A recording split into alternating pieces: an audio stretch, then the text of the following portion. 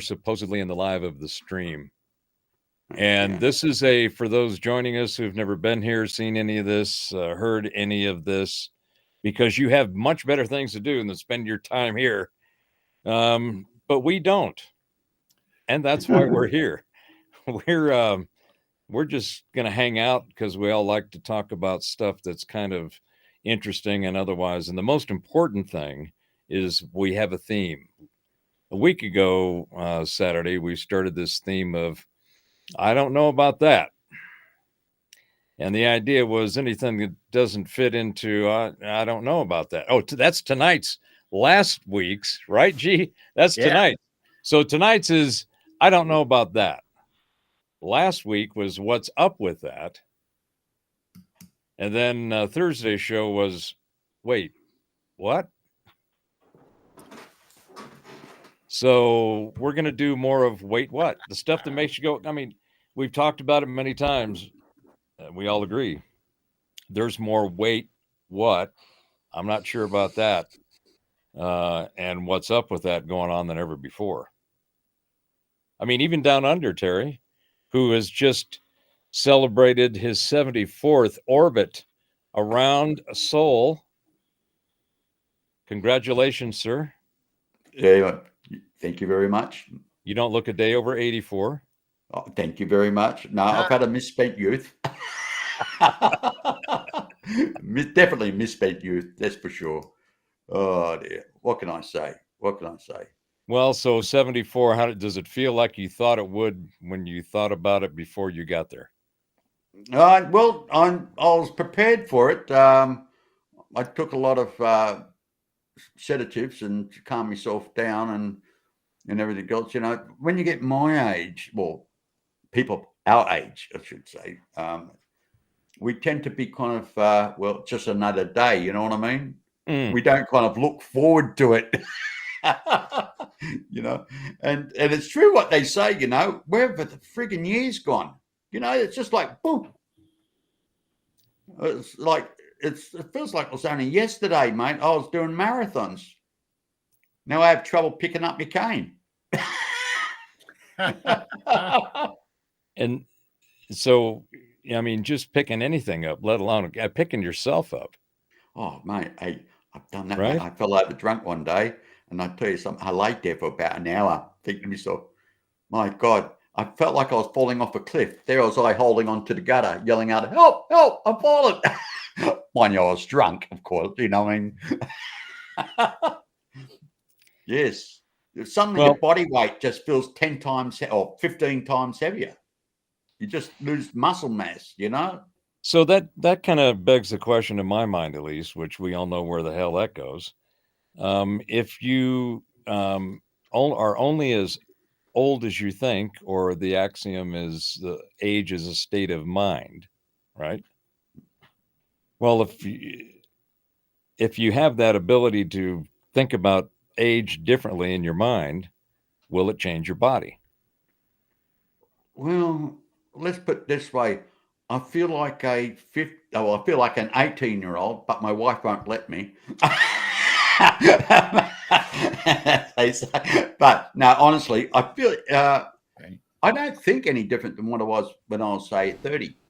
I'll be honest. And I think most people, as they get older, we may be old and decrepit on the outside, but we actually still young with our thoughts. And I mean, we appreciate art and we appreciate a good-looking bod and a nice figure and a good-looking woman. You know what I mean? Hey, all the mental things and the hormones still kind of, hey, we're still the same. But the point is, the body doesn't let you. That's the thing. Well, you have to enable it so that you can, and I think that's part of the problem that most of what I think is happening with the different ailments that people are experiencing that require, and everything from blood pressure to diabetes to some mental condition and anal leakage. I mean, there's all these. Everything's got a cure or a suppressant to whatever that condition is, and at the end of the day, you end up on dozens or 2 or 3 dozens of medications and pills a day or a week. Well, And look, you so, hit the nail on the head there, because look, I take 6 tablets for my heart and 2 a day for my type 2 diabetes. Right now, yes, I've had a misspent youth, and when my diabetes is not so bad, and I didn't necessarily have a heart attack. I just had a minor blockage, didn't do any damage to my heart. So I have actually got 2 stents in my heart. So basically, the most important one I think they should take really is the Aspra. What they call a cardioprin, to keep the blood thin, the flow through the stints they put in my heart. But hey, that's life. You can't live forever. Yeah, you can't live forever. Hey, and we're here for a short time. Let's make it a good time. That's what I say. I mean, the planet's been here more than 4.5 billion years before I came on the scene, and I'm not even a microsecond of its existence. And it's still going to be here billions of years after I'm gone. So can't remember anything bad before, and I won't remember anything bad afterwards. And I can guarantee you, I'm only, for the time I'm here, I want to enjoy myself. That's for sure. Hey, love and be loved. So that's what it's all about. Sharing the love, sharing the peace. now, is that some kind of slogan like "Shrimp on the Barbie" from Down Under? Or? You've been watching Paul Hogan too much, mate. yeah, shrimp on the Barbie. Well, actually, go ahead. That's not really an Aussie thing, really. Shrimp on the Barbie. I don't know where they got that from. It's actually in Australia. We call them prawns, the big king prawns. We like them cooked on ice. Like they're already been pre-cooked. And they're sitting in ice, and you pick them up, and they're nice and cold. Now, eat them, and they're nice and fresh and cold, not hot and sticky and slimy. So that's the Aussie way. Prawns on ice. Well, have you ever seen like Kentucky or Southern barbecue from the United States? Yes, I have. Very nice. Very nice. I prefer the drumsticks. Don't like the breast so much. It can be a bit dry on the breast, but the drumsticks are juicy, mate. But that's the unhealthy stuff. You know what I mean? Too much kind of. Well, I don't know about that. Which, but hey, I prefer Burger King than McDonald's for sure. Grilled burger, yeah, plain grilled. Yeah, far better than Macca's. I tell you, that's why McDonald's, we call McDonald's Macca's here in Australia. And in the Philippines, they call it McDot. Yeah, different names for McDonald's. Well, personally, my name for McDonald's is a load of shit. I mean, well, I can tell you that it was in the it was like early to mid 90s. I did a few weeks in Asia, so I was in Tokyo, Seoul, Beijing, Hong Kong, Singapore, and I spent like 2 weeks there. So I got to, every one of them was business trip. So I had people they were hosting me, and they made sure that I got the local awesomeness of whatever that was. The sushi in Tokyo was, and it was really cool because our office was downtown. We could see Tokyo Bay, the harbor right there, the bay right there. We were that close.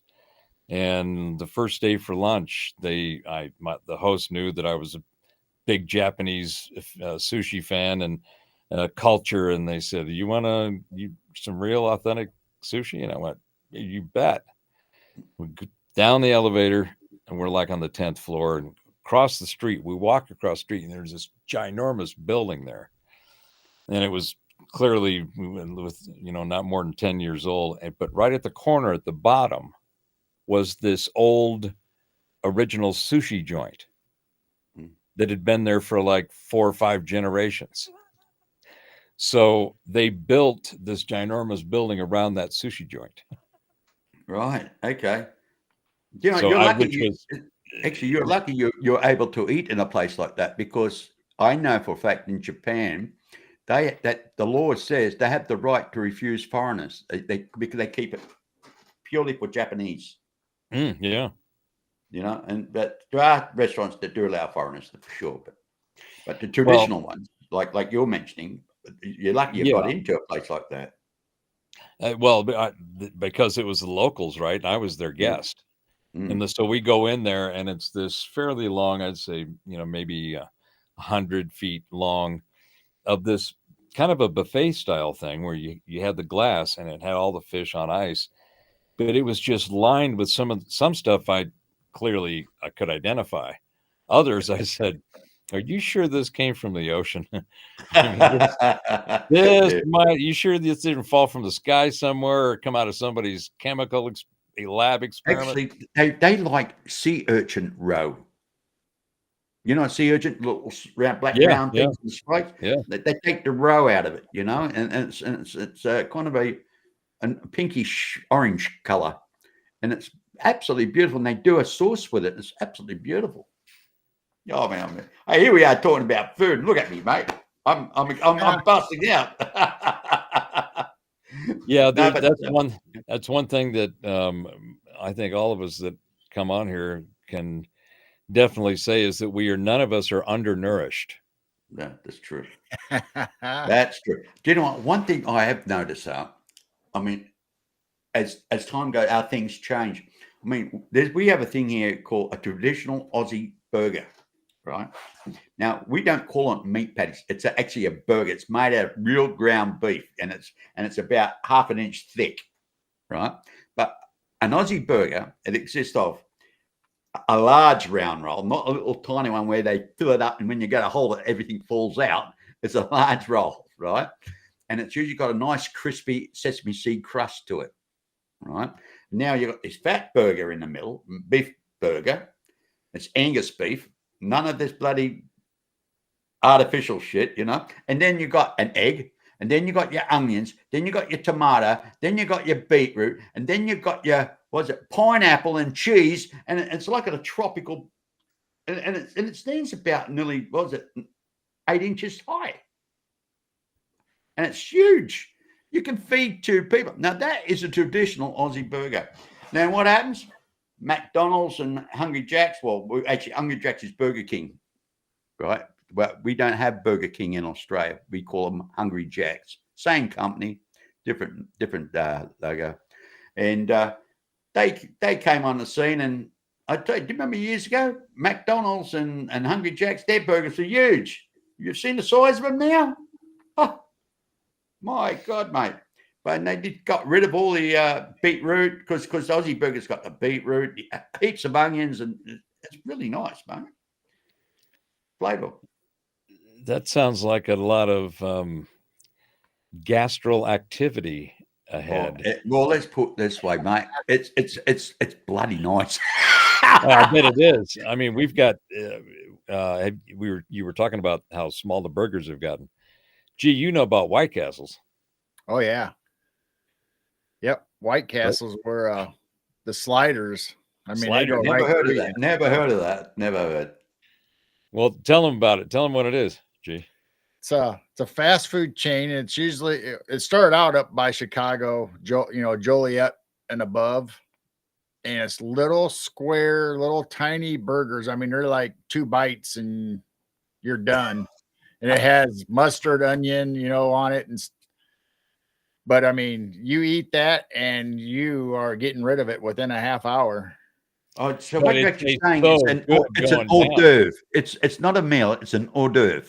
But you can buy bags of 10, 20, they sell you just tons of them at one time if you want them. That's what everybody would do. They go in and buy just a big bag full of them. Yeah, because they were like $2 each, or no less than that, like $1.25 or 50 when I saw them back in the mid 80s. When I was actually first introduced to those things when I was living in Huntington Beach in California before I moved to Chicago, because my soon-to-be wife knew the inside track back then, and there was these White Castle food trucks that would deliver White Castles to various places around the country. They'd make one run, and it was like the special run, and certain people would get it.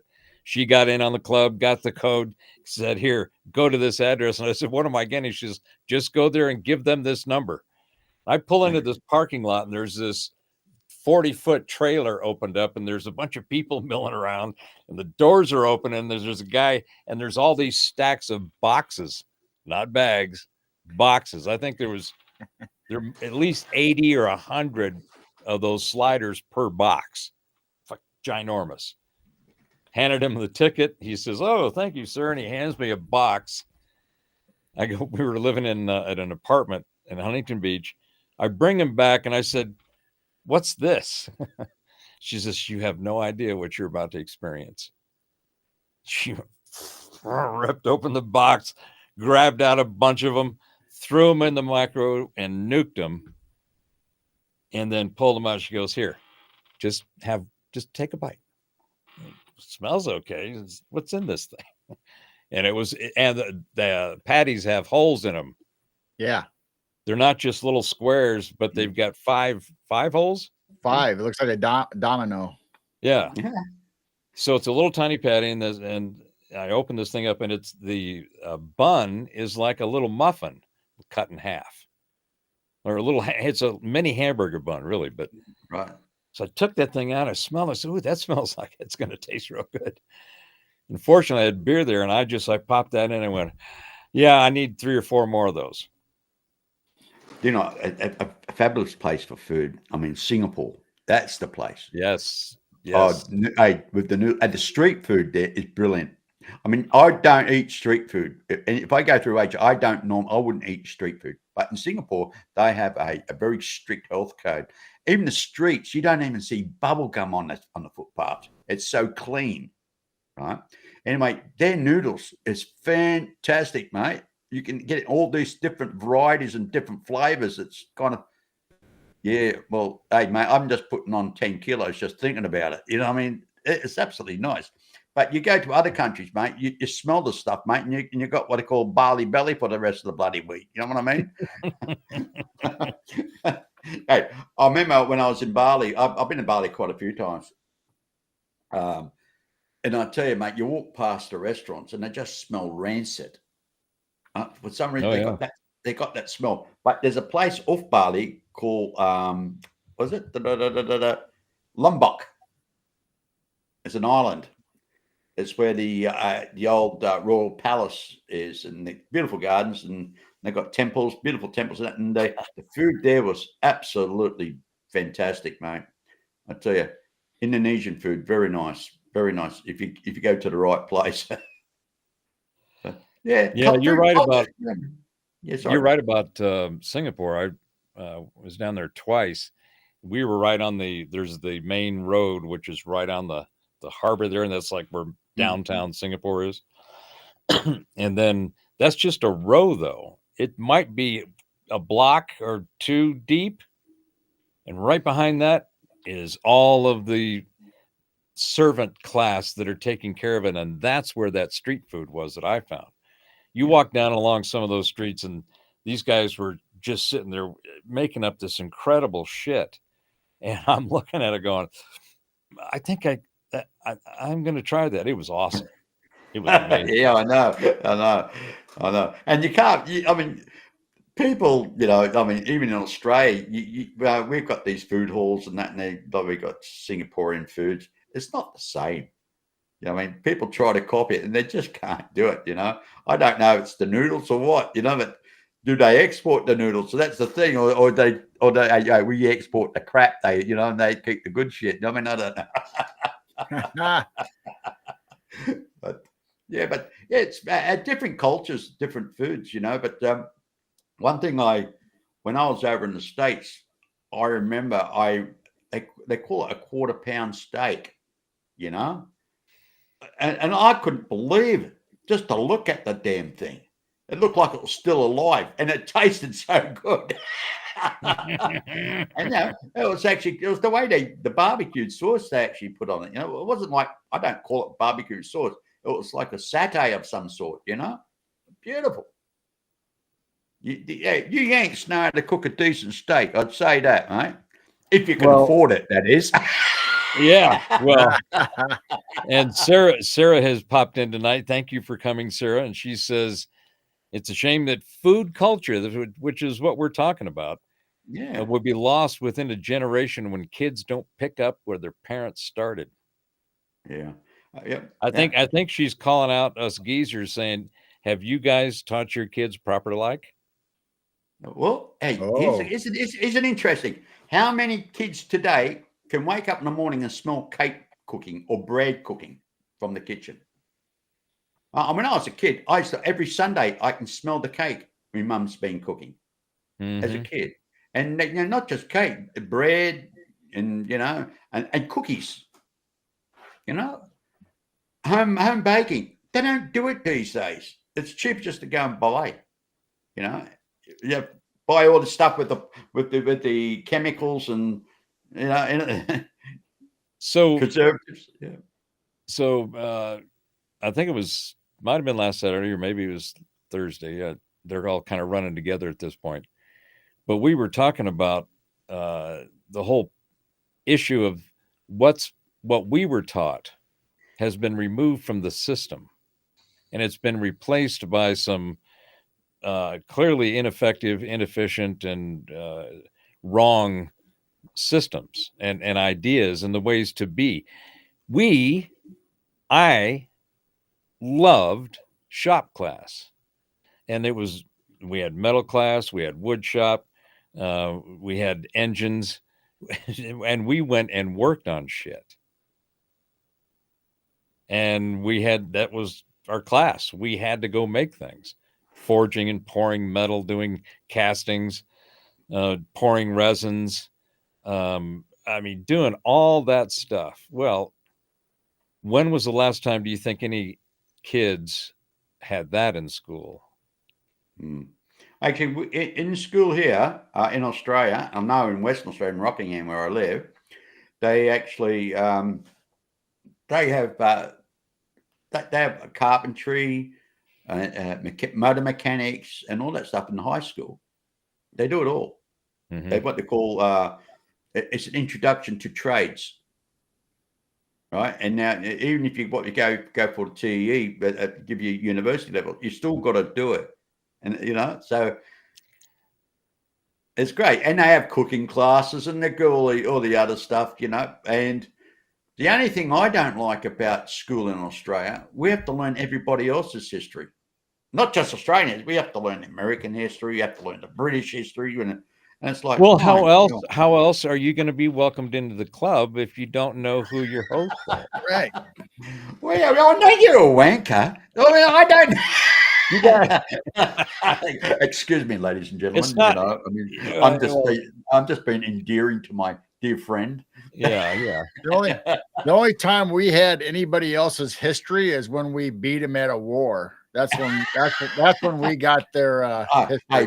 But let's face it. Ever since your Civil War, it's us Aussies that had to join in to help you. So I mean, yes, well, you guys need to get down by Cuba right now and help us out. Take care of that. Oh my God! Oh, is that starting all over again? Is it? Oh my God! Yeah. Who's it? Was it Putin's boys? Is it, or is it the Chinese doing it this time?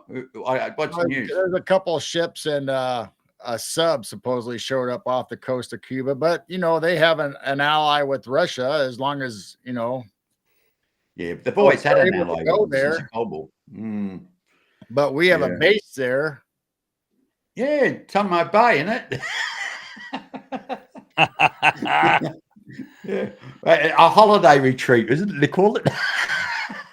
Well, the last I knew, we had a secret sub of ours show up and pop up to give them a little fright, and then the Canadian fleet sent down a few ships to help out. So we got a presence there waiting for them. Yeah, we've always, in Rockingham, we've got a naval base here called Naval Base Stirling.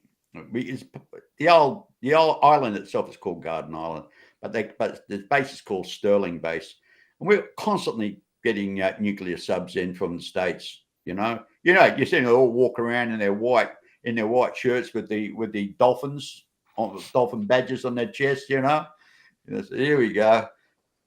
Yeah, I mean, and quite honestly, I just turn around and say, "You guys don't smell that bad," because I know when they're on the subs, they stink like mad because they're not allowed to use deodorant because the air scrubbers. Well, They say it's bad body odors on submarines. Didn't you know that? It's true, though. well, It's how true. could that not happen in a sealed off, airtight, enclosed metal tube with a bunch of men in it? Right. I mean, Now come they on. have women on it now. Don't worry. Well, I think that would be probably overall much more pleasant, but I'm thinking there's going to be some stinking going on. Okay. I mean, come on. It is. Yes. Um, It's definitely. so, Mr. Adam Zupardo, my old friend, and he was the engineer and helped me build not only the studio but the label, Intuitive Sound, has joined the chat, and I'm going to You give said the him. guy from Wankers Anonymous. Wankers Anonymous is one of the interview sets that we did with one of the artists. Wonderful.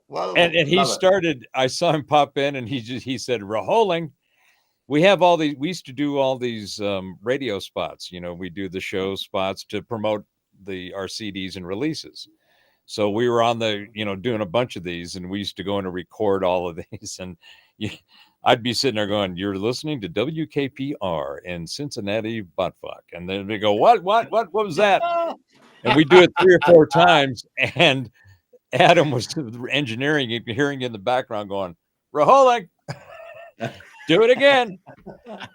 So, brother man, thanks for stopping in, and also a shout out to him because he is a newly minted father. He's had his first child 3 months ago, Egan. And he is going through I've got this little human being that makes a lot of noise and takes a lot of attention. So he's going through that. Yeah. Hey, We so don't when are we going to have remember much, that's right.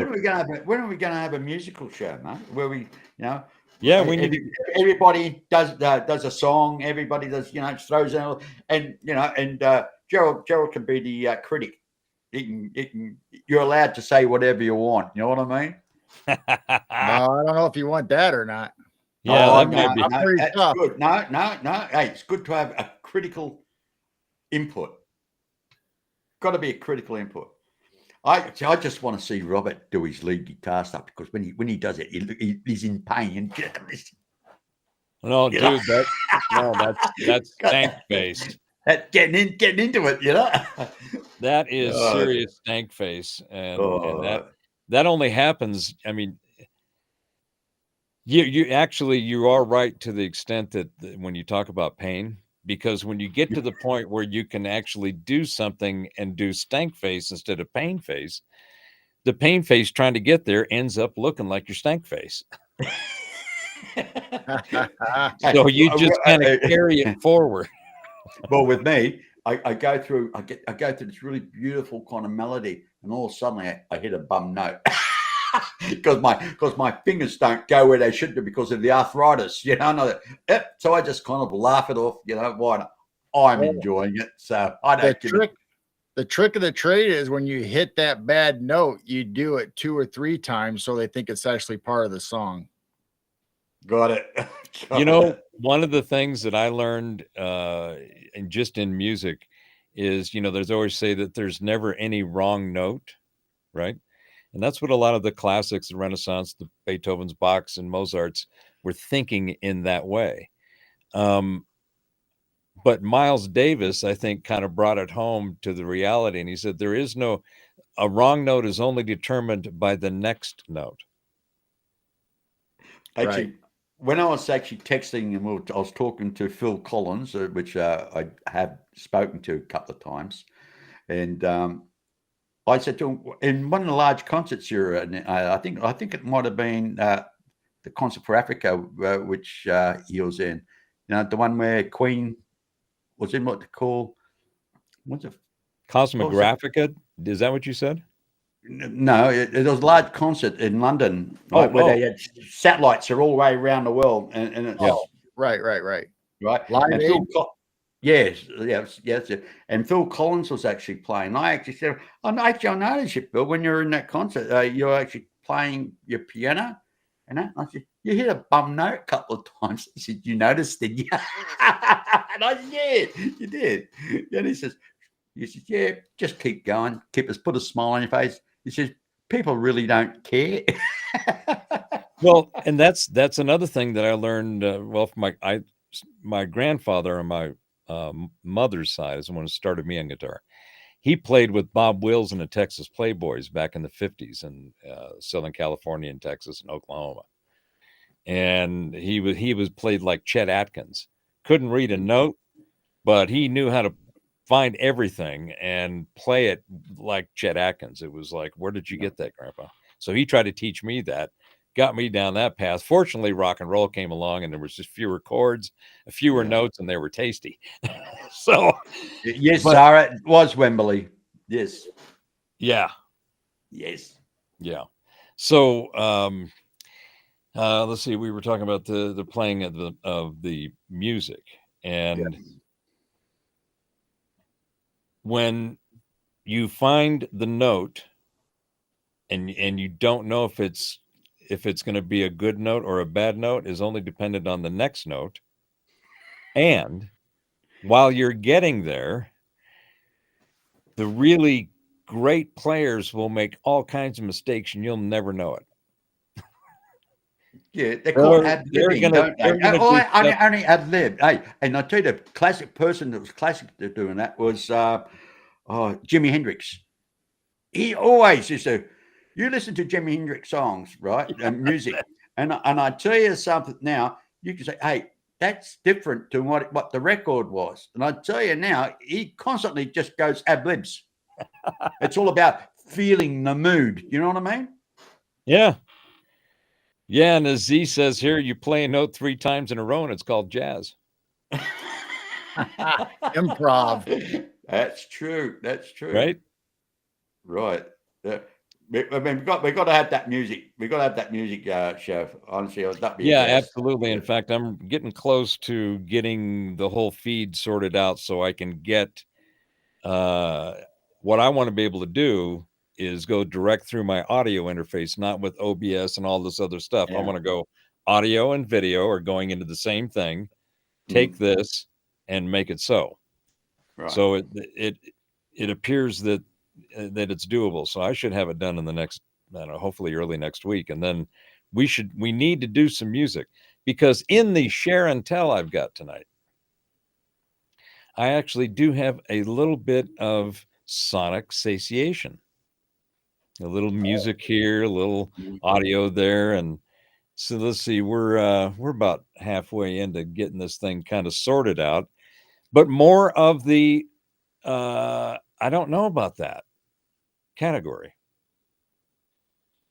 Might be. We'll see about that. That's right after I don't know about that. We'll see about that.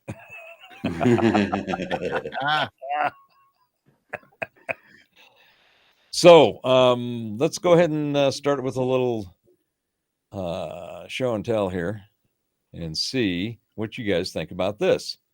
This is the one. Before we get into all of the heavy, hot stuff, I think we should all take a pause and, be able to just chill for a little bit and enjoy our four-leggeds doing what we would like to do when it's hot like it is outside now. Good morning, everyone. Time for a swim.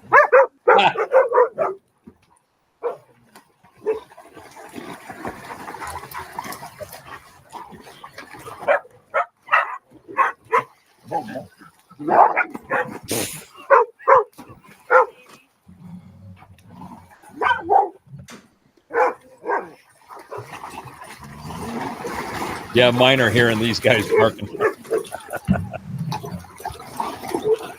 So would you get in that pool, G?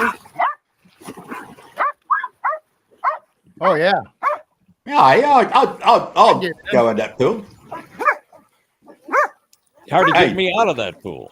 Well, the thing is, if you go and swim in the ocean, I mean, hey, how many fish in the ocean? They all crap in the ocean, don't they? I mean, most Sawyer, countries go. pump their sewage. Go, Most countries Sawyer. pump their sewage into the ocean, don't they?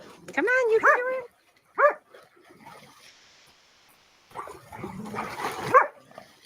Don't you just love them? Well, That was Huckleberry.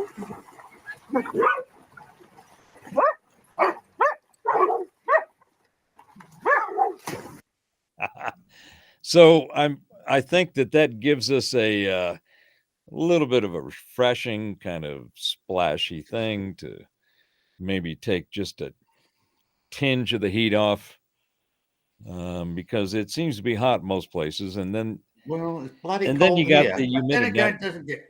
Yeah, sorry. Well, mate. yeah, you're all bundled up down there because Oh, down it's winter. there it's not hot.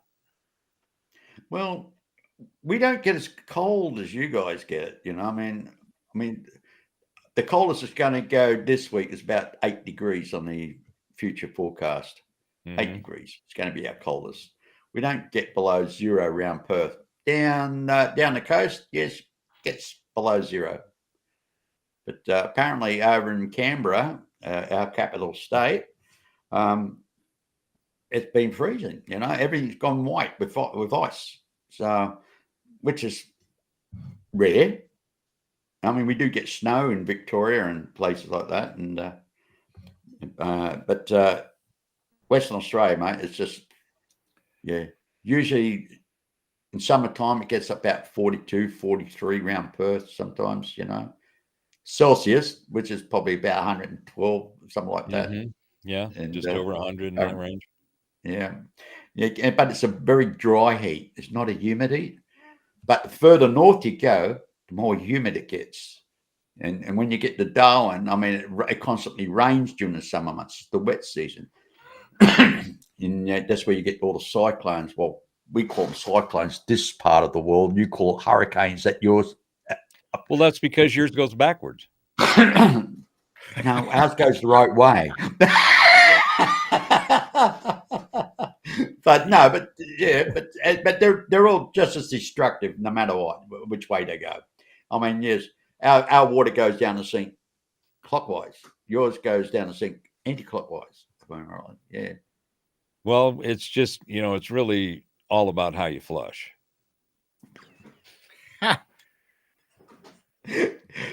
True. No? True. Am I wrong? True. Right?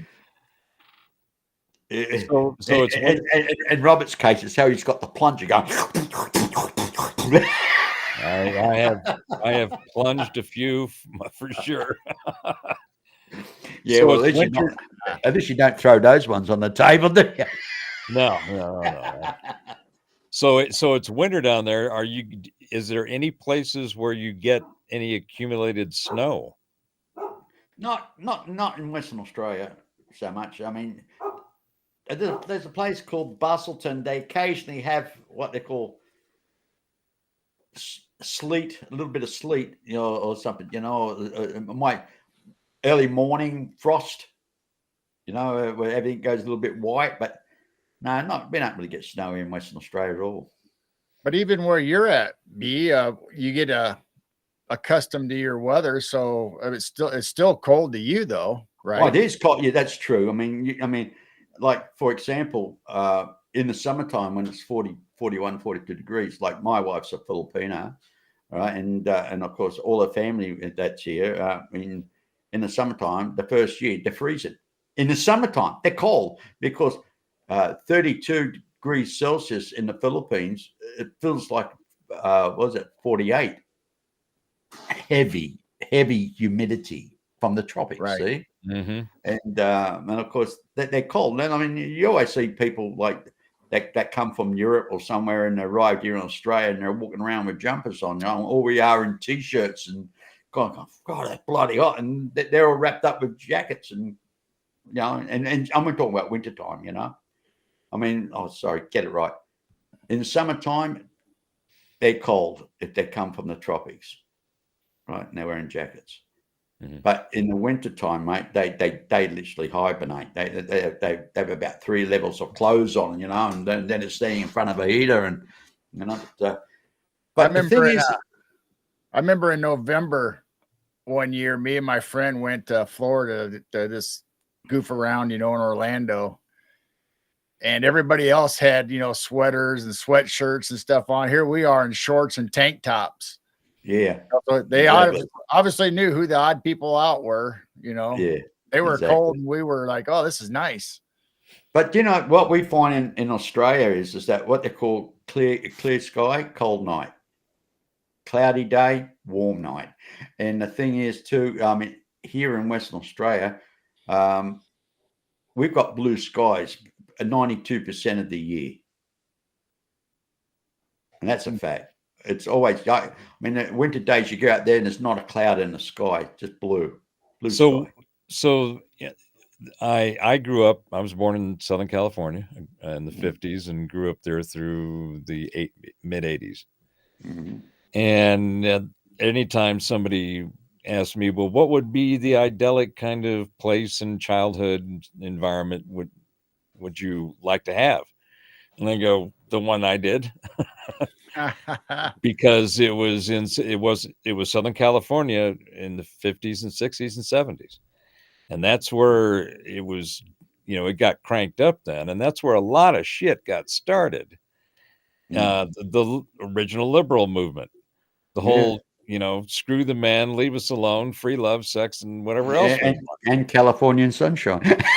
and California sunshine, beaches, mountains, everything. Yeah. And that's what I grew up in. And I'm like, y'all do that again. I'm good.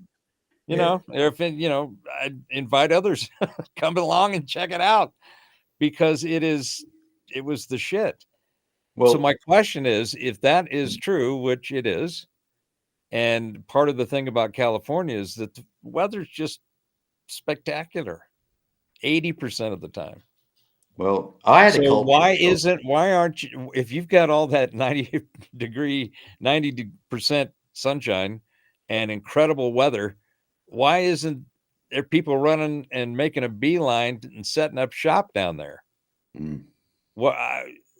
Isn't that the kind of environment where shit flourishes, like we did in Southern California? Well, from the age of 15, like I was raised up in Sydney, born in Sydney. Now, as a young adolescent, I was constantly at the beach surfing. I was into so many sports. I played ice hockey. I was doing rugby league. God, mate, I was competition swimming, highboard diving. I was so active 7 days a week. My parents never knew where I was. Well, they did, but they knew where I was. But hey, I didn't come home when the lights went out. I used to get a clip across the year if I did. But the point is, when in 1964, my grandfather passed away over in the UK. My father was demobbed my father was demobbed out of the Navy just after the war because my wife's a war bride, Anyway. Well, real quick, don't mean to interrupt you, but I do. Sarah says she's asking, do you have seasonal UFO activity down there? Yes. So it comes with the seasons? No. Well, let's put it this way. On a hot summer's night, right, more people are out and we seem to see more because they're having barbecues and that up in the seafront and they're out. They're not stuck in the houses. So, of course, people see more. I wouldn't say that seasonal as in, there's more UFOs. Is that people see more during the summer months because they're out and about, outside, not inside. That would make sense to me. Hello, gents. Hi, yes, Clay. welcome, Clay. The many men multimodal thing going on there. He has got the geezers and he's killing it. Clay, you are knocking it out of the park. Those are great. There were the one with the bongs. Put that one back up. That was the shit. Stay off my lawn. We've been known to get close to that, I think. There you go. Some Yeah, beers. that seems to be more suitable for us. Yeah.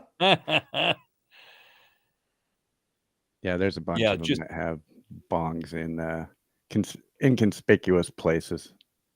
Oh, God. Yeah. yeah, I like that one. That's great. Nice But I artwork, thought by the way. I added men and women to the prompt because there are women that join the panel. So I wanted to make sure there's some in there that actually had women in there Nice. too. So Nice. Yeah, you should throw a couple of them in there, Heidi. One of these days, maybe even tonight, Sarah, if you'd like to come on. She is an incredible guest. She has no camera, so you just get to hear her. But she's got a great voice, and she doesn't mind calling it like she sees it.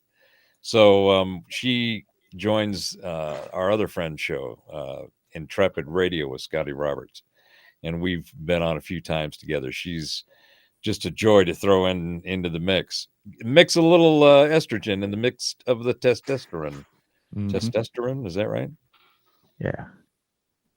So Keep yeah, it a that's little so actually, and that's the thing is my next item I'd like to share is just again to kind of set a tone and a mood, and for people to think and realize that in spite of what everybody tells you, go seek the one, find the guru in you, resonate, seek, and otherwise.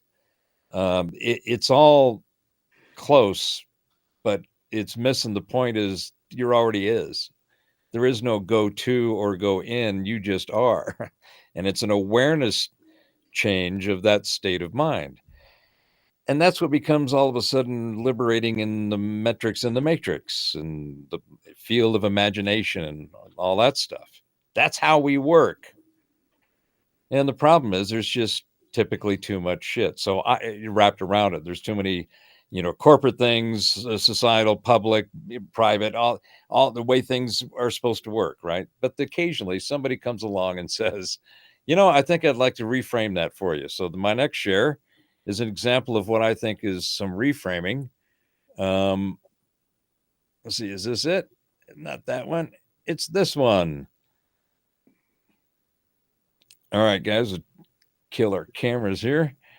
So this is Masood Boomgard, and this is his take on being a guru in you. Fuck your team's meeting and fuck teams. Your bullshit team's meeting could have been an email, but instead, there you are, pretending to be interested, while Michael from marketing takes a mighty shit, put his microphone unmuted. How the fuck do people still not know how to mute and unmute their microphones after all this fucking time? Fuck me. Say no to Teams meetings organized by lonely motherfuckers with nobody to talk to. And instead, fake a connectivity issue and do something joyful with your day. Fuck Teams. That is all.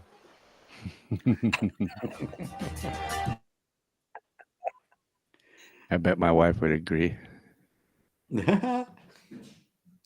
Well, there's a lot of truth in there, because how many times have we all just totally ran into and ended up where he was right there? Like, fuck this. I don't want, this isn't working. Can't hear you, G. You're muted. Right there. Perfect example. I already muted myself and didn't even realize it. I was going to say, just like tonight, I was supposed to be broadcasting on Geezer Geeks, but I ended up broadcasting on Midwest Night Watchers. So I got people in the chat, but now I was watching the wrong channel. I was like, why isn't this going live? And I'm live the whole time on the other channel. There you go. Perfect example, I guess. Yeah, see. Apparently, hey. So that was my next share. So now we did the show last Saturday where it was last Saturday, and then we repeated the Monoliths Thursday with Michael Schratt. So this is an update to that, and it is covers some of the other monoliths and the history that they have gone through. So this is a timeline. Let me back this up here. In Lilo and Stitch, aliens make their presence known with a spaceship. But what if in real life the announcement came in the form of an art installation? Yesterday, the Las Vegas Metro Police Department let folks on social media know about the appearance of a mysterious monolith on a trail north of the city. They wrote, "We see a lot of weird things when people go hiking," and asked, "How did it get up there?" I've never seen this before. Always looks like a UFO was pointing from the ground. As you may know, this comes just 2 months after a man discovered another Washington monument-looking thing in Wales, and he said there were no footsteps around it at all. What the heck is that? And in 2020, many similar-looking structures were found across the world, starting with this beauty in the desert of Utah. It was spotted accidentally by wildlife officials while they were counting bighorn sheep from a helicopter. Even going down there, they were nervous, like, were they going to get teleported to another dimension or something? Upon closer inspection, this is definitely a human-made object. But could humans have then, in the coming weeks, also dropped off more mystery shapes in Romania, England, California, and Montana? Just kidding, that's from the movie Arrival. But some reports say that year there were around 24 discovered in just a few short weeks. I guess this is the thing now, right? Thus, with so many popping up in 2020 and now a few more in 2024, it makes you wonder, A, do aliens just love an election year? Or B, are we all being pranked in an admirably communal worldwide effort? Well, for the internet, the latter just is not as fun. One commenter on the Las Vegas Facebook post writing, quote, "I'm not saying it's aliens, but it's aliens." Now, the only monolith I'm 100% convinced was made by aliens, this one, guys, constructed from gingerbread. I've tried many times to make a gingerbread house, and I've never got it to be 7 feet tall. What do you guys think? Good point. Well, Area 51. I think they're Yeah. all from Vegas. aliens. That's over there.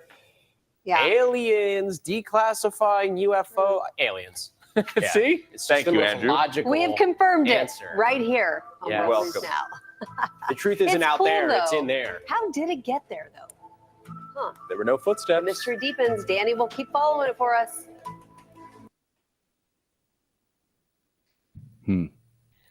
So what do you guys think of the update there? Yeah, I've seen them before. I mean, they're man-made. We all know that. I mean, I'm pretty positive about it. How the hell do you help me understand? Help me understand how you came to that position.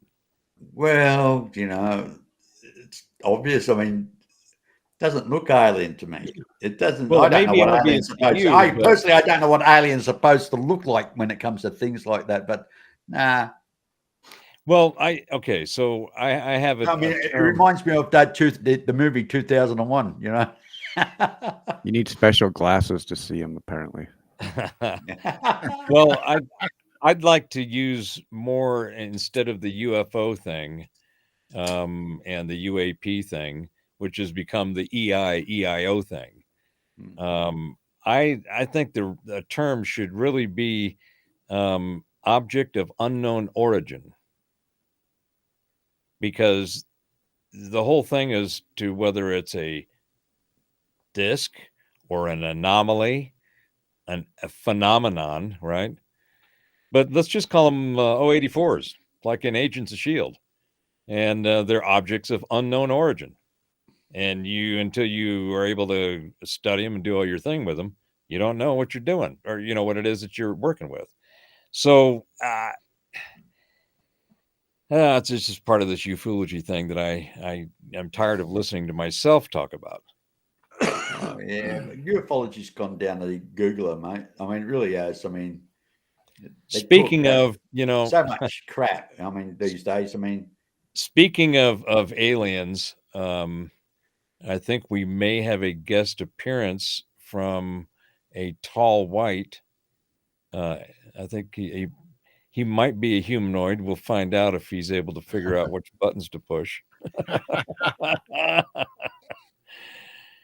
But I do have an update on the alien stuff as well.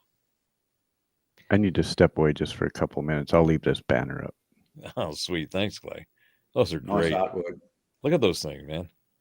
They're just beautiful. Yeah. Holy Jim. shit. Oh. Holy shit. Can you hear Oh, me? shit. Unfortunately. Yes. Oh, good. I can go home now. You're done. No, I'm, There you go, I'm in San. Jim. I'm in San Diego, actually in Fallbrook, and Rosemary called me when I called her when I was in Yuma. The temps were like 114, and she said, "You said you weren't gone more than an hour, and the sky opened up, and the water in the pool is up within about a quarter of an inch of the top of the tile. So, which means we got 3 inches of rain today. That's what we get a year during monsoon. So, Hello. It's summer there, isn't it? it's fucking hot there. Yeah, it's this morning before I left, it was I think it was 108 already. But then the storms came through and I dropped down to the 70s, and I think sort of evened off in the high 70s. And thunderstorms all night. This is good. Tucson has been in a drought cycle for the last 10 or 15 years. On 2000, they broke records of rain, but normally you get during monsoon, you'll get something like 3.5, maybe 4 inches of rain from June 15th through September 30th. And in 2000, we got almost 14 inches of rain here. So it's the desert. I have a pool. I don't know if you looked at my Facebook post, but I think I posted the picture of the pool. I was shot last night or the night before last. And I have a misting system, and it's low humidity, so all is good. And You need a monolith. Yeah, and as the senior geek of Geezer Geeks, that allows me some flexibility. The old fart. You know what I mean? Yeah. I'm proud of it. Yeah, good on you. Yeah, like the old saying goes, I think. Since I'm not as good as I once was, but I'm good once as I ever was. I think it still holds true. Does that still work?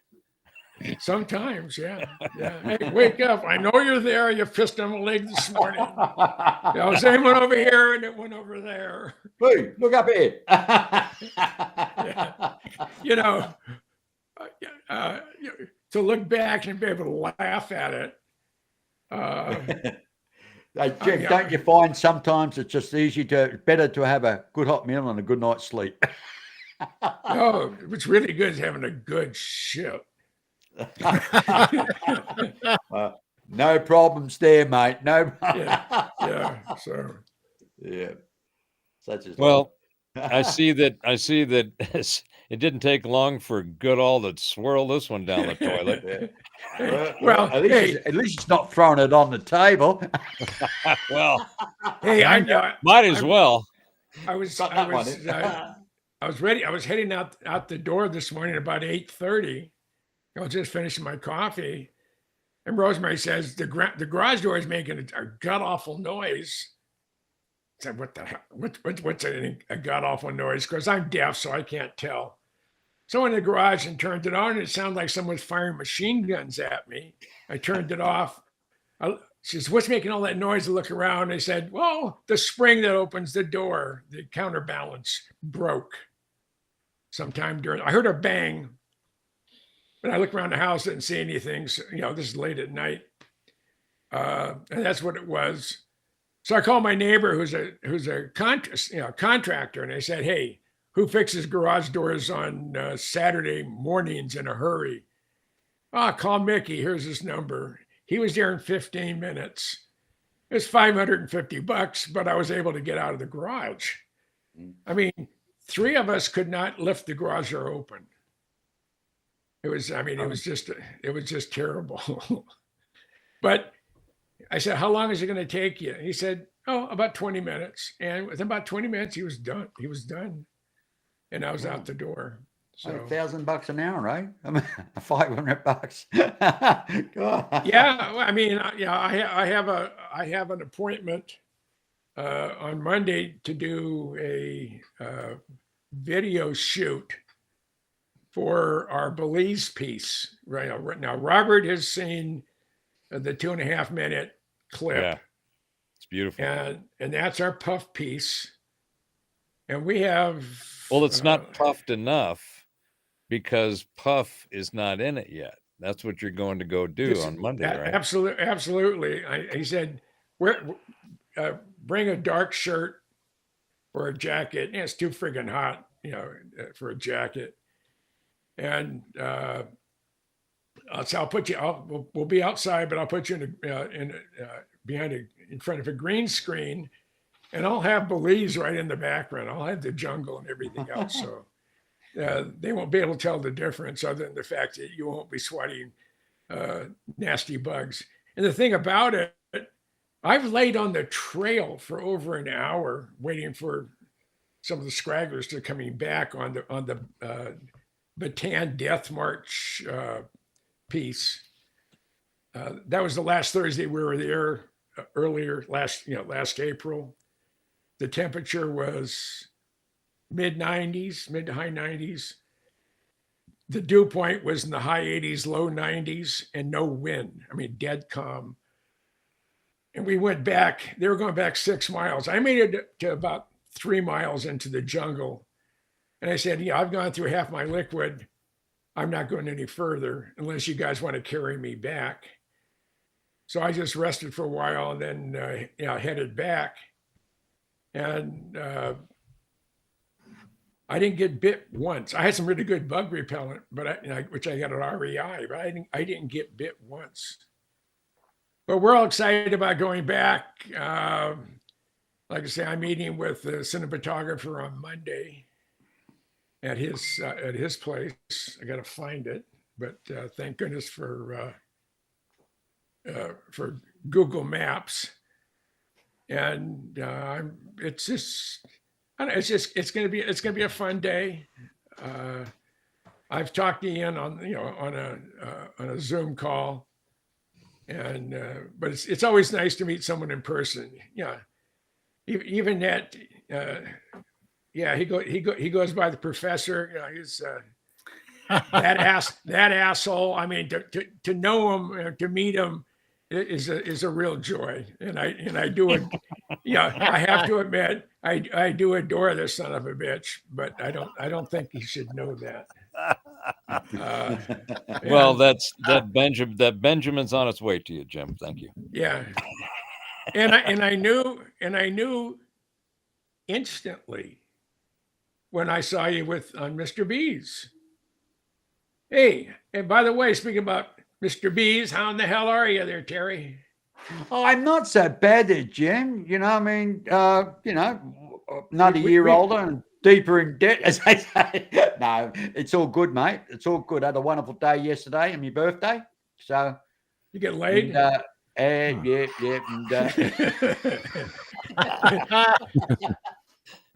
That's what a dream, man. Yeah. Oh well. I'm just blessed. I have a good memory. Really? Okay, I know you do. Yeah. Mine's slipping a bit though. I'm gonna tell you that now. So it's well, gentlemen, now that the Grand of the Pooh and the Pa has arrived, I've got a couple of other things I'd like to share. Jim, you missed the update on the monoliths.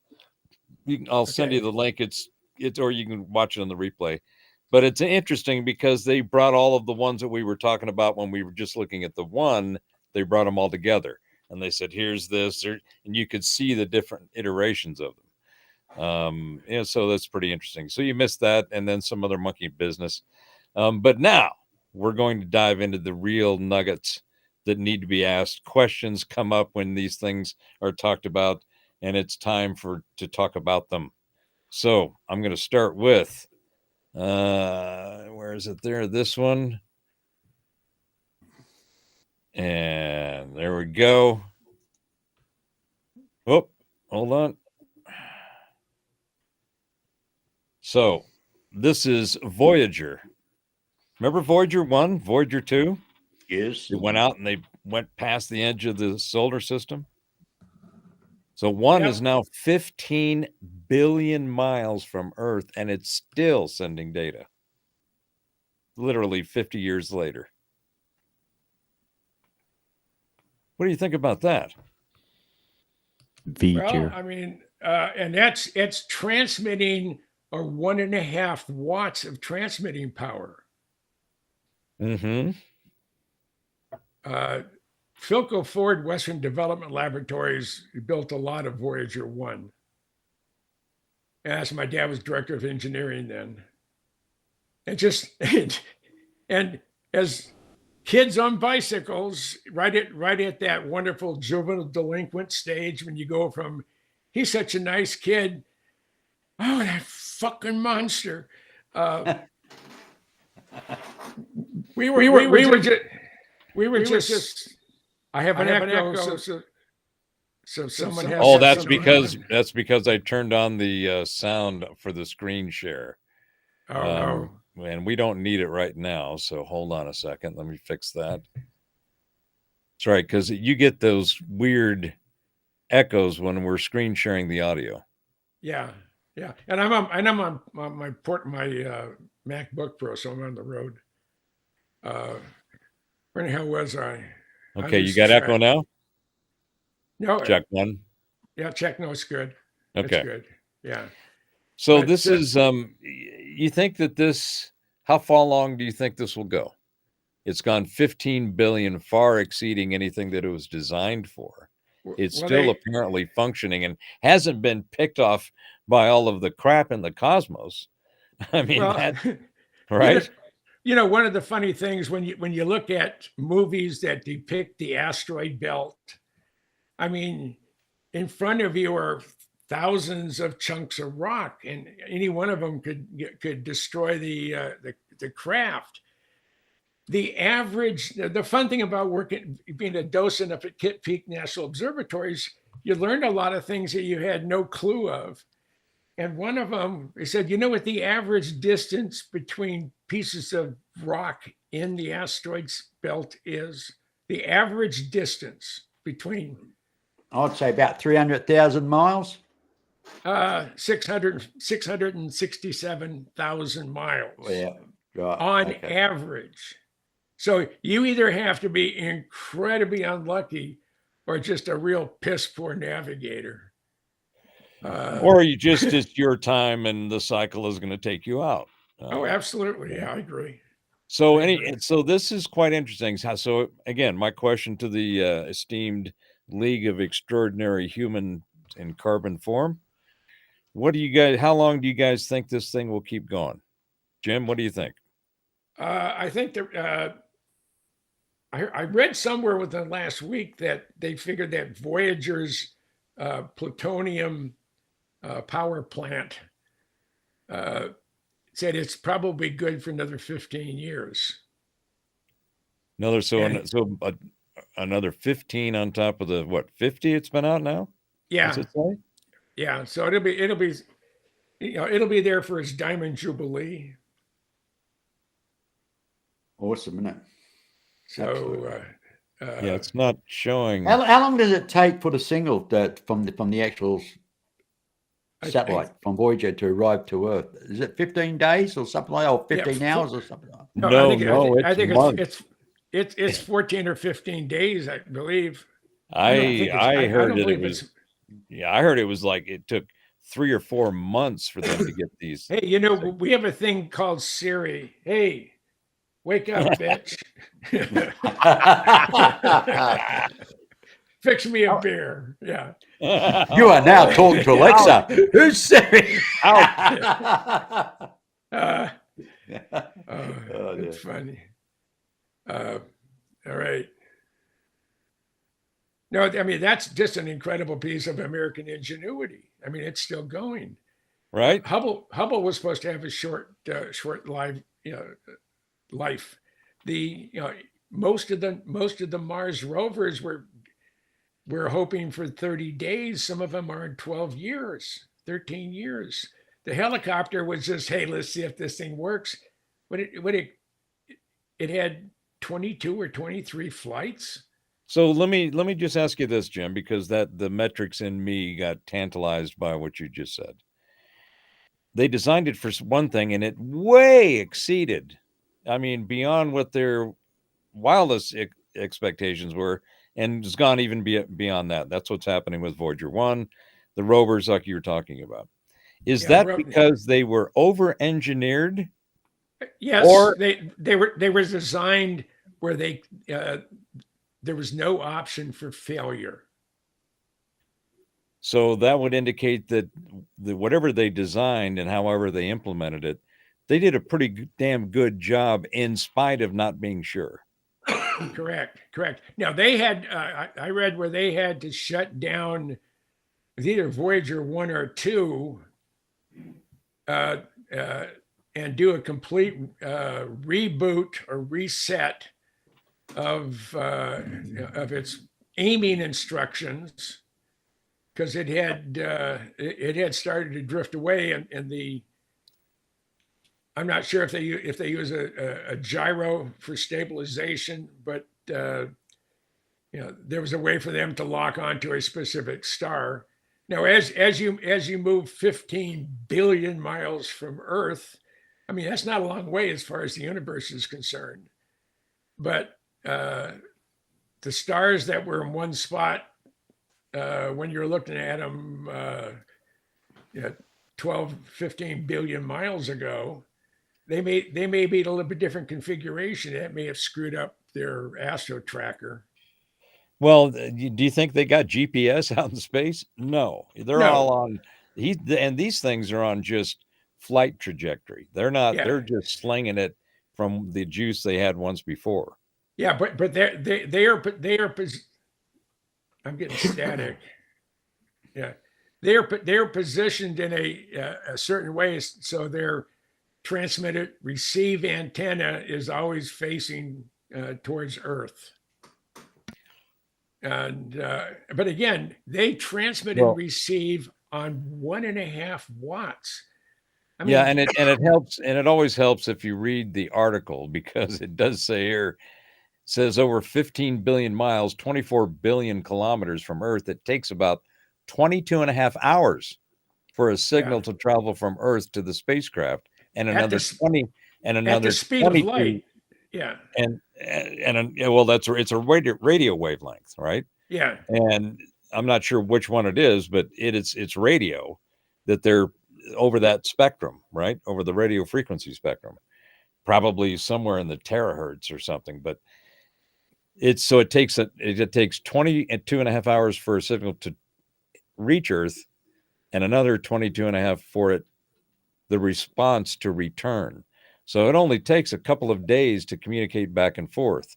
And the other thing I caught that I didn't pay attention to earlier is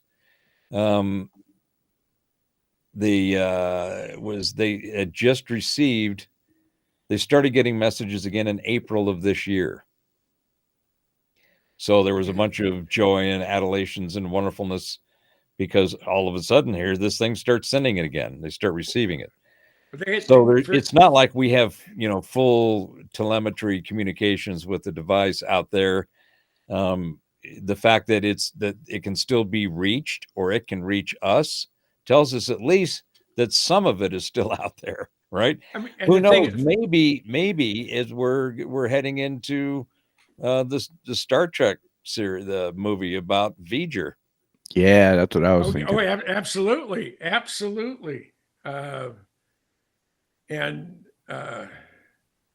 I mean, this, what I was saying earlier, because my dad worked at Philco Ford, they developed a good part of Voyager, but they also developed the tracking antennas for Voyager. And they used to build them right there in Sunnyvale, right on San Antonio Road and Bayshore Freeway. See big, huge 40 or 50 foot parabolic antennas. Antenna, yeah. And they had a platform up in the Coast Mountains that they calibrated the antenna on. Fortunately, the statute of limitations is already gone. I mean, we went up there on our bicycles, and we went over. We climbed under the fence, and there was a couple of jack screws. So you turn those a couple over here, and two of those a couple over there. And my dad didn't know what we did, and thank God he died before, and he never did find out. But they were going absolutely crazy to figure out why the thing was calibrated on Friday, and now this Monday something's all haywire. Well, it turns out there was some pranking, not necessarily vandalism, because we didn't break anything. But that was the beginning of my juvenile delinquent period. Well, can you imagine, Jim? One of the other things I just noticed in this article as well, that's worth covering, that there is an extraterrestrial message in the golden records that were placed on said Voyager. And the records were designed to communicate the story of our world to any extraterrestrial beings who might find them. The content of the golden records was curated to present a snapshot of life on Earth. There's probably a Jim Goodall like cameo head somewhere in there. On Earth, reflecting the planet's diversity, culture, and technological achievements. Each golden record contains 115 images depicting a variety of subjects, including humans, animals, plants, architecture, and landscapes, as well as scientific and technical diagrams. Sure, give them all of our blueprints to the way we do our shit. What could go wrong there? Additionally, the records included a selection of natural sounds such as thunder, bird songs, and the calls of whales. Oh, let's see what they dropped in the music load. Don't hurt us. To convey the essence of human culture, the records feature a rich assortment of music from different cultures and eras, spanning classical, jazz, folk, and traditional pieces from around the planet. Okay, well, as long as they got the jazz in there, and there's got to be some, there's some rock and roll in there. Do you think? I think Elvis made it on the Elvis, and Elvis, Little Richard, and Chuck Berry. Right. There's got to be some of that in there. Maybe a little, Bessie Smith, and so. Well, that's a different era. I mean, that's more blues than. So the greetings are done, include spoken greetings, or the records include spoken greetings in 55 different languages, from ancient Sumerian to modern languages like English and Mandarin, as well as a greeting from Kurt Waldheim, the former Secretary General of the United Nations. There are also printed messages from U.S. President Jimmy Carter and NASA Administrator James Fletcher. Well, I don't know about you guys, but I had this whole Voyager vibe just kind of resonate through me, thinking, I think they may have been a little predictive in that movie. Possibly. Yeah. Well, let's go to the next article here. Now, 15 billion miles is just like a speck in the scope of like the universe, right? Like that's not even close to another even body out there. That we know of. I mean, that's one of my pet peeves, Clay, is that our ability to measure shit is really got a lot of refining and cleaning up and fine tuning to do. We can't depend on anything that we measure. We measure a lot of shit, but we're not good at figuring out what those measurements mean on a host of different subjects. And I'll just go ahead and toss the main culprit afoot right now: climate change, and all of that. The complete fear and disinformation and selective use and manipulation of data in that community is off the charts. What two words describe climate change? To me, bullshit comes to mind. Well, correct me if I'm wrong. Yeah, the way it's used is bullshit. The fact that it is just self-evident. It always Climate has. changes. Okay, yeah, okay, great. When you can explain all the weird shit, let's just go back to the end of the Ice Age, which all sciences agree on the timing and the structure and how it changed. Go explain that, because nobody's got an explanation for that. There is nothing that is demonstrably empirical information that people can wrap their minds around and all collectively agree. Things like the sun rises and sets is one of those things. Everybody kind of goes, yeah, we all got that one.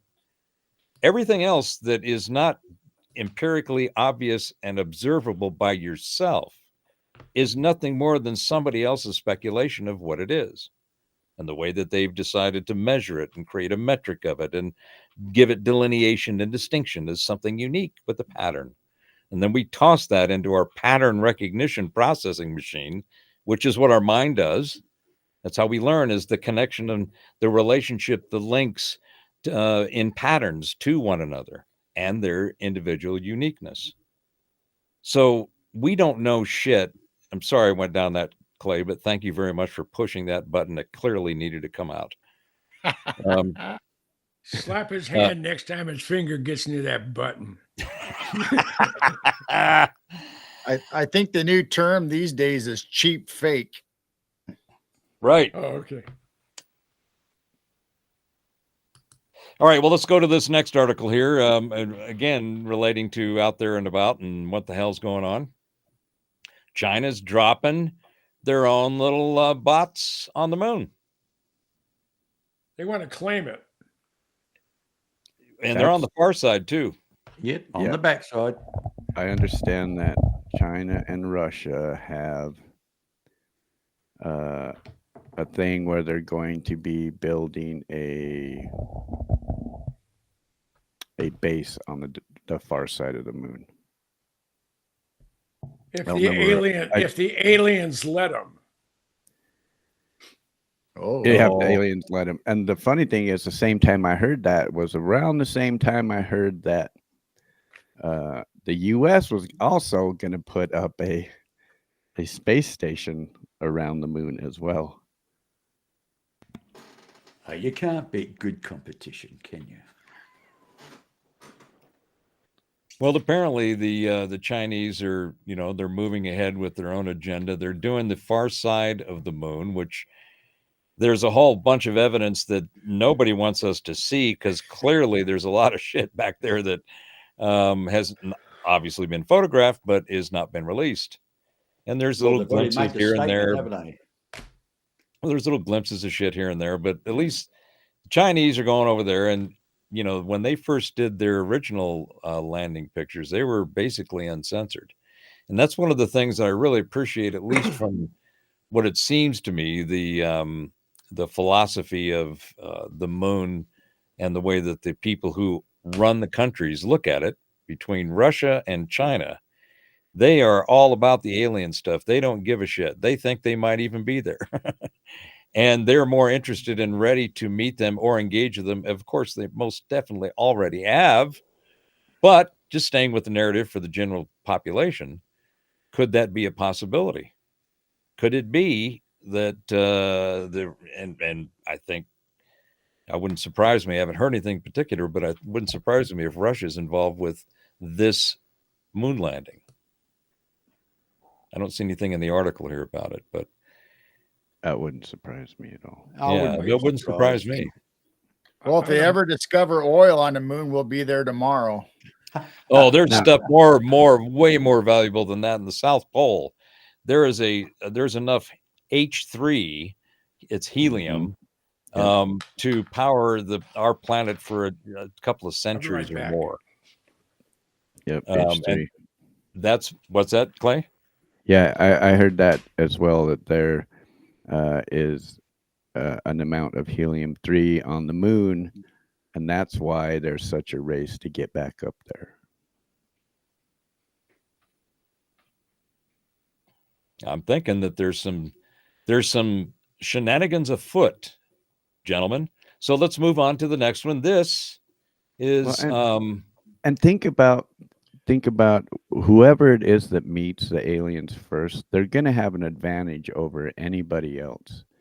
You know, I mean, assuming that they're friendly, you know, and just don't, you know, eat them or something. But if you befriend them first and get that technology before your enemies, I mean, come on, who knows what you can do? Yeah, Sarah's calling it here. We didn't go back since we found out it wasn't made of cheese. And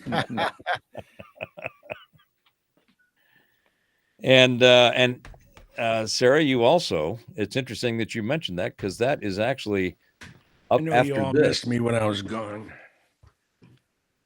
When you were gone? Well, personally, I don't think aliens will give any technology, seeing our own track record over the last century. So we seem to weaponize everything. So I don't think the aliens will be that stupid, to be honest. Where is the Harvard article? Yeah, you need a couple more links opened up there. Yeah, you think? Think I got enough up there?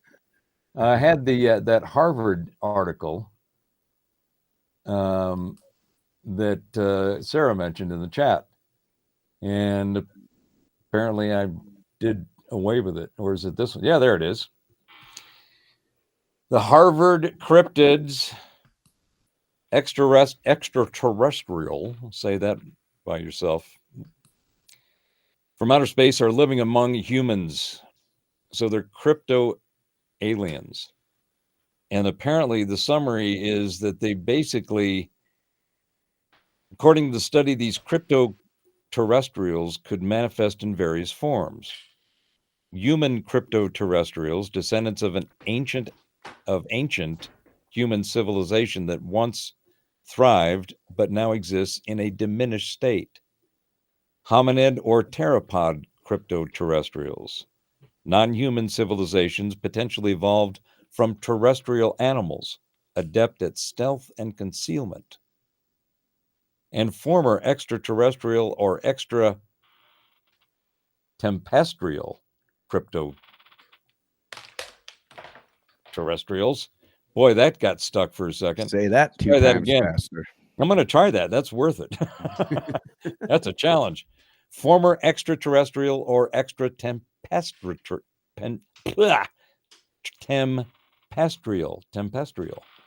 Former extraterrestrial or extratempestrial crypto-terrestrials. Beings originating from outside Earth or from the distant future, assimilated into our environment. And the last one is the magical crypto-terrestrials. Entities with mystical attributes akin to folklore creatures like fairies or nymphs, interacting with the human world in non-technological ways. Well, let's toss that little nugget on the table. What do you think, gents? This is coming from Harvard.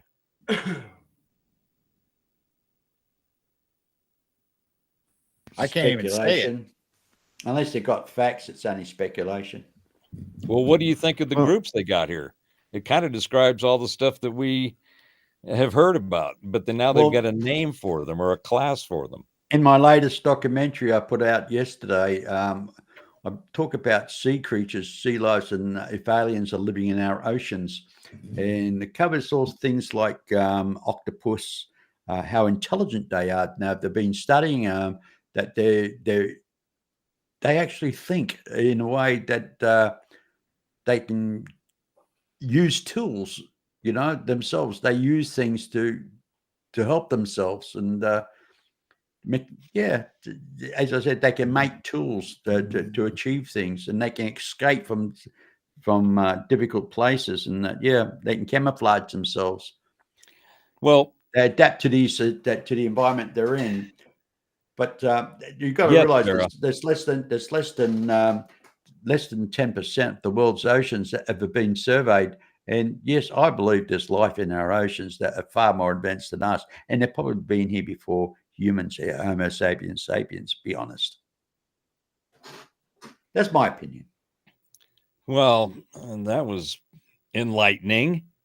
What do you, G? What do you think? I'll drop this, and then you guys see what you think of this. The delineation of descendants of ancient human civilizations that once thrived, with non-human civilizations potentially evolved from terrestrial animals, to beings originating from outside Earth or the distant future, or entities with mystical attributes akin to folklore creatures like fairies or nymphs. I'd like to meet some of those, interacting with the human world in non-technological ways. Well, there is, stories of nymphs and fairies and elves that go back, thousands of years, amongst other things. Yeah, you got Greek mythology talking about Neptune with his trident and with lightning bolts and stuff like that. In Greek mythology, They were lasers. yeah, well, possibly, and he was the king of the ocean. So obviously, he came from the ocean. And then you can go back again, talk about Atlantis. There's a lot of interesting theories. That's all speculation again. I lost it. What the hell did I do with it? Okay, we did that one. I had it and I lost her. Anyway, it's in here somewhere. Look at us. Look, we're in stereo. Oh, shit. All right. So let's hold on one second. I'm gonna stop this. Hold on, I'm gonna come right back here. I have to click this, click that, and send Sarah the link. She may join us if she wants to jump in. So now, Sarah, my friend from the that I do other shows with, Oh, okay. she is she's awesome. You guys will really enjoy her. All right, so here we go. One of the things that I have gone on about, and you guys just don't seem to bite enough, is I think some of the most important shit that's going down is going down on the moon.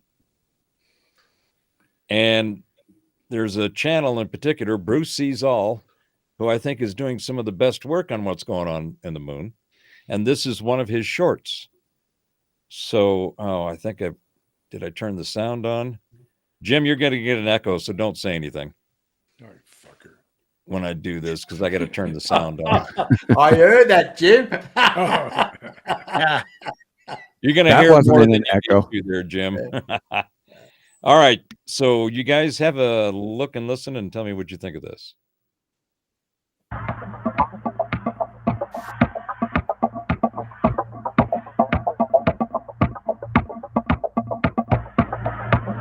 Bruce Sees All.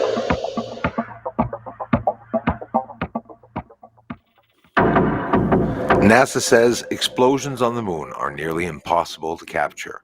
We see an explosion here that's going to appear and a flash that's stationary, while this object, unknown creature, living or not, is moving across the surface of the moon, and we see a lot of smokes and hazes.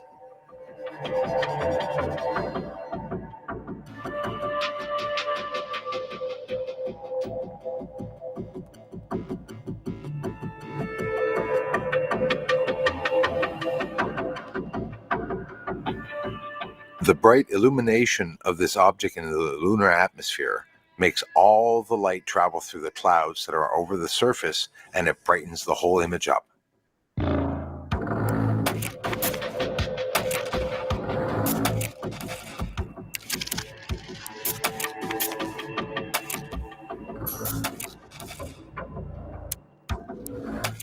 If I am filming an object, UFO, landing on the surface of the moon, plunging into hazes and smokes, have we ever seen a moon landing? Where's all the smoke and haze in the landings? I can say that there are craft of different size, not hundreds of thousands of kilometers wide, but anywhere from 1 to 4 miles wide, including the light that's emanating around it. You're looking here at a light that is a couple of miles wide. You're also looking here at a light that is a couple of miles wide. The fires can be seen activating, most likely for a soft descent, as it plunges its nose into the hazes. Everything I say here is not fact. It's my opinion. Right? Even what I tell you about space and what I look up and even what NASA tells me, it's just all opinionated. And there's nothing wrong with that. But seeing these lights and many different captures on the surface of the moon, it's just, even this frame here is. When John Lear asked me to keep looking for more lights coming out of these craters, I had already seen hundreds of them. Here's Copernicus crater with the UFO exiting it.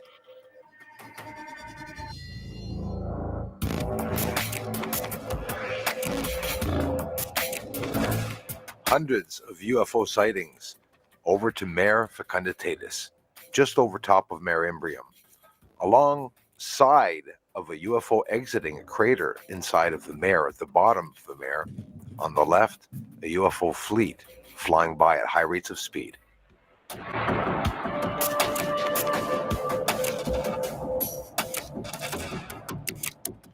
The UFO lights that are buzzing around Earth could actually be coming from the inside of the moon. Everyone says the smoke are natural dust on the surface, but I think they have partly due to the movement of these creatures that land and take off and let off gases into the lunar atmosphere.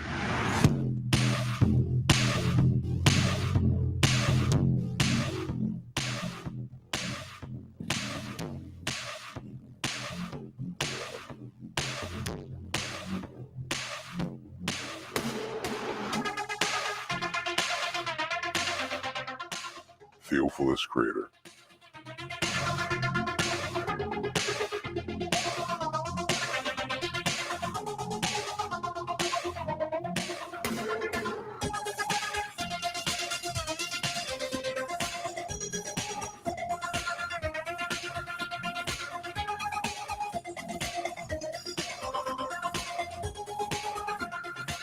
Theophilus crater.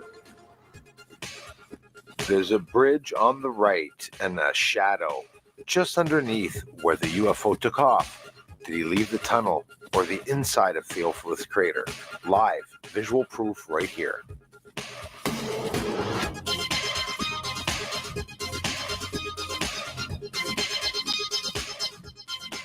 Theophilus crater.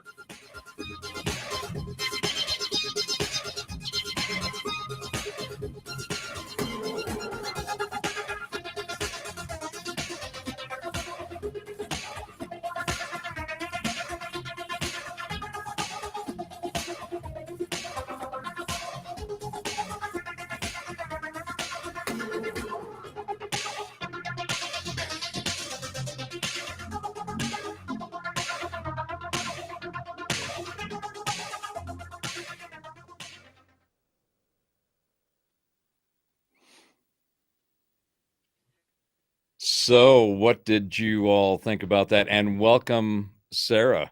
Well, she was in. Interesting. Where'd she go? Try again, Sarah. You were in. I don't know about that. I saw her in there. So what do you guys think of Bruce's work there? Well, there's no atmosphere on the moon to speak of. I think you agree with that or disagree with that? Well, there is enough to where whatever we've sent there is able to land, and does seem to be, at least from that's just gravity. There's no atmosphere though. But there apparently is something, because if Kubrick got it right, and as astronauts were dancing across the surface, you could see little kicks up of dust and stuff that would float. And I don't think that was all gravity. I think there is some modicum of an atmosphere there, but it's certainly not nothing or anything that we could live on. But his images are showing other kinds of shit, some weird shit. What do you think of those things? that are taking off of out of the craters and It's- flying across the surface. It's been speculated forever. I mean, ever since we first went to the moon, there was some speculation that our astronauts. The reason we didn't go back after 17 was because we were told not to come back. Well, I've got a whole nother one I don't have queued up for tonight, but I thought you were prepared. well, I am. It's just I wasn't going to go that nugget toss that you put Oh. on the table there, because the whole idea of the moon being an actual inhabited, purposely put there observation point and post is not only does it make sense, but everything we keep finding out that we find out we can't know about it says that apparently it's being run by somebody else because they there seems to be someone else in charge of how far we can go. But so let me show this next one, because we're going to get Sarah. I hope you're still trying. I don't see you in the waiting room or coming in yet, so keep trying. So this next one, it's not just, this is another one of Bruce's. Let's go here and go there. So these are some lunar bases that he has isolated. So check this out.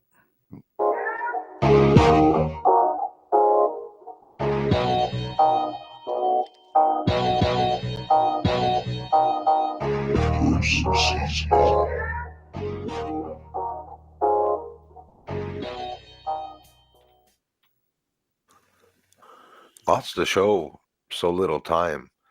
No, it's not just about applying a negative. I talk about a lot of the research throughout what I do. I also talk about how I do it, right? So these white objects are blinding to our eyes, but what we are looking at is a whole group of objects of different shapes and forms, different heights and elevation, and even a massive cliff of a dugout area with other objects inside. And that's what we're looking at right here. Now you're going to say, Bruce, I can't see anything. Of course not. Already converted. Now another conversion as we convert it to look at the surface quite simply. Let's do that right now. So we'll convert this, and you can see that it's the same image you're looking at, that there's a light source, and you could not see the high rising objects in the center, nor could you see that hole there. Coming from these structures, objects, anomalies, you have a lot of brightness and of course smoke coming from them. And this is obscuring the whole surface as it travels along, wind current or not, or like William said, a member of this community says, like I've said many a times, right, that they're smoking the surface, but he believes, and looking at some of what I'm showing, they are really possibly smoking the surface, like different areas where, smokers are on the surface, and it's absolutely not crazy. So why is it that our eyes do not see the real picture? Well, listen, it's quite simple. I'm going to revert it back. Look, you're going to literally see that the surface and that hole becomes hidden. Tell me that's not a camouflage. It's perfectly shown as I'm showing it to you here. And that fills in all the holes. So wherever you see white like that on the surface, there are holes and descending levels under that. So they descend into the levels, whoever, and this is confirmed, right? Like even if I can't confirm who they are, we still know that they are there and there are structures. So what we can confirm, someone lived on the moon, or someone still is, or someone lived there in ancient civilization and aliens went back to excavate it, or it's us. Maybe we are the aliens. I say it all the time.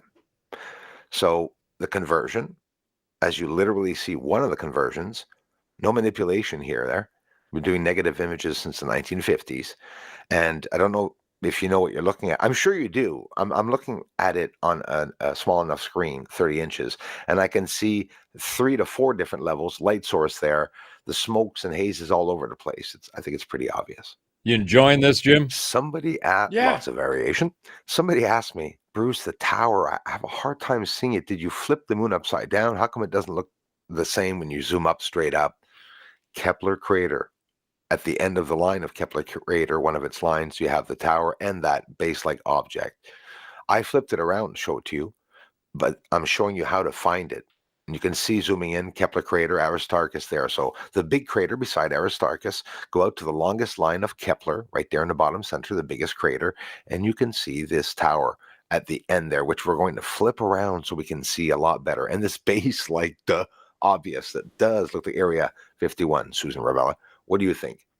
So we're going to zoom in and we're going to take our time. Like, why should I run through this? A lot of you say, take your time, Bruce. People were bored, guys, when they came here in the past. They were like, yeah, big deal. You found a base on the moon. Okay, move on. Like, what's wrong with everyone? These are incredible things. In the rectangle there with the Aristarchus, Kepler, at the end of the line of Kepler, you can see that tower and the base-like object. We zoomed in a little bit closer now, taking our time so that we can see the area properly. They really don't look like crater formations or natural formations. Beautiful Aristarchus there, which the browns we can always see there. Lots of activity inside of Aristarchus crater. There's even towering objects inside of Aristarchus crater. There's that object. So you're going to say, well, it doesn't look like a tower, Bruce, but it does look like a base.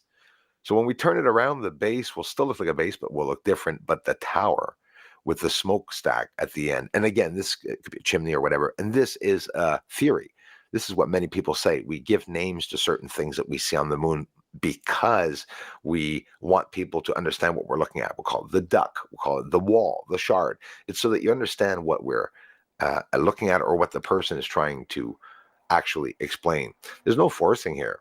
Like I say, the ones that don't see what I am showing, don't feel bad. Don't feel that you're less smart than me or anyone else. We each have different perceptions, but I am more than happy to share these objects with you all. Right? Let's flip it around now. Thanks again for listening in, everyone. So really interesting. Let's say it is a tower. Let's just quite simply say, look at the anomaly, and it is. Let's zoom up on that, and let's take a look at that. And that object. So on the left, you can imagine a smokestack or a chimney or whatever you can imagine. Contribute to the ideal. You can share it in the comment section. Like I said, we each have our own perception of reality. So maybe I'm looking at something that looks like a tower and you're seeing like a sports car. I mean, let me know. This is concerning me, especially that object on the right. It looks like cement leak, just like an Area 51 base. Obviously, and listen, we're not just theorizing here. We're actually looking at a visual proof in front of us that there are objects on the surface that are oddly not looking natural, right? So there's even a base on that one, the bottom of the base, and there's the literal lunar base. But then you'll say lunar base, well, where's the buildings, Bruce? Oh, hey, didn't say I saw any buildings. Just a cutout landing area or some type of area where there are bright surfaces. They're working there, doing something possibly. I'm only saying what I'm seeing. And again, I have my own opinion. Kepler crater, you can see it right there. That line goes down, and that's how you find it.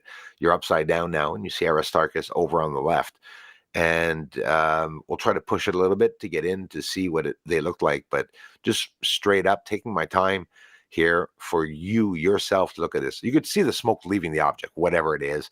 And on the right, you can see that everything aligned up. The light source is inside of, I think it's ridiculous how obvious it is that all these objects are constructed and a manipulation of the entire surface of the moon, where people say, well, they're hiding the bases. No, they're really not hiding anything on the surface.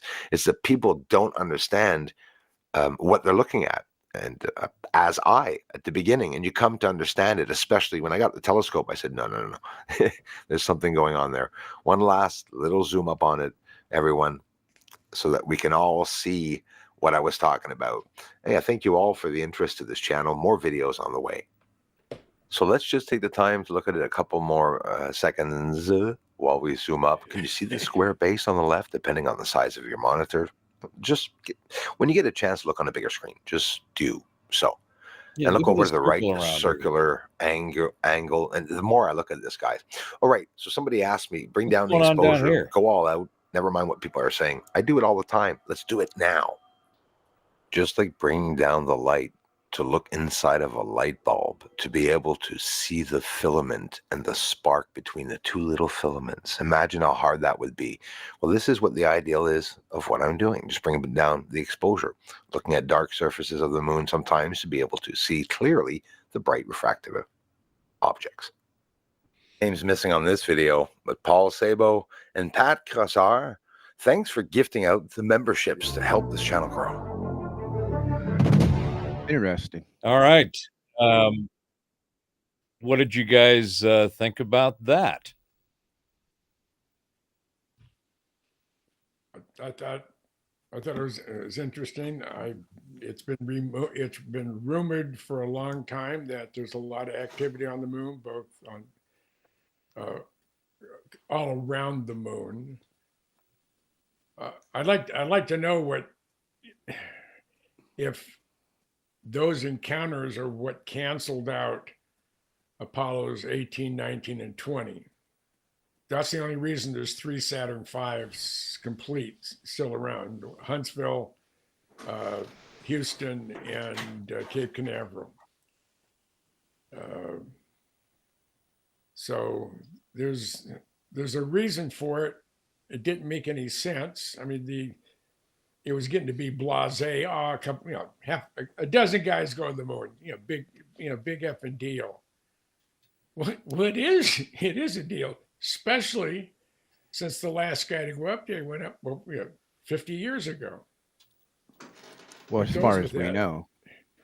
And Well, as far as we know, correct. I noticed that one of those craters was over illuminated. It looked more like a dome than a crater.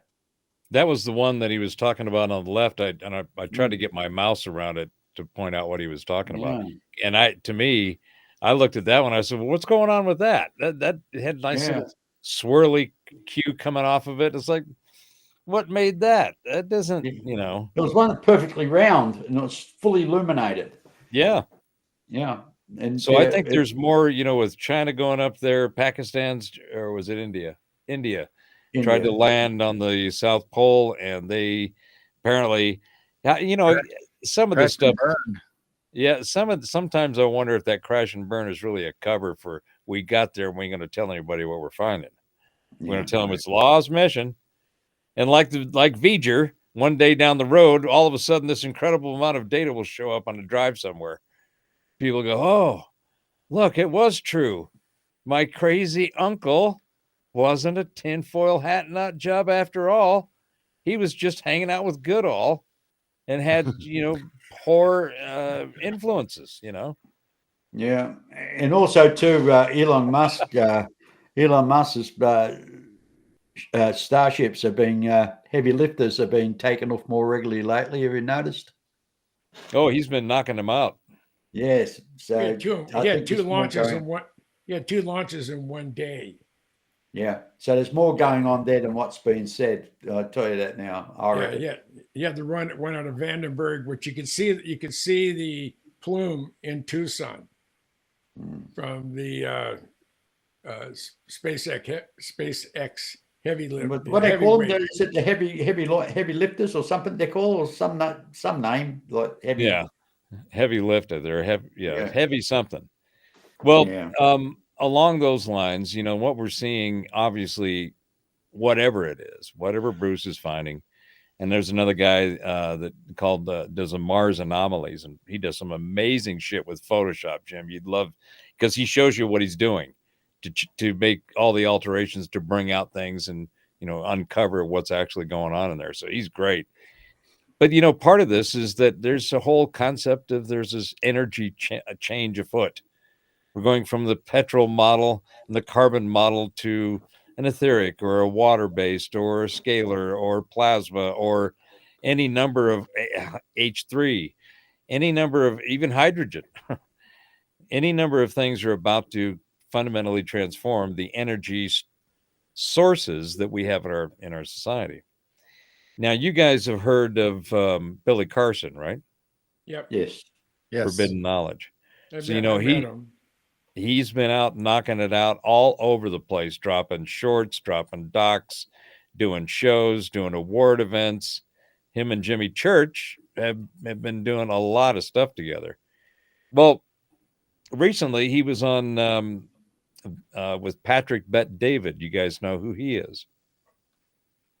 Nah. Patrick Bet David. Have you seen his show? No. Okay. He's superb, highly recommended. So anyway, Billy goes on with Pat, and listen to this conversation. If I share it properly, where the hell am I?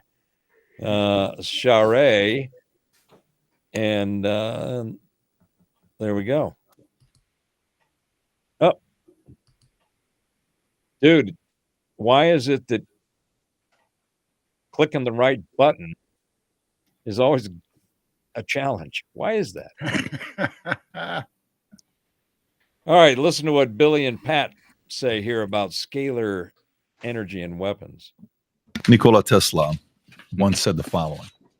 He said, if you want to find the secrets of the universe, think in terms of energy, frequency, and vibration. Yeah. What do you think he meant by this? Oh, man, that's powerful. Powerful statement. It's one of the brightest minds in the universe. What he's saying is that when you think in terms of energy, frequency, and vibration, you're now tapping into the essence of the nature of reality. That this reality that we're living in is an illusion. We have the illusion of solidity. Everything is really a frequency. Everything is made of light, and light is also a frequency, right? So this microphone in front of me looks like a solid object.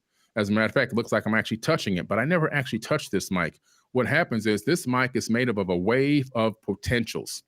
They're in superposition of each other, okay? And when I look down at this mic, my consciousness collapses those waves into the illusion of solidity. It's light waves slowed down. My brain has a capability, and your brain has a capability of creating a collapsing frequency wave that collapses this into what appears to be a solid object. When I touch it, I don't even touch it. You never touch anything.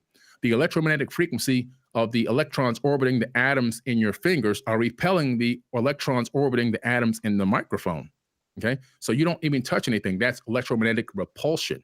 This whole world, this whole realm, just like the ancients say, is a dream world, sleepy time. This is an illusion. And what Nikola Tesla is saying, when we begin to understand the nature of reality is frequency and vibration, and through different frequencies and vibrations, you can create a realm known as our universe.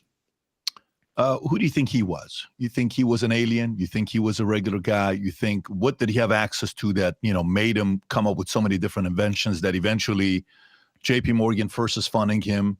Then he's realizing, wait a minute, this guy's going to put all the oil industry out of business. My biggest customers, let me stop funding the guy, and then he goes out of business. Who do you think Nikola Tesla was? I think he was an incredible human being. I don't have any research material to give me anything other than he was a human being, right? And we know he had a mother because he left a note to his mother right when he died about the fact that he felt like, he had been pretty much abused his whole life. But he had a strange ability to do thought experiments. Thought experiments are incredible things, something that I experiment with myself. But he takes these thought experiments and he creates these inventions in his mind. He saved a lot of money on engineering and production because he would create these things in his mind. He would see the process in his mind. He would even turn them on and see if they worked. And if they didn't work, he would know. So he'd only create things that actually worked, but he was doing it all within his consciousness. So he had tapped into a higher level. This man was on another level altogether. He was a high thinker, probably one of the highest functioning savants this world has ever seen. Who else would you put at his level? Well, beneath him would be Albert Einstein. I mean, he again did thought experiments, Plato. There's just so many great beneath him. So you have him at the top. Yeah, I have him at the top. You have him at the top. Yeah. Are you familiar with the story with John G. Trump and what happened with him? Have you heard that story? No. Okay, let me read this. Okay. I'm curious to know what you'll say about this. So January 9th, 1941, 2 days after he dies, Fred Trump, which is Donald Trump's father, Fred Trump's brother, John G. Trump, the FBI calls him to determine if any of the belonging in Tesla's estate would be dangerous if found in enemies' hands. After 3 days of investigation, his brother says there's no risk. And then still they took boxes and boxes of stuff that he had. And, you know, where they kept it to themselves. And some of the stuff we may know about, some of the stuff we don't know about. And this leads to a documentary recently that came out by Stephen Greer. I don't know if you saw that or not. The last century or the lost century. Yeah. Phenomenal. If you haven't seen it, it's great. If you've seen, okay. So the Invention Secrecy Act of 1951 that has roughly 6,000 patents that are in there, kept from us, where they have a structure. I may, you know, butcher some of the numbers, that they'll pay you 75% of what the patent they think is worth. But if you ever sell it or use it, you'll go to jail, felony, all that stuff. How much access to technology and information do you think the government has? Or maybe something above even the government that none of us even know about, that maybe Nikola came up with or somebody else came up with? Yeah. Well, they have a lot of Nikola Tesla's inventions already done, produced, and tested. We know that he came up with the scalar weapon, and they already used the scalar weapon. We actually integrated that into different radar systems. As a matter of fact, the thing that brought down the UFO, the famous UFO from 1947 in New Mexico, right, the Roswell incident, that was a scalar beam that came from the United States military, most likely engineered or reverse engineered from Nikola Tesla's documents. They discovered that scalar weapon, it wasn't really used as a weapon at first. It was a radar system. They discovered that it disoriented these craft and brought them down. In some weird way, it disoriented their ships. I believe that's how we began to figure out how to bring these things down, capture them, and reverse engineer them. I think the government has a lot of technology that they've been holding back from the general population for several reasons. One reason is for national security and global security. I can agree with that 1,000%, because there's a lot of people out here that if they got their hands on some of this technology would try to utilize it to take over the world. I mean, that's just a known fact because it's the nature of mankind. The next thing is also monetary capitalization. How do you take this technology? They want to, of course, weaponize it, make money there. Then they want to break it down for civilian use and then capitalize on it there as well. So you have the combination between the two. Monetizing in military is weaponization, and then monetizing and capitalization in the civilian area. And then the third thing is drawing out technologies as long as you possibly can. Keep lying about peak oil. Keep lying about resources and running out, and we're getting droughts, and there's no more waves, there's no more coal, and they make up these lies, and then so we got more coal. Oh, we found more resources, but just drawing it out as long as we can. Now they come with the electric car, right? The electric car is more detrimental than the combustion engine. So now they're going to move away from the electric car, and they're going to move into hydrogen, because that's really much better. But they're going to go to a hydrogen fuel cell, a solid state hydrogen, instead of going straight hydrogen. So this is all about, driving down technology over time to capitalize over hundreds of years. Some of their plans are 400 and 500 years in advance. Their business models and their business plans go out for 400 or 500 years. The average business person plans 3, 5, 10. But they're planning for hundreds of years in advance. I understood number one was, there's a good purpose to it, right? We got to protect, because a lot of these technologies in the wrong person's hands, they can destroy the world. Maybe even bigger than a nuclear bomb. Right. Who knows what these 6,000 patents that they are. Number two is, the idea of that, when you read it, it says the Invention Secrecy Act requires the government to impose secrecy orders on certain patent applications that contain sensitive information, thereby restricting disclosure of the invention, withholding the patent. And then if you read it even closer, it explains the fact that even if the law is designed to prevent disclosure of new inventions and technologies that, in the opinion of selected federal agencies, in the opinion, not accuracy, but just purely opinion, present an alleged threat to the economic stability and national security of the United States. So national security was your point number one. Economic stability, we cannot drive a car with water 200 miles per gallon. Wait a minute, that's going to destroy the oil industry. Exactly. That's a $5 trillion industry. We can't do something like that. Right. So $500 billion industry, we can't do something like that. I get that part. $5 trillion industry. But Rob, can you see what oil industries? I think it's $5 trillion. If you can check that up, I think it's $5 trillion. But the third one, unpack the third one a little bit more, because I think I understood what you said, but can you unpack it for me, please? Yeah. What was the third one I said again? There was the You said the first one was the risk of the wrong person getting their hands on it. Number two was capitalization. Right. And then number three, you were talking about, that they're drawing it out and delaying it. They're Oh, not yeah. wanting us to know, Right. Well, you draw it out. like, almost like Yeah. gaslighting us a little bit. Well, the reason why you draw it out is because you can extend your ability to monetize, right? So, for example, the cell phone came out during the Vietnam War. But we didn't get that until 1992, I think it was. We called it the bowling pin, but it was available, a long time before then. And so I think they have the ability to draw things out extensively to just give us small amounts of advanced technology so that we as a civilization, the general population, advances much slower than they advance, giving them the ability to always be 10 steps ahead of us technologically. If they create technology that they dole out to us almost instantly or not too far behind, then we can always catch up to them. And if we catch up to them, then we become a threat. We cannot become a threat by any means necessary. So they keep us with technologies that are far, far behind what they have. I mean, they still have Elon Musk launching, chemical rockets. What's your point? I don't think chemical rock. I think that's old fashioned. I think that's really old technology, super ancient technology. So you think even Elon Musk is old school? I think he's done a great job with his, launching and landing the same rockets. But you're using chemicals you're using controlled explosions in the 21st century. I think there's a lot better technology out there. You think he's aware of that? He's probably aware of it, but he's probably doing the best he can. Got it. So I don't think they're going to give him the anti-gravity or allow him to use it because of that act you just read. Yeah, but I just looked at it. It says $5.3 trillion in 23. I see here the market size, but that's the number I see. You see 1.8, somewhere between those two. So if you like this clip and you want to watch another one, click right here. And if you want to watch.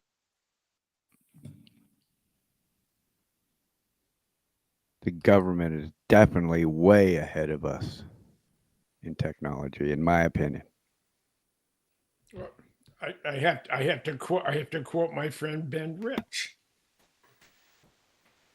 What he said before I talked to him, he said at UCLA today in 1993, that's over 30 years ago, unless you went to current schools and it's new math and who knows what the hell it is. But he said 30 years ago, he said, we have the ability to take ET home. Think of that statement. That is an absolutely mind-boggling, incredible statement. Well, I think that's what Billy just laid out actually fairly nicely. And I love Patrick's keeping him on point and elaborating on that last point of the drip, drip, drip. This is one of the things that I keep talking about. The reason the technology that is available is about to be available to us is exactly what Billy's been talking about. Exactly what he said. The technology they've had for at least the last century. Let's give it that. It's been before that, even with other stuff. But for the last century, they who have been able to control that stuff have had all the goodies, and they haven't let the rest of the kids play with it. Because I think of what Billy was saying, which is I want to get your opinion on. He's saying that they did it so that they could kept us in this model that we're in now, so that they could keep us together, to keep us in a herd, get us dependent on a system that doesn't have any of the bells and whistles or the really cool real stuff that they found and have been using behind their back. And this, I think, goes to Catherine Austin Fitz's model of the breakaway, and Farrell and Dolan as well, the breakaway civilization. Yeah, but Robert, is it possible that that's who these guys are, and they've been hoarding all the good shit, and they not only have all of the anti-gravity is a wrong term, it's magnetism, it's a magnetic field, it's not any anti-gravity because gravity is electronic or is electromagnetic anyway, separate nugget, but they've got all that tech. If they can take ET home, how many bases we got on the moon? How many we got on Mars? What about in the rings of Saturn? What about Ios, Iapetus? I mean, there's all kinds of stuff that we have at least sent machines and grabbed telemetry with on these objects that are not too far away from us, and they got some weird shit going on. stuff that don't make any sense that we can't even we speculate. That's all we can do. But we've got some telemetry that at a minimum says it's odd. It is an object of unknown origin.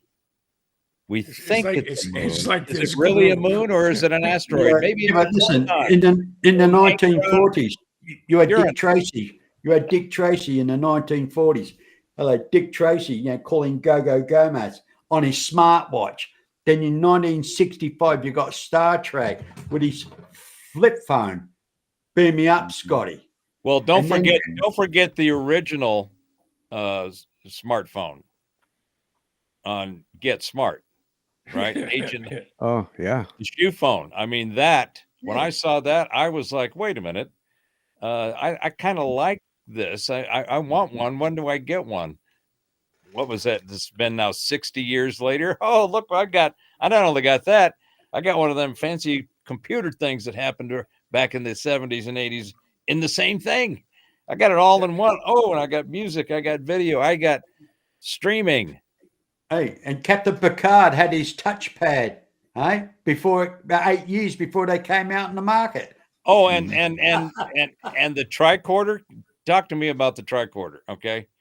The tricorder was the shit, and I think that's what we're going to actually see with one of the most important evolutions of using all this new tech, which is still the wrong physics, but at least it's a better version of the shit that's out there now. There's no have a screen.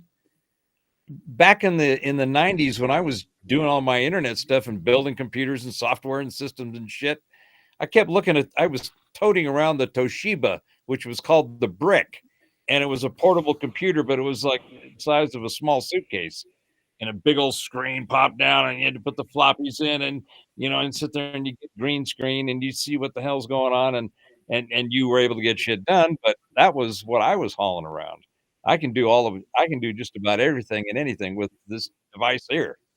Yeah. So they have got, I think, going back to the nugget that's bouncing around the table, I think that what Billy was saying made sense. That there is all of this tech. It is not based. I think Billy is not sure on a few things that I'd like to help him with, but he's heading in the direction of there's a change coming because there's a tech out there that's been hidden that's about to come out. And a lot of it is coming out because of independent researchers, independent content creators, independent people like us that are going out there and asking questions, going, hey, what is this? What's up with that? Wait, what? And you finally get to a point where you go, I don't know about that. And then, as G said earlier, and that's followed by, we'll see about that. Because you got to vet it, don't you? Isn't that part of the problem, guys? Is there's not enough people thinking for themselves and vetting the bullshit that they are having to filter? Because everybody knows there's more shit going down now and flying through the feeds than ever before. Keeping up with it, parrying, getting the good nuggets, getting rid of the other stuff. That's a lot of work now. Well, it's like everything else. I mean, us as the general public are behind the 8 ball. We never get to peek behind the curtain to see what's going on. We just get little glimpses here and there of people saying, I think they have this technology, but we never get to see it. Well, Unless it's flying in the skies at night and we think they're extraterrestrials, and they're usually our stuff, our technology. Now, where it came from? Well, GPS was on nuclear submarines 35 years before it hit the public sector. Well, not GPS, but the positioning's not with satellites, right? Was that satellites on that one? Yes, it was. Oh, yeah. The first submarines were the Polaris submarines that are equipped with them. Well, this goes back to we were talking in that earlier article, the Harvard one that Sarah brought up, where they've got these new delineations, and some of them are the first one's an ancient civilization of humans that have been around for a long time, and they're basically keep themselves sequestered. It's like, well, okay, underground, underwater, in mountains, in these massive. I've got one article about all the massive tunneling that they found down in Florida. It just apparently it's massive, and they go, well, there's just this incredible everywhere. cavern down there. It's everywhere in Indonesia, in Turkey. Well, Yeah. I think I'm glad Billy and Patrick had that conversation. I think it was an extremely good one That's good. on the topic. Now, the next one I'm going to share, let's see what time. You guys want to take a quick break, or are you good? Anybody need to go empty their emesis basin? Yeah, I definitely do. Yeah, I might make a coffee. Well, I've got a 2-minute little vid here that I'll fire up. This is a compilation of Clay's artwork to the Geezer theme. Blue Unicorn, what up? You got it? Did I send it to you? Where's my channel? Okay, there it is. I think I put it up on YouTube. Find out here. Yep, I got her up there.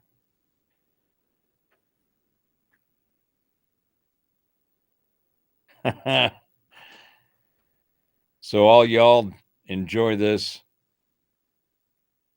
It's all original, made by a machine, man and machine.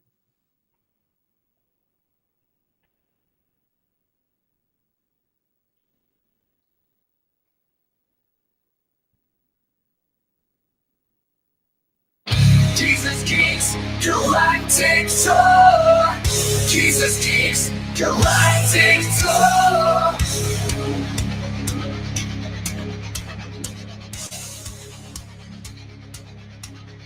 In a world of fast-paced, ever-changing scenes, there's a group that stands out, the Jesus Geeks team. With their seasoned minds and their tech-savvy ways, they navigate the world in the modern-day maze. Jesus Geeks, they're the ones to seek. With their wit and their wisdom, they'll make you think. From politics to gadgets, they've got the scoop. Jesus Geeks, they'll keep you in the loop. Jesus Geeks with their minds so keen, they're the voices of reason in the digital stream. From bytes to bytes, they spread their creed. Jesus Geeks fulfilling every geeky need. In a world of noise, the calming voice, guiding through the chaos with their informed choice. They'll break it down, make it easy to understand. Jesus Geeks are pillars of the modern man. Jesus Geeks, they're the ones to seek. With their wit and their wisdom, they'll make you think. From politics to gadgets, they've got the scoop.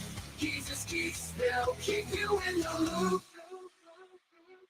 Jesus Geeks with their minds so keen, they're the voices of reason in the digital stream. From bytes to bytes, they spread their creed. Jesus Geeks fulfilling every geeky need. So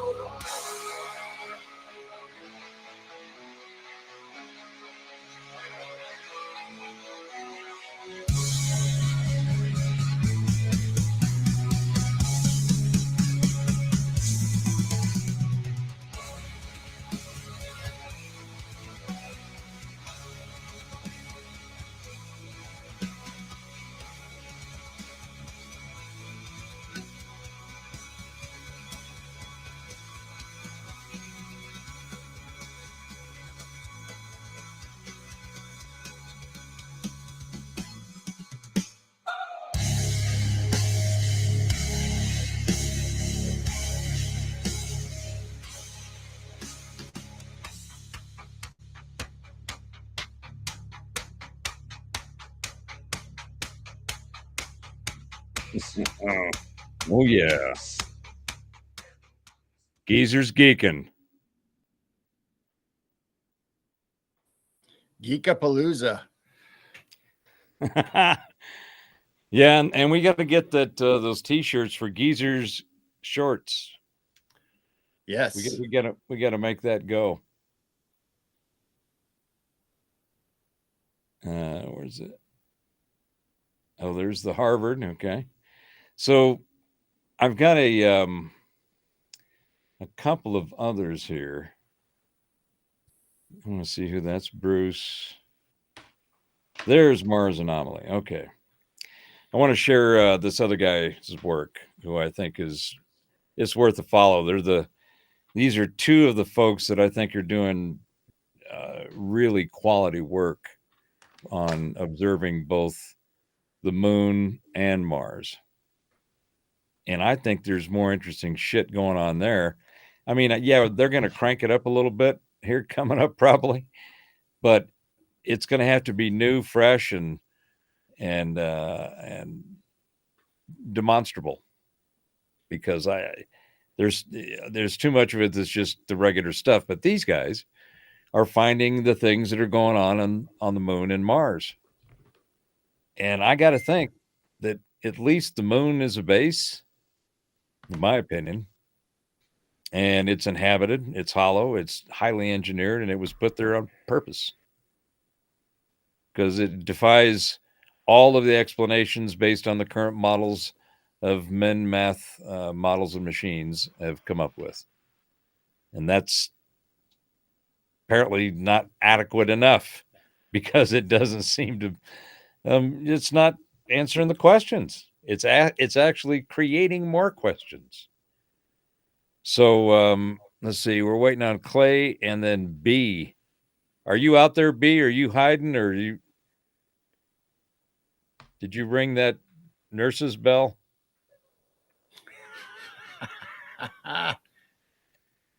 You know, the question about the moon and all that and bases is like, okay, if we go there again, I mean, like Jim said, we were told not to come back. So did we get permission? We make a new treaty? Are we really allowed to go? Are they going to show us new stuff, new technology they're doing now? Or are they going to show us the old stuff from way back when? Probably the old stuff. Yeah, we may not have the capacity as far as for whatever reason, we only use a small percentage of our brain, but there's a switch in there, whether it's biological, whether it's chemical, or whether it's a frequency that will trigger your IQ going from ambient temperature to 200. I mean, instantly. Well, sound, that's what the LRAD systems are. The sound, they do frequencies that will just basically begin to, it's kind of like Daisy Johnson in the Agents of S.H.I.E.L.D., Quake. She could feel the vibration of anything and just blow a blast of frequency and just knock the shit out of whatever. Nothing could stop. Right. So, and that's what the Wei Qi is in traditional Chinese medicine and in the I Ching and the Tao perspective of energy. You have a resonant vibrance and energy frequency. And that's another thing. I was really happy to hear Billy just dove right into Tesla and just said, okay, Tesla had it right. Einstein did not have it right. In fact, there's a whole bunch of... He came back. Look who's back. Mr. B. Myself and I. Yes, me, myself and I. That's who I am. B. Did the nurse Big come B. in?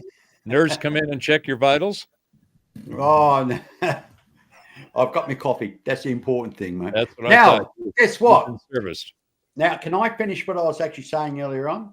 When I No. went to the UK at the age of 15, see, this is it.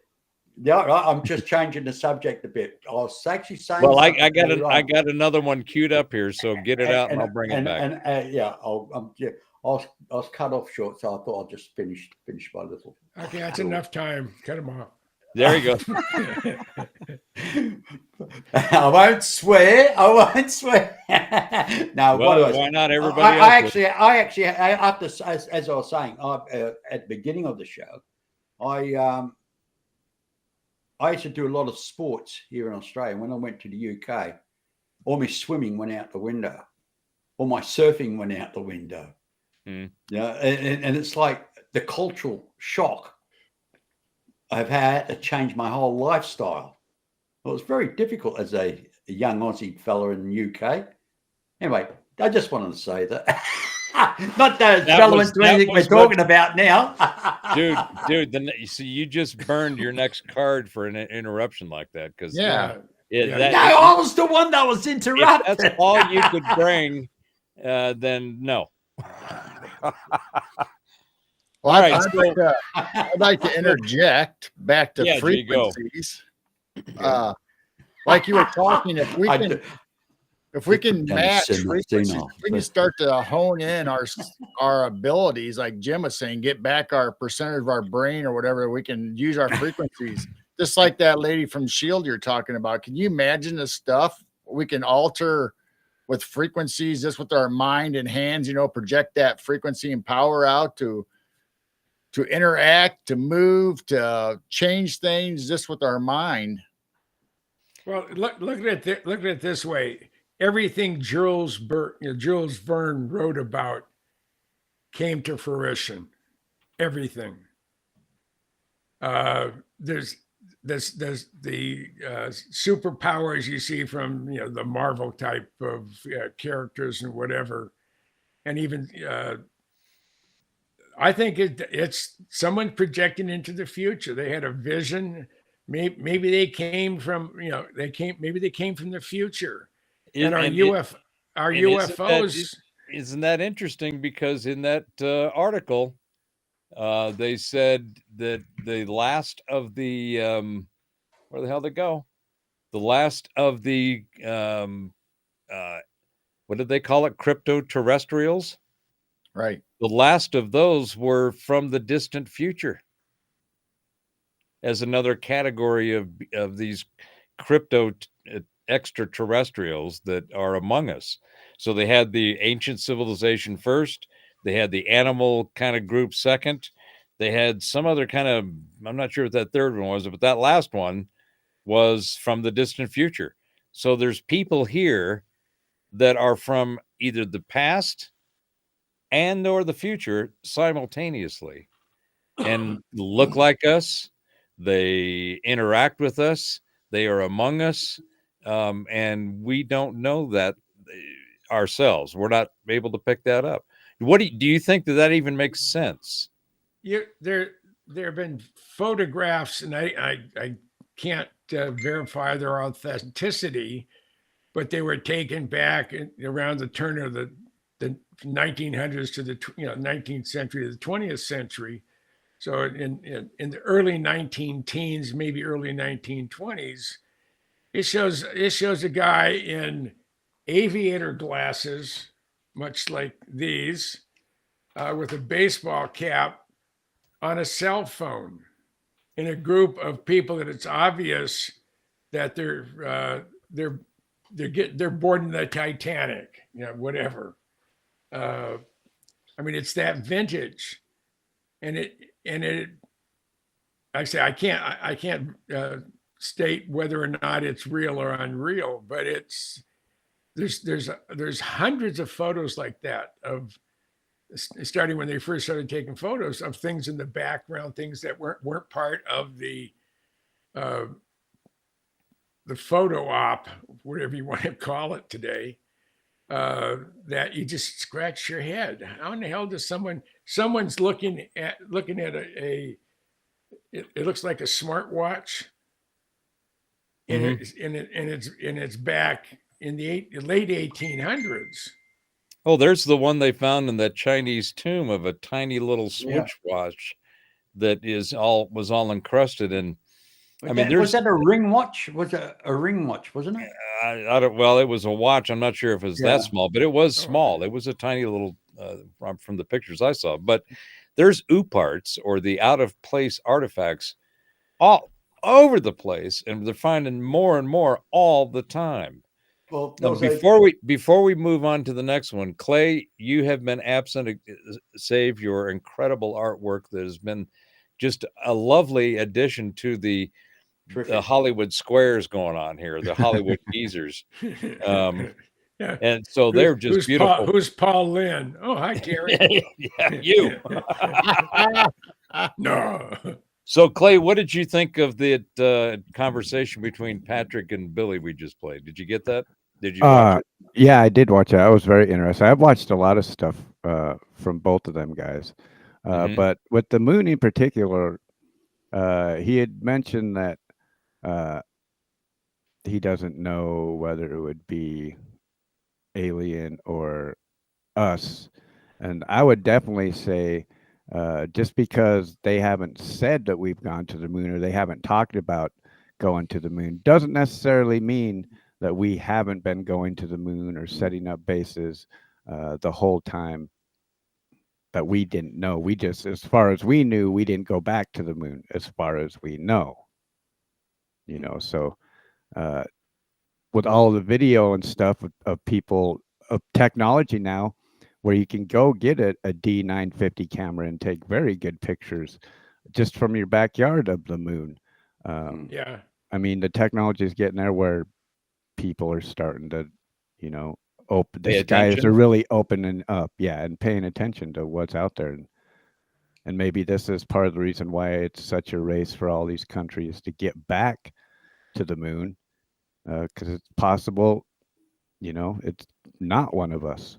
Or, Technology's getting you know, cheaper to do. China's like, well, maybe it's America up there, and America's like, well, maybe it's Russia up there, and you know, so they got to get up there first, you know, and dominate the moon. Well, I think that the if there's any dominating in the minds of any of our carbon-based meat suits going up there and dominating anything, I think they got to work that out with the folks that are already there first. And the folks that have been there probably for as long as that thing has been there. I mean, the moon was put there. It is an engineered device, body of, it was something that was at a minimum that would probably hollowed, but I wouldn't be surprised if it kind of falls into the Dyson sphere kind of motif, where it's actually something created out in space and then covered up to make it look like kind of some of the things that are out there. One thing is for sure, that the farther we go back in all the other moons we look at it that are around the other bodies in the system, there's some oddball shit going on out there. So you're talking I like mean, Death Star with a mask? Exactly. I think that's more likely what the moon is, and it's been manufactured and put there on purpose, and it was put there probably by the folks at a minimum that had something to do with us coming into being, or were sent here to be sentries or monitors and to keep an eye on and protect and let it kind of evolve. Because guess what? The moon apparently wasn't here around the dinosaur period. It doesn't seem to go back several 100 million years. There seems to be when you do the orbital mechanics and you dial it back, it kind of just spins and just kind of sits there because it doesn't have anything to go back from. History. And it's also due to the fact the way they're measuring it too. Well, the Aboriginal Dreamtime legend talks about how the moon came to be. I don't know the full story. Well, and then you got legend. And you've got Velikovsky with that incredible stuff and about Venus being a captured planet that was caught into our solar system. There's records back 2,000-3,000 years that do not mention Venus. It's in the Sumerian information. They've got in the entire solar system, all 9 planets. And they actually have a 10th. But we count the sun as a planet as opposed to our star and then the planets. And you look at this stuff and you go, there's something missing here in the analysis of the available information. It's led to an incorrect calculation that is putting out shit for an answer. I don't know about you guys, but most of the answers I've been getting lately are shit. I was just sitting here thinking, even if they do go back to the moon, have that, they're not going to tell us what's all going on. And with all the anomalies that we were having during the eclipse, what people were seeing the moon image off the side and the shadow went the wrong direction. I was thinking, what if that was a government ops or something where they eclipsed out the moon to do upgrades to the moon to cover it up? Sounds plausible to me. I mean, in my tech career, whenever you wanted to do an upgrade, the best thing to do was shut the damn thing down and put in the upgrade and then turn it back on. Oh, we got to reboot our computers every once in a while.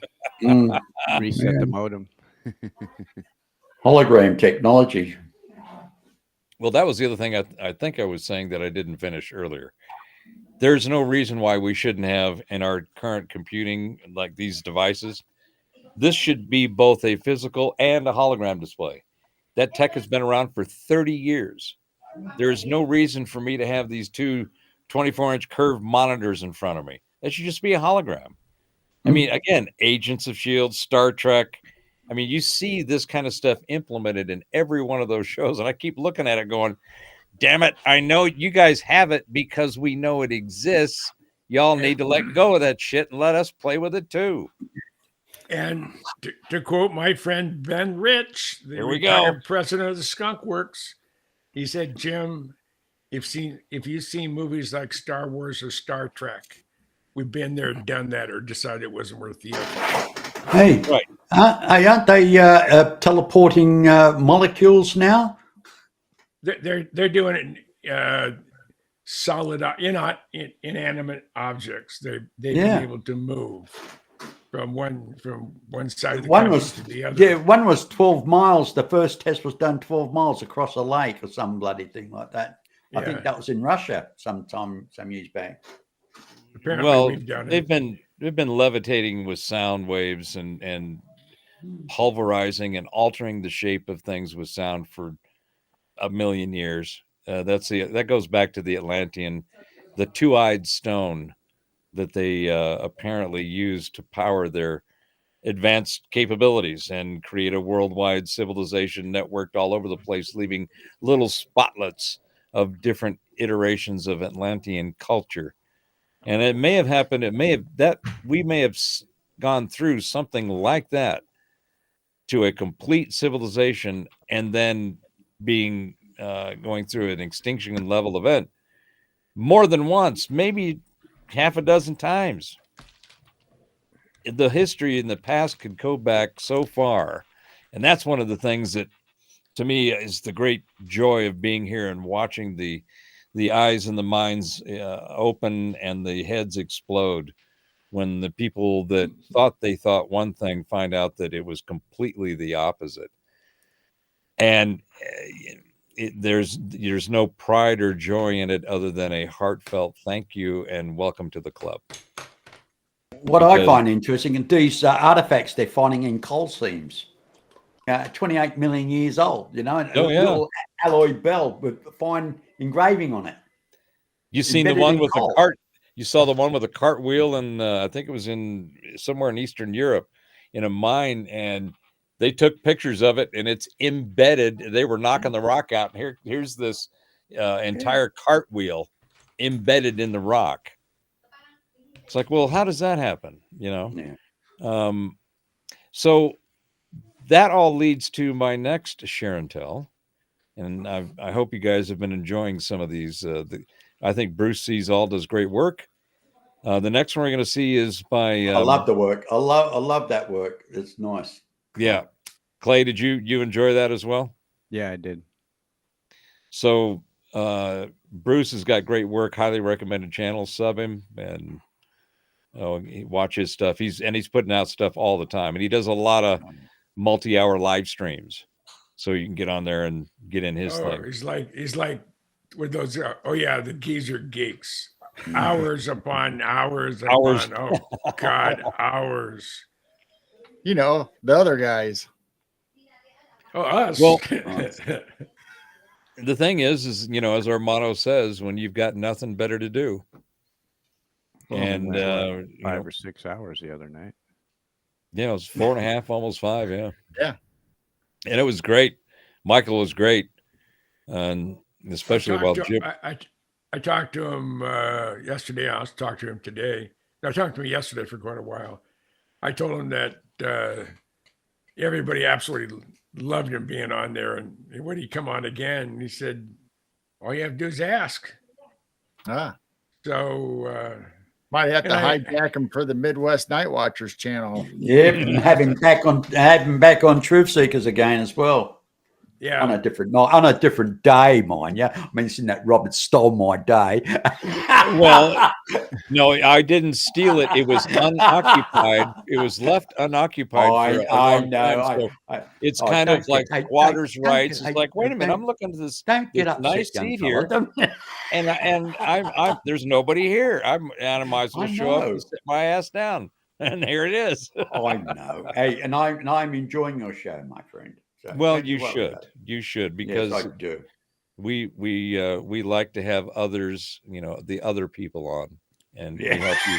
Yeah, we have to have an opposite view once in a while. But I like to the be other people. You know me. I'm a typical Aussie shit stirrer. I just like shit stirring. You know that.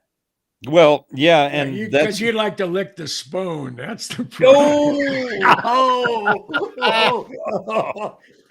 Yeah. You fell into that. I mean, just like a talk, I mate. keep all that Talk. stuff here in my ass. I mean, in my brain. Okay. Now for something completely different. Yeah. Yeah, that's a great transition. Thanks, G. And now we're going to go to Mars because, hell, we're already in orbit, right? Why not go to Mars? Right. So this is the other gentleman I was mentioning that I think is extremely worth the follow and the watch. Let's see, we got it up here, and we'll do one of these. Yeah. Turn your face off. Oh, fuck you. Come on, B, turn your face off. Oh, sorry, mate. I'm miles away there. Thousands of miles away. Of that, there is no doubt. Just a postscript before we get in there. I had a friend of mine who, Air Force trained photo analyst. He looked at SR-71 imagery, U-2 imagery, plus KH-11 imagery. And he looked at the face on Mars, the one they said, well, no, that's not a man-made structure. When this is the original face. He knew what the time was, the sun inclination, the whole bit, and said he came, his scientific expertise as a professional senior Air Force photo analyzer, that was a man-made structure. So now you can go on. Pyramids. Yeah, I don't know maybe? I don't know what you were talking about there, but it sounded good. No, the face on Mars. Oh, the Cydonia. Okay. Yeah. Yeah. His name was Tom Long. He's he retired as a captain, but he went to the school at Lowry taught photo analysis. He's the one who did a lot of the analysis on Desert One, where they're trying to rescue the Iranian hostages and they crash into each other or whatever.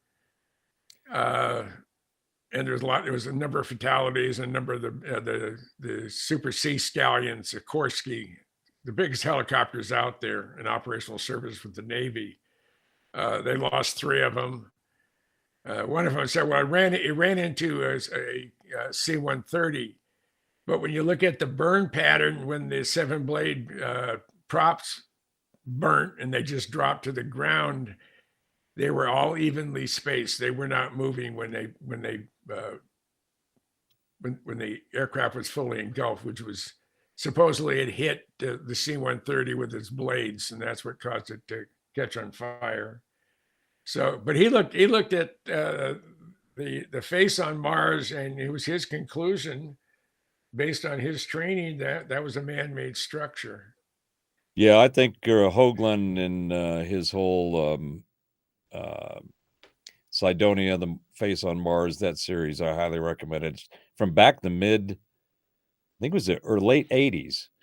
The original one. I remember buying the DVD. I think I still have it. It was actually VHS.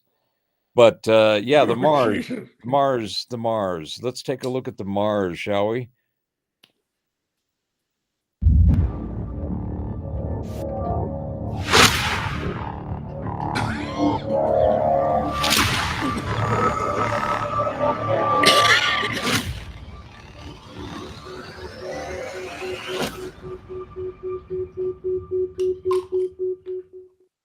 What's going on, everyone? Welcome back. I hope everybody's having a great day. Folks, been really busy. Not going to get into all that spiel. It's not a big deal. It's just work, nothing more. Let's just jump right into this video. I saw this on Facebook, and I saw this photo that showed what looked like arrows pointing to a center or a part of this flat rock. Now, I'm going to show you that photo right here. Now, this is the photo. You can see it. And he's got the arrows here pointed right here, and there is an actual circle. Well, that's nothing more than a drill site. I can show you right here. You can see you have the tool arm right here with the drill pretty close to or on the rock. What caught my attention, and you're going to see it when I go back to the photo, is this object way in the background.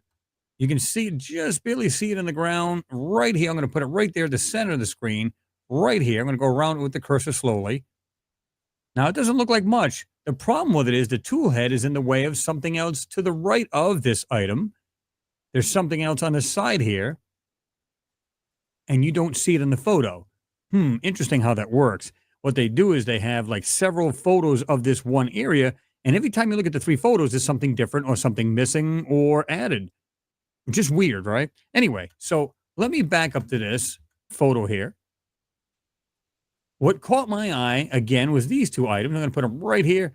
Again, I'm going to go slowly around with the cursor. And you can see right here, these 2 items. What are these things sticking out of the ground right here? And what is this on the lower right corner? Has like this weird frame type thing too. Let's jump into Photoshop, have a closer look.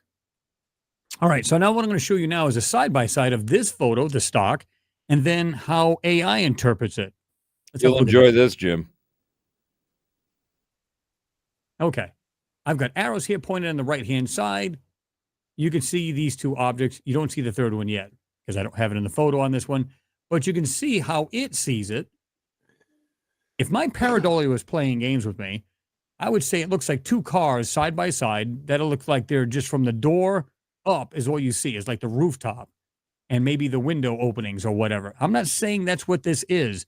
I don't know what these things are. And again, we could never vet what these things are anyway, right? All right, let's have another look. This time I did my own enhancing, and this is what I come up with. You have the green circle, and just look at whatever that is. Yellow circle to the right. Again, we have this other thing that's very similar, not identical, and we have something much smaller, like next to this rock. So the question is, what are we looking at? Here's another photo. A little bit more enhanced. And the reason why I did a little more enhanced, because a lot of times they'll make these areas look flat, and you can see the blurring right here and here. It's like they purposely pixelate an area too. Now I understand the low-res photo, of course, right? You're going to see all kinds of pixelation, all kinds of artifacts in the photo. I get that. And what they do is they put like a light blurring, if you will, that's still transparent, and it makes it look like it's completely flat areas, and it's not.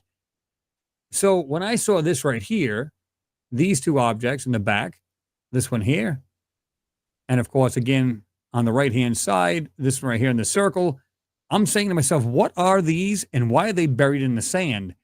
What could these things be? Is the original again?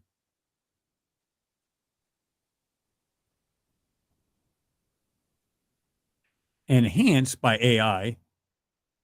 And again, you can see it's not the greatest picture at all, but the way it sees it, and something tells me there's something here as well. Let me show you this right here. this right here. They completely whiten that out, and it almost has that weird look to it too, where you see it goes like this, goes across, and of course this is all blocked in.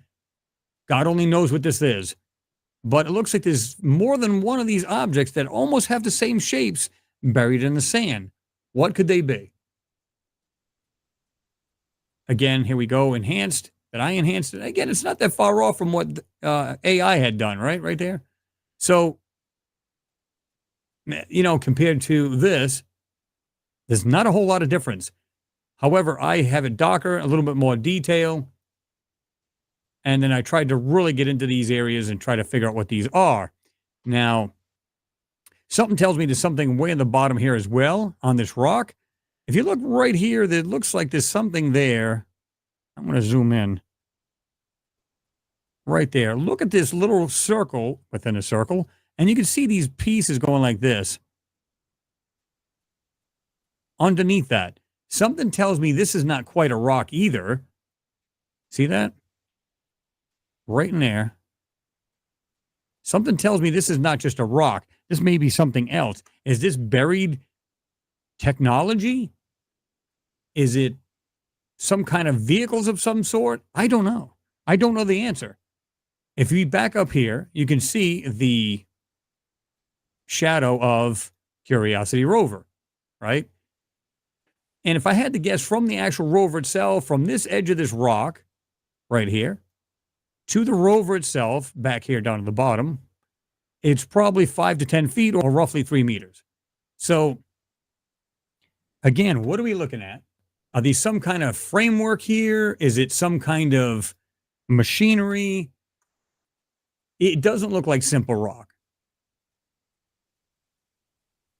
Again, on the left-hand side, we can see these objects. This is completely stock photo. And on the right, we can see this. Here's what I want you to have a look at, too. I'm just going to draw this straight arrow down to this white area. Okay, you can see it right here. Okay. That's completely gone here, except when you look at this, you actually can still see it. Right here, very, very faintly. I don't know if you folks will see this. Right here. You can still see that right in here. Take this away. They literally drew this in order to hide this whole area right here. And again, if we were to do this, where it's actually, they had the white drawn in, and we'll go back to the left-hand side, you can see it right here. It's like they were trying to draw that in, but AI seen otherwise. Back it up. Again, I'm not sure why nobody's seen the background. All they saw was this drilled hole. I don't know if they thought it was something special. I see a drilled hole. There's all kinds of things here, like on the right-hand side. Look at this thing here. It looks like they went like this with this gray, this dark gray, went like this. But you can still see something on this end and something on the other end right here. Let me show you what I'm talking about. It looks like it's doing this.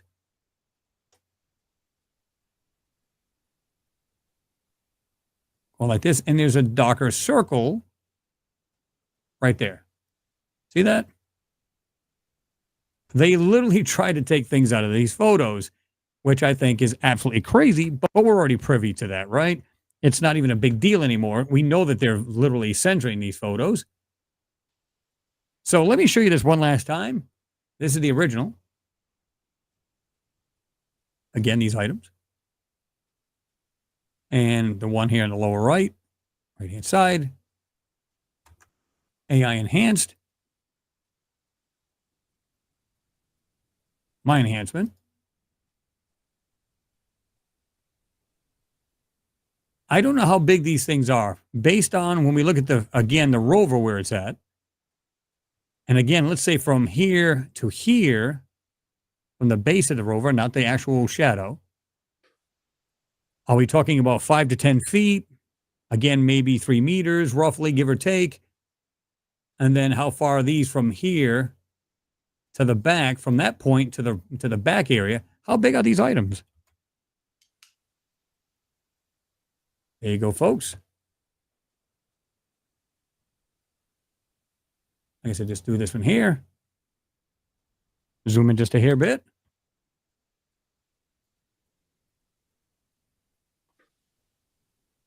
And there you are. Folks, I don't know what we're looking at here. I don't know if this is just strange frames that are stuck in the dirt. Like I said, if it was my pareidolia running wild, I can say they look like tops of cars sticking out of the ground. Now, based on the distance from where they're at to the edge of that rock, and then from that rock to the rover, how big are these things? How big were the beings that lived on that planet? Were they half our size? And I emphasize, if they were vehicles, would that make sense? Half the size of their vehicles. Now, some people will laugh and say, well, why the hell would they be driving cars? And I don't mean in a strictest sense like cars like we have here. And if they were similar, that doesn't mean they're powered the same way.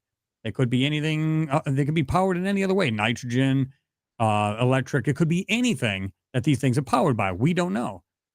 I've speculated before that I think maybe the civilization where we are at now, they were there about 100 to 200 years ago. Now, is that true? I don't know. Is it possible it's longer than that, farther back? I don't believe that it was. So the question stands, what are we looking at? Are they nothing more than weird framed items just sticking in the ground? They just happen to be sticking out a little bit? That's a very good possibility. They don't look like rocks to me. When we analyze it, it looks like frameworks of something. The other one to the right and to the edge of the photo, it looks like a smaller version of the bigger things. So I see that that some of his speculation lit up some folks in the chat. Max has joined us. Greetings, Max. And he said that, oddly enough, they just did a remote viewing session on Mars. Destination target was, wait a minute, hold on a second. There we go. Is the Mars rover really on Mars? View anyone interacting with the rover and where it is. And let's see. I think he had something else here. Oh, and Laura said, sorry, this guy clearly hasn't been around the desert Southwest.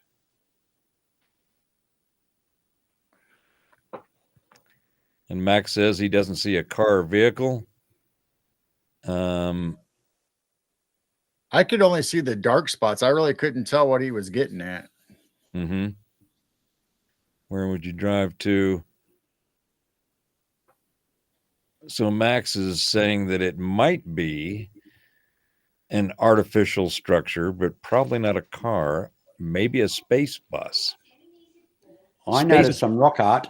Well, just because it resembles something that we see here on Earth doesn't necessarily mean that's what it is. I mean, if it was say a craft that crashed and the debris just happened to look like, or part of the debris just happened to look like two car roofs sticking out of the dirt, but underneath of the dirt, there's a, 300-foot ship under there that's been buried for, hundreds of years or whatever, so. Was it my imagination that rock they were drilling on, at the base of it, there was like rock art on it, looked like people holding hands, the rock art at the base. When I had a close up of it, it looked like two arms, two legs, and they were holding hands. That's what I saw, but nothing was mentioned. It was so obvious, it stuck out like a sore thumb. I didn't see that.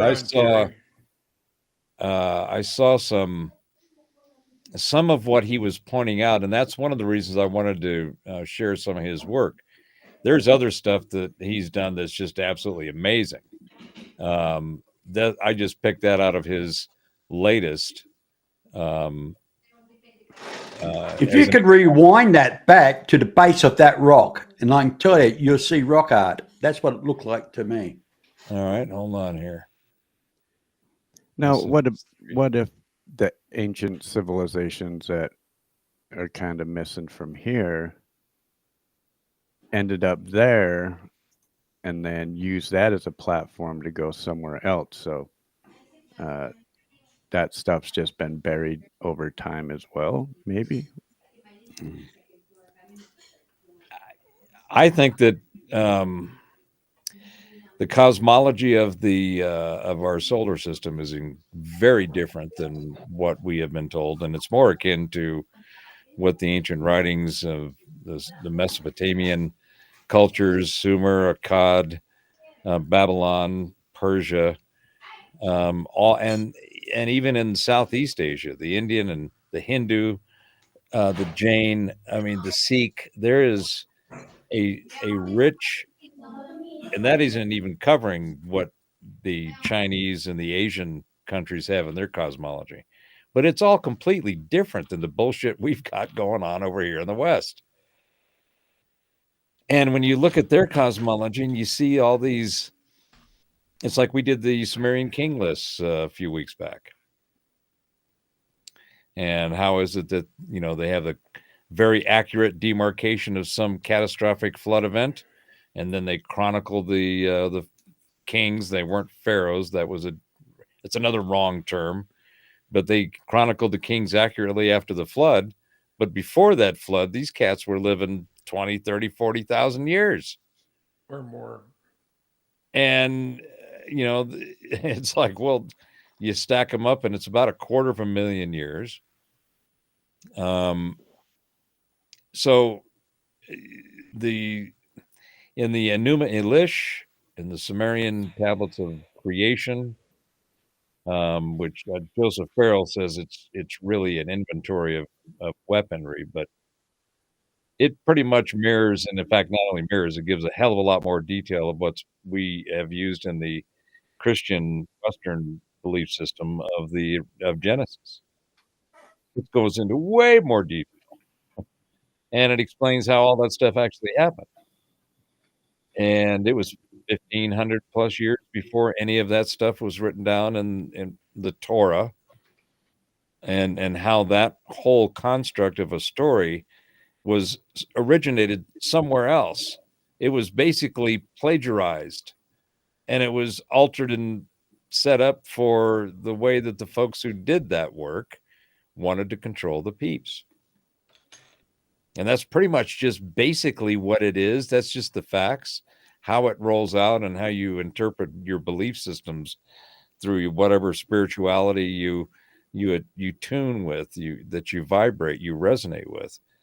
That you just go pick it. There's a gazillion of them out there, and they're all just somebody else's speculation. One time I heard somebody say that religions were just things that lived long past their author. And you go, yeah, that's a whole lot of that going down. So, Clay, what did you think of the Mars work there? What were your thoughts? Well, I definitely think that, well, like I was saying, it could be. So if we send something to outside the solar system, we basically take that same path. We go to the moon, then we go to Mars, and then we exit the solar system, right? So maybe agents that, we're finding them pyramids in Belize and all over the place. Where'd these people go? Well, maybe that's what they're finding now.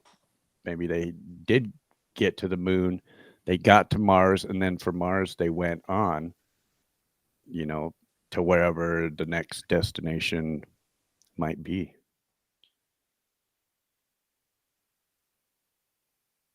Or it's just a pile of rocks that just look like something, and our brains are just playing tricks on us. I'm not so sure it's not the Nevada desert somewhere. Could be. Robert, your audio's gone. Your what hurts? Have you seen the geology and the flora in Madagascar? That's some crazy ass shit. It's kind of like the folks down there and where Terry's bum is planted. They have their own ecosystem. They have their own, different types of plants and insects and animals and then people. And then, they apparently let them out online once in a while because we got one tonight. Well, all bets are off when you go down under. Oh,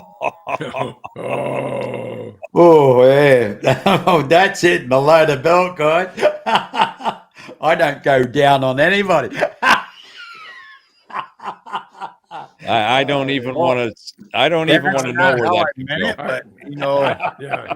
Yeah, but you're talking to an Aussie here, mate. I mean, come on. I can make another disgusting comments, but being the Oh, come gentleman on, that Jim. I am, Hey, being the you're gentleman always- I am, I decided and it's also called self-incrimination. So Oh, yeah. I refused to speak on the grounds that not only will it will incriminate me, Well, so. I seem to remember one of your stories, Jim. You told me that you were related to Colonel Lingus. Yeah, I think I am. Isn't that out of a song, isn't it? Sodomy ratio. Didn't remember that song? Out of Hair, wasn't it? No, Sodomy no, I don't know. ratio. Gonna linger severashish. Oh, Father, why does his words sound all so nasty? Masturbation can be fun, so come and join the orgy, Kama Sutra, everyone. That's out of Hair theater. That the show Hair. Yeah. I don't remember that in our version. Then maybe that's what happened to it when we turned it upside down and gave it to you. No, that's the version I heard when I was living in London, mate. Ah. Ah. I don't remember those lyrics. Yeah. No, I look back at my many joys in my life, and that was to be a halfway decent looking person working for Xerox, and all I dealt with were the youngest girl in the office, and I worked in Hollywood, and I lived initially at the beach. I lived in both. All three of them, Redondo, Hermosa, and Manhattan. But I ended up on 182nd Street on Hawthorne Boulevard, right behind Bob's Big Boy. There was a big empty lot. It was this foundation for an apartment that never got built. And then this next big apartment complex was called Friday USA. You had to be over 21, under 35, and single. It was, I don't care what they did back in ancient times in Greece or Rome or whatever it is. It has absolutely, I can go up on top of the rec center. I can bring a lawn chair up. Are we talking about orgies here? Come on, get it out. Are we talking about orgies going on? Yeah, okay, clear. I'm just, my mind's running a bit slow at the moment. Yeah, and I drank scotch back in the day, and weed. But I'm sitting up there smoking a joint, drinking some good scotch, and it's musical apartments. There were 360 residents at Friday USA. Red Eye Liquor down on Hawthorne Boulevard had a standing order Friday, Saturday, Sunday, 10 kegs of beer a day. And I mean, we'd have live bands on the balconies. I can't imagine what the neighbors thought. And it would go on forever. I mean, it was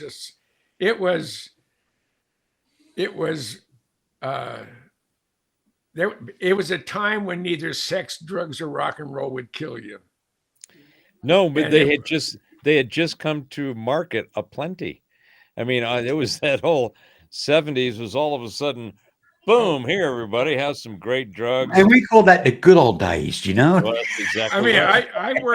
I worked on Sunset Strip in 1966 and 67 in Hollywood, in Sunset Strip. I drove a butternut yellow with a black vinyl top, 396 Camaro, and that was my car. The Xerox paid for my insurance and paid me mileage, and I had the absolute sinful time of my life. It was just a joy to behold. Shame, It was- shame, shame. Yeah.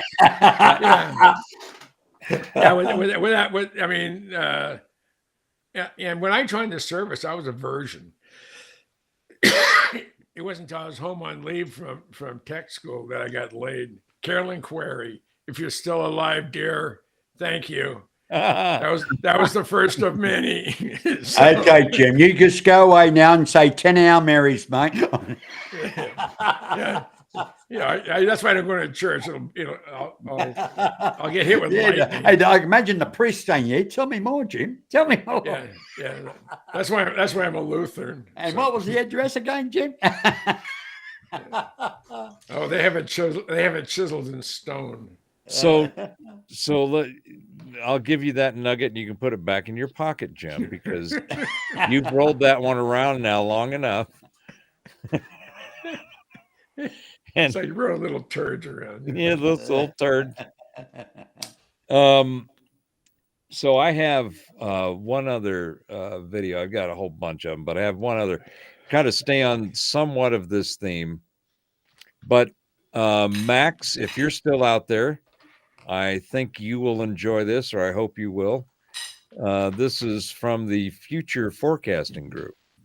It's a remote viewing session that they just did on behalf of Cliff High. And for those of you that don't know who Cliff is, he is the Wizard of Woo, if you will. He's done the asymmetric linguistic trends analysis, or the Alta reports, for 25 or 30 years. And they're also known as the web bots. So he tasked the remote viewers to go look at some data that he's gotten in from his web bots that indicates some kind of emotional spike happening on July 15th of my birthday of all fuck. And I know that there's going to be a lot of partying going on. People are going to be celebrating all over the world because it's my birthday, and there will be a lot of energy put into the atmosphere. But I think he might be picking up on something else. So here it comes, and be very interested. Are you out there, Max? Let's see you in the chat. Yeah, he's out there. I hope. Yeah. Yeah. A minute they're talking ago. about giant sloths and stuff. So yeah, here we go. Let's see what y'all think about this. Turn your camera off there, B. Well, Don't wanna look sorry, at buddy. it. Yeah, sorry about that, guys. Yeah, I know. He's never paying attention when he's supposed to, you know. No, Were you just sleeping? got a message. That's all. That's why teachers used to come back and hit him in the back of the head with a roller. That's the way he is. The way he is. Hey, often, mate, often. Yeah. All right, gentlemen and audience, folks out there, if you're not familiar with this, I know Max is, but if you're not familiar with remote viewing, welcome to your first exposure to it. And unfortunately, it's with some very interesting information that may be upon us. And these guys have a scary track record. So here we go. Is there a big event just over the horizon? Cliff High's extreme tension event for July. Hi there, crypto fans. Hi there, Woo fans, remote viewing fans. Dick Allgaier here in Ethereum Place, the place bought by cryptos. Okay, I don't want to imply that Cliff High took part in this tasking, or that he has any knowledge of it, or that he endorses it. We did this independently. We watch Cliff's work, and we have worked with him in the past, but he was not a part of this. So I'm not implying his endorsement here. He's predicting something just over the horizon, an extreme event that his web bots are a la Twitter.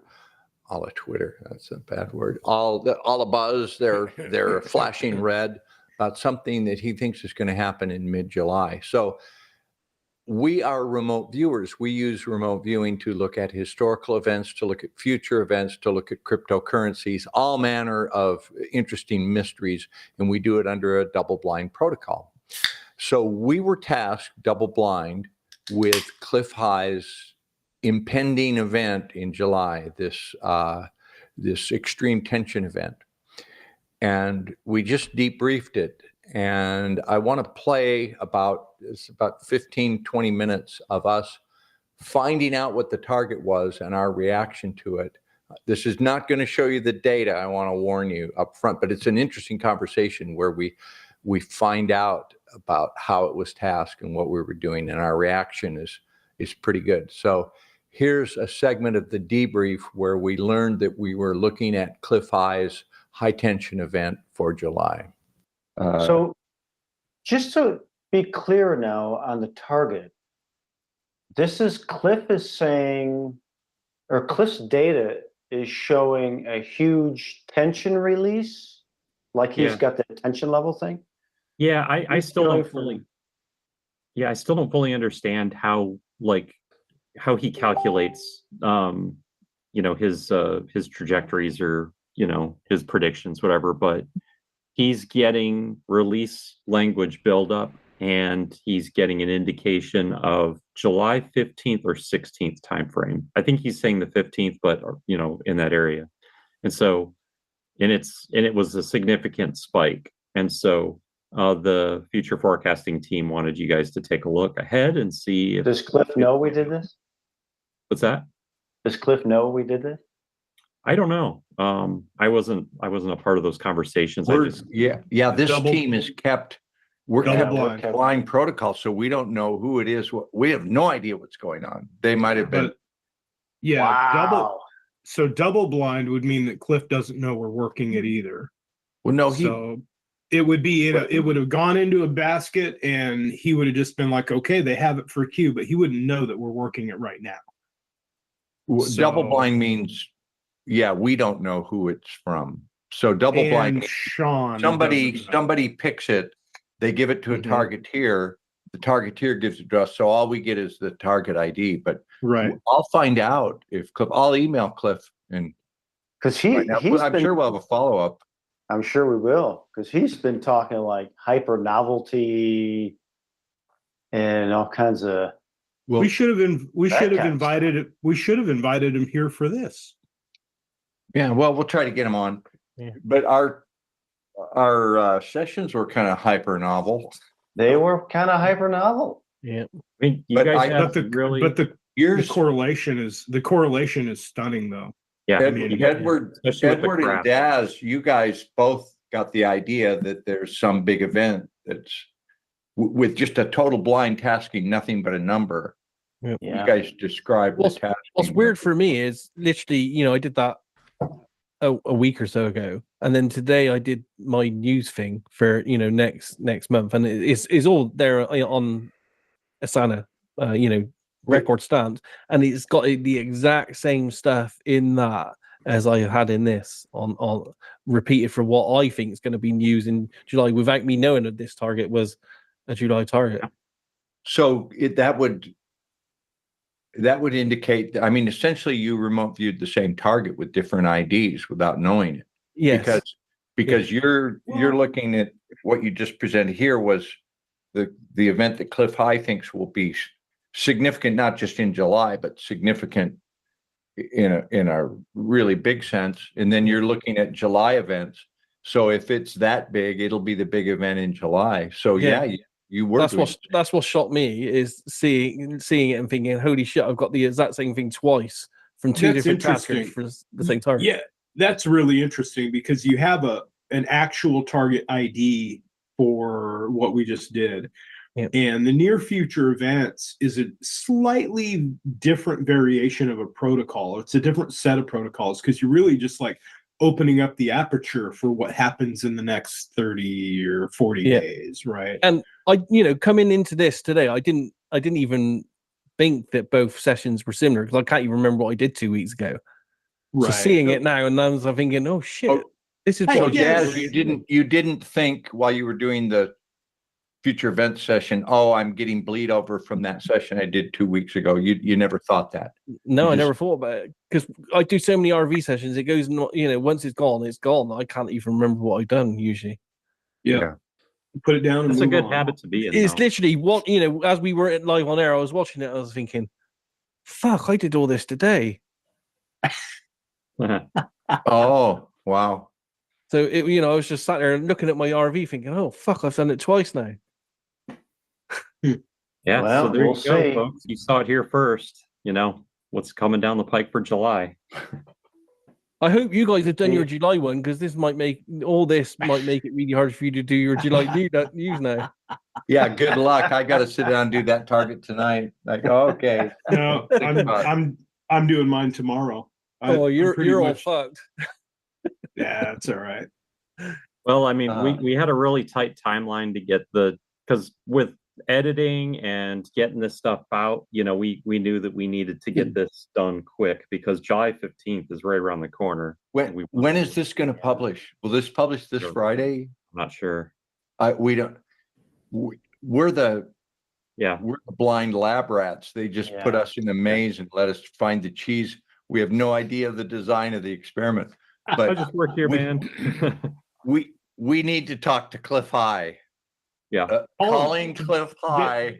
Yeah, Dick, can you call him? You should call him. Invite him in. I'll Shit, email we have I'll another email hour. It's hard to get Cliff High on a. It's not that easy. He's not just like, hey Cliff, come on Zoom. He's it's a little more. man. But I would think he'd. Yeah, we'll get a hold of him. Interesting data though, all around.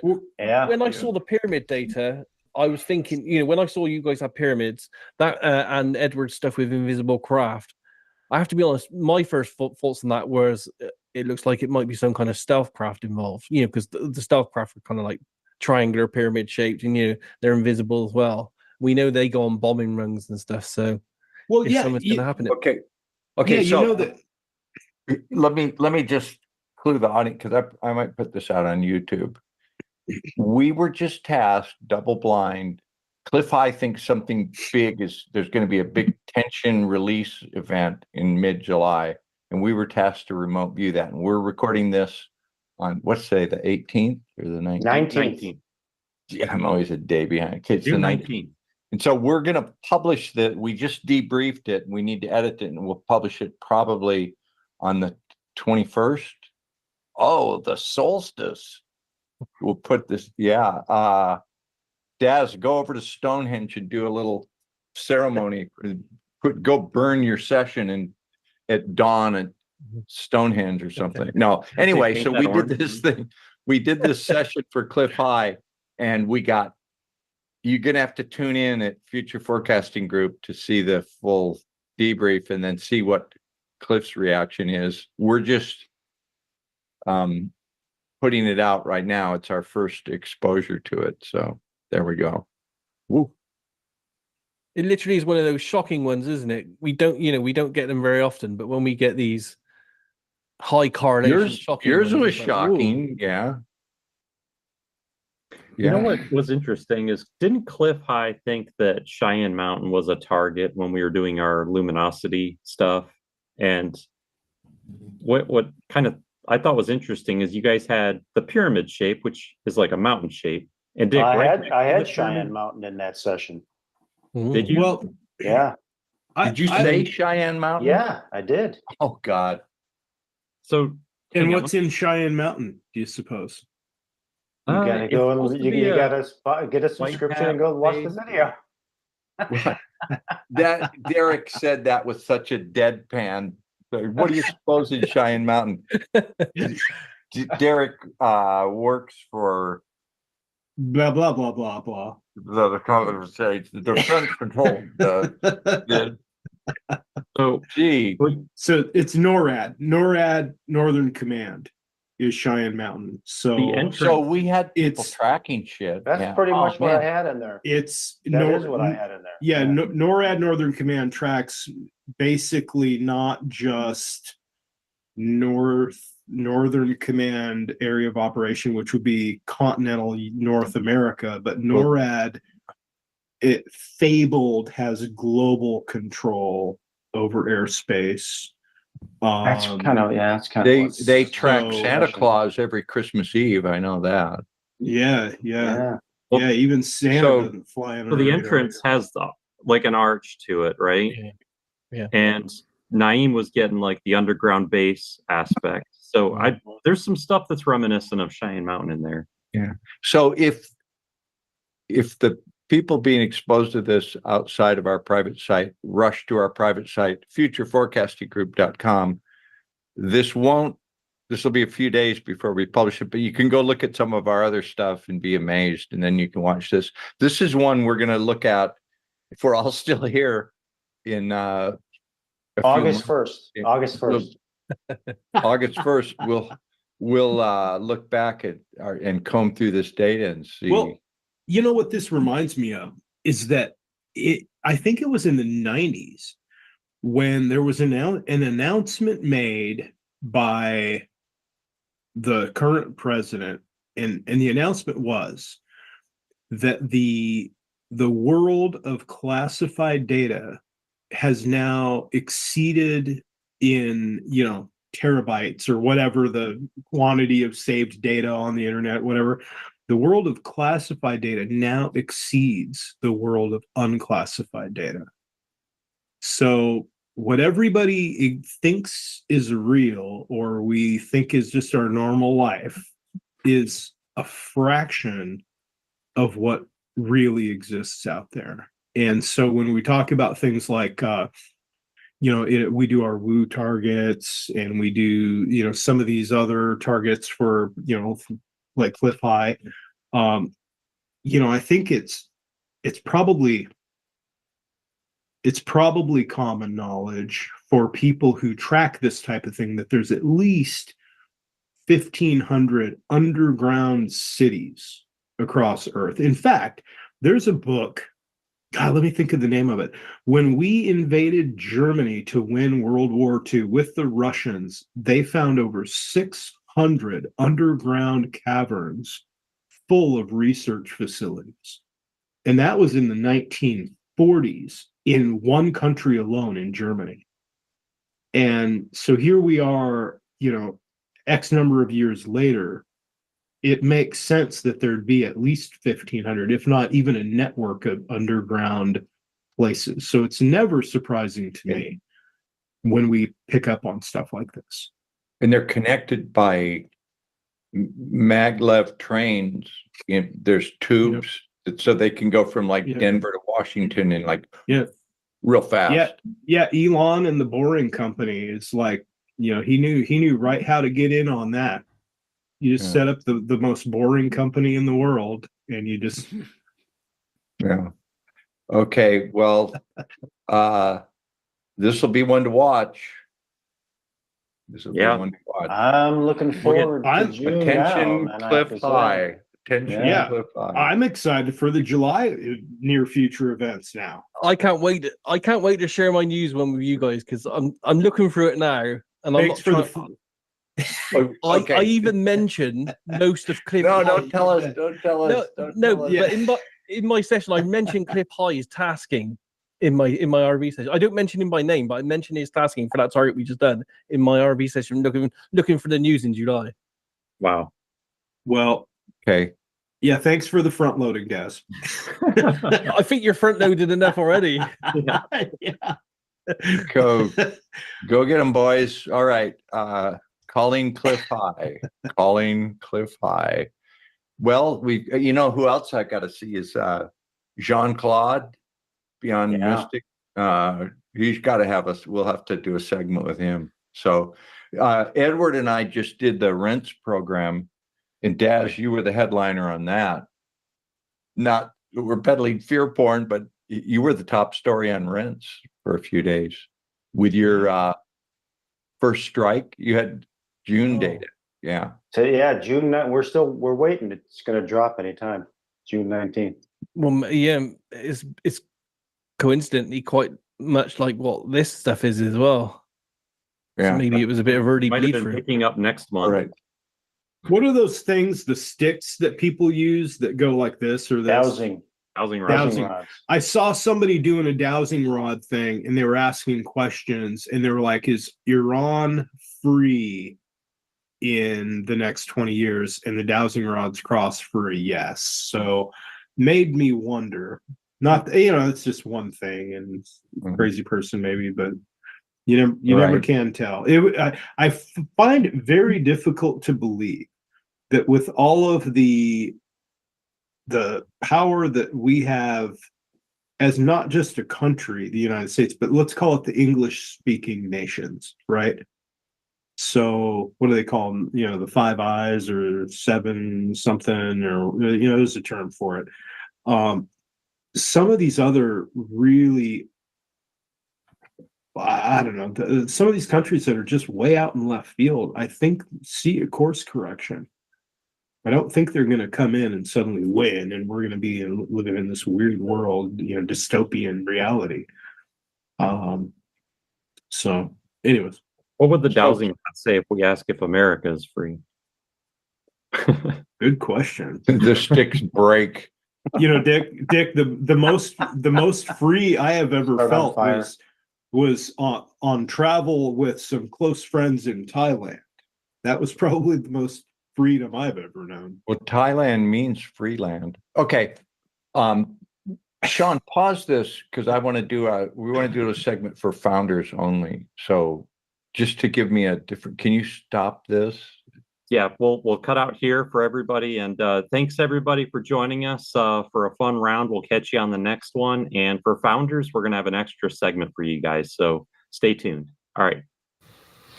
You can see the full, about a 90-minute debrief at futureforecastinggroup.com. Yes, that is behind a paywall because these days there are some things that's being restricted what you can say in public. If you go behind a paywall in a private site, you pretty much can say, give all the real data. So we do that at futureforecastinggroup.com. That's one way to avoid censorship. We put it in a private site.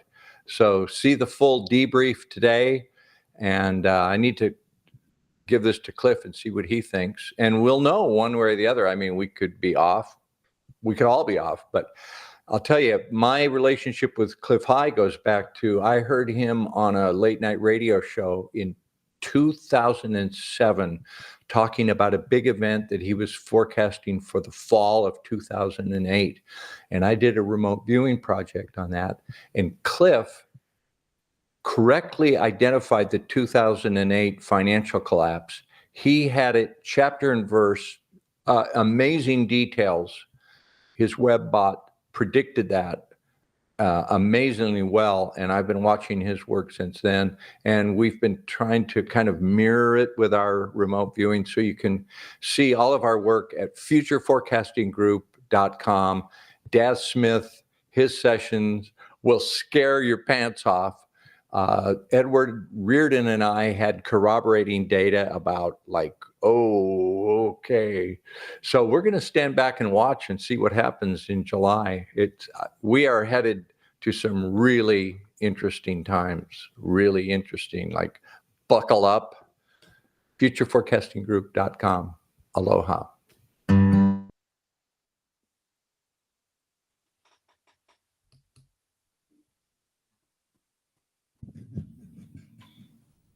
Well, Oh shit, he's still here.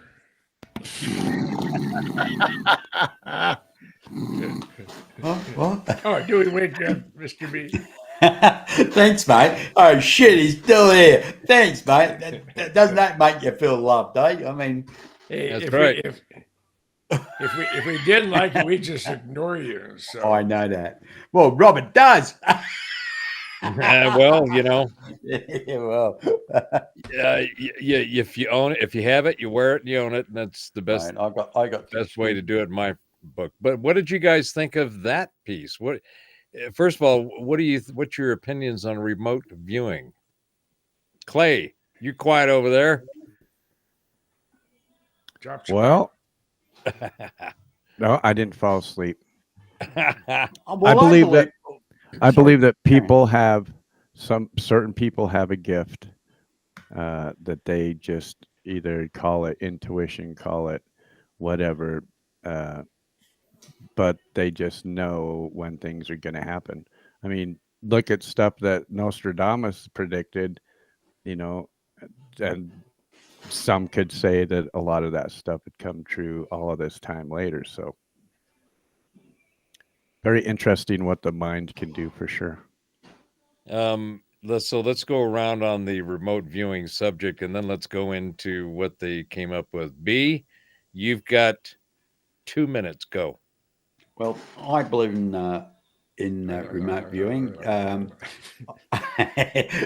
but the way it's gone, and I think the CIA was doing remote viewing many years ago, and of course, once it was released to the internet, all of a sudden everybody's a remote viewer.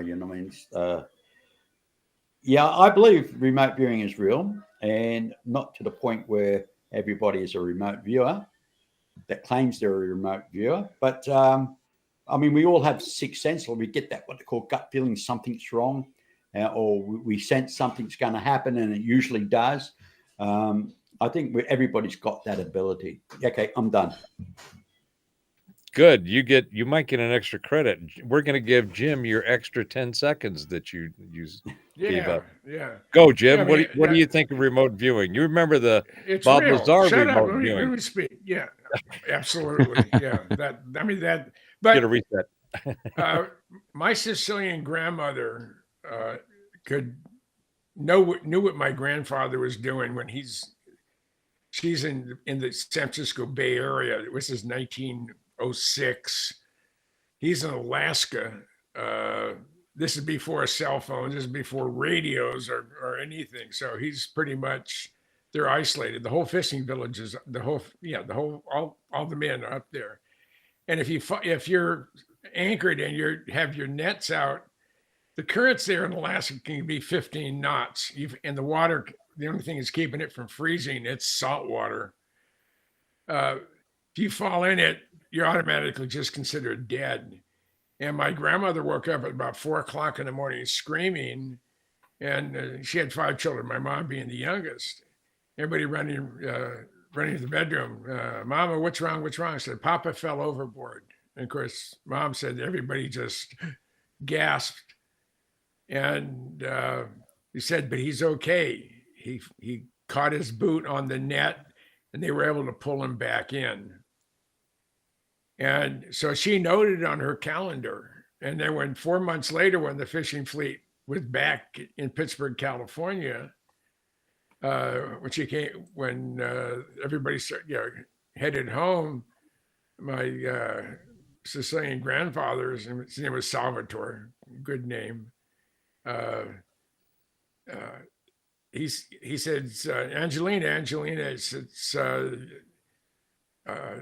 you're lucky that you almost became a widow. And Nana said, yes, I know. And she pulled the calendar out, said, this is the date. This is the time that I woke up, and you were at this particular location in Alaska. And he said, yes, you're right. And she did that all the time.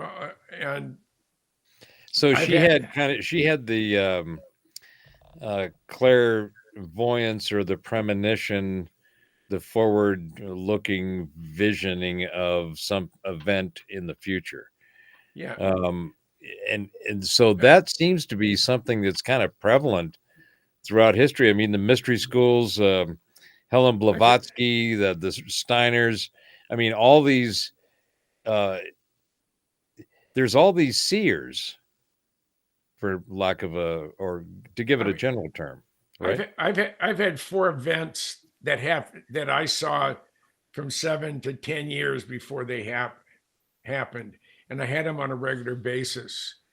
And so can you look ahead and tell us what's going to happen, say in November? I can't tell you what's going to happen, 15 minutes from now, let alone November. I just hope that we're not glowing in the dark. But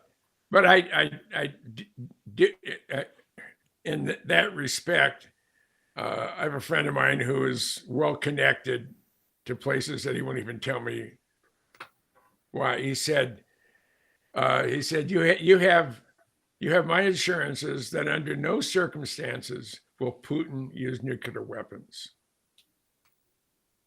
That makes complete sense. I mean, these idiots, and and I'm using that term generously. Yes, you are. I mean, they've been bashing Russia for decades, and there's been so many documented, easily proved opportunities and events where it was time to partner. You know, Nixon did the whole thing with China, and there needed to be, and that's what created this Chinese conglomerate, gargantuan thing that is there now. We went and helped them do that. We gave them all that stuff. We worked with them. And to not do that with Russia has been like, who in the hell is stupid enough? The Putin interview with Tucker Carlson, everybody had a whole bunch of body language and the whole meandering about Russian history, and people were giving it all kinds of stuff. But I'm sitting there listening to it going, Putin is giving everybody a history lesson so that they understand why he's making the decisions that he's making. I thought it was pretty damn smart on his part. And Edgar Casey, we're talking about remote viewing and psychic capabilities. The sleeping prophet, as he's known from the last century, is the most well-documented psychic that there is.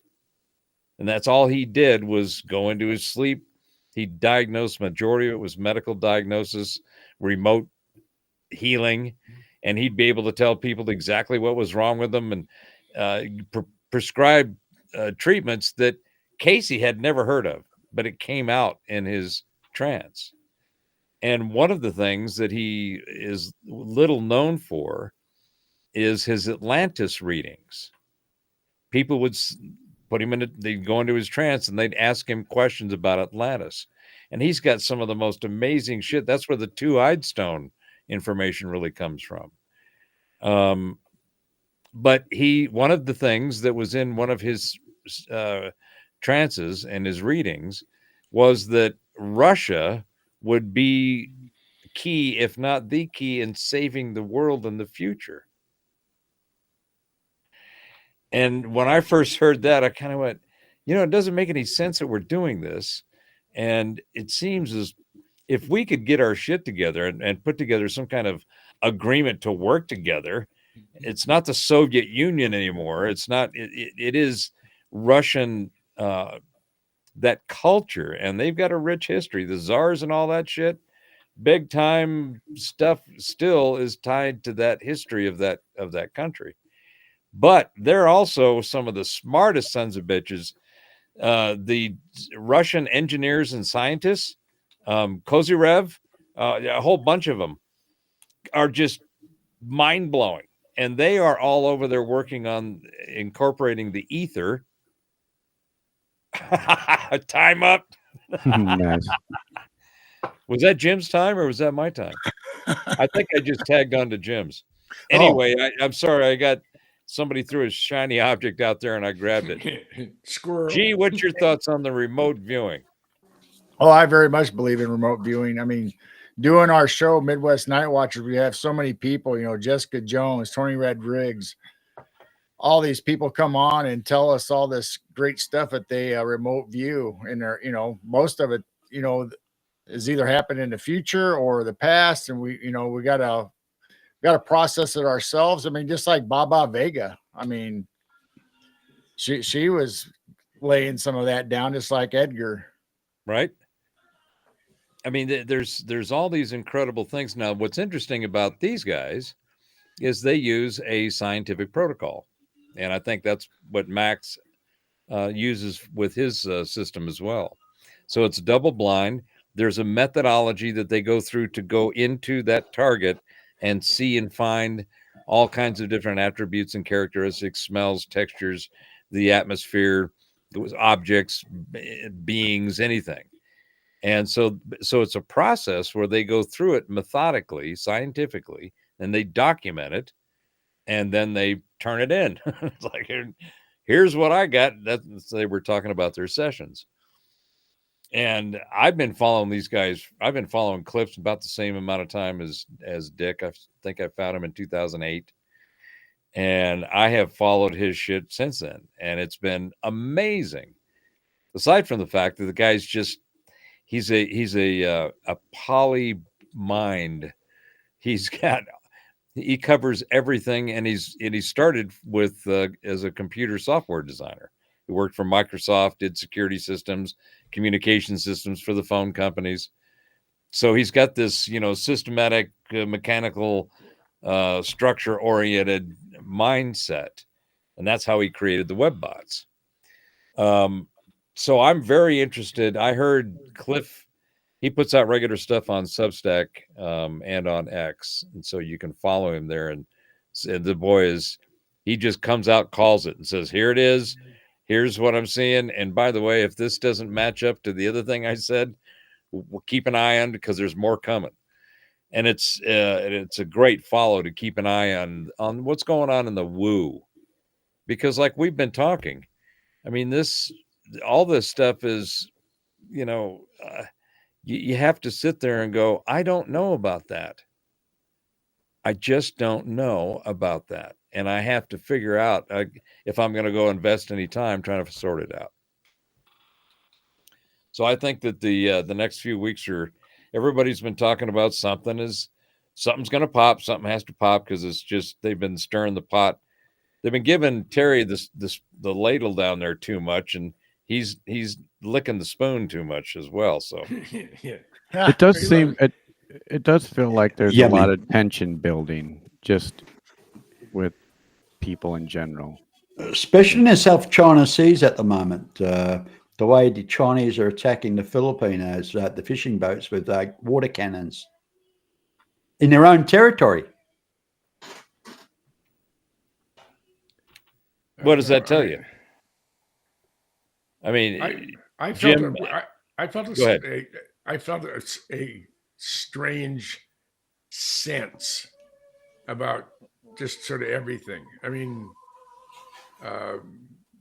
like this morning, you ever try to lift a garage door and a spring is broken and you're in a big hurry to get out? I think I have a neighbor who helped me out.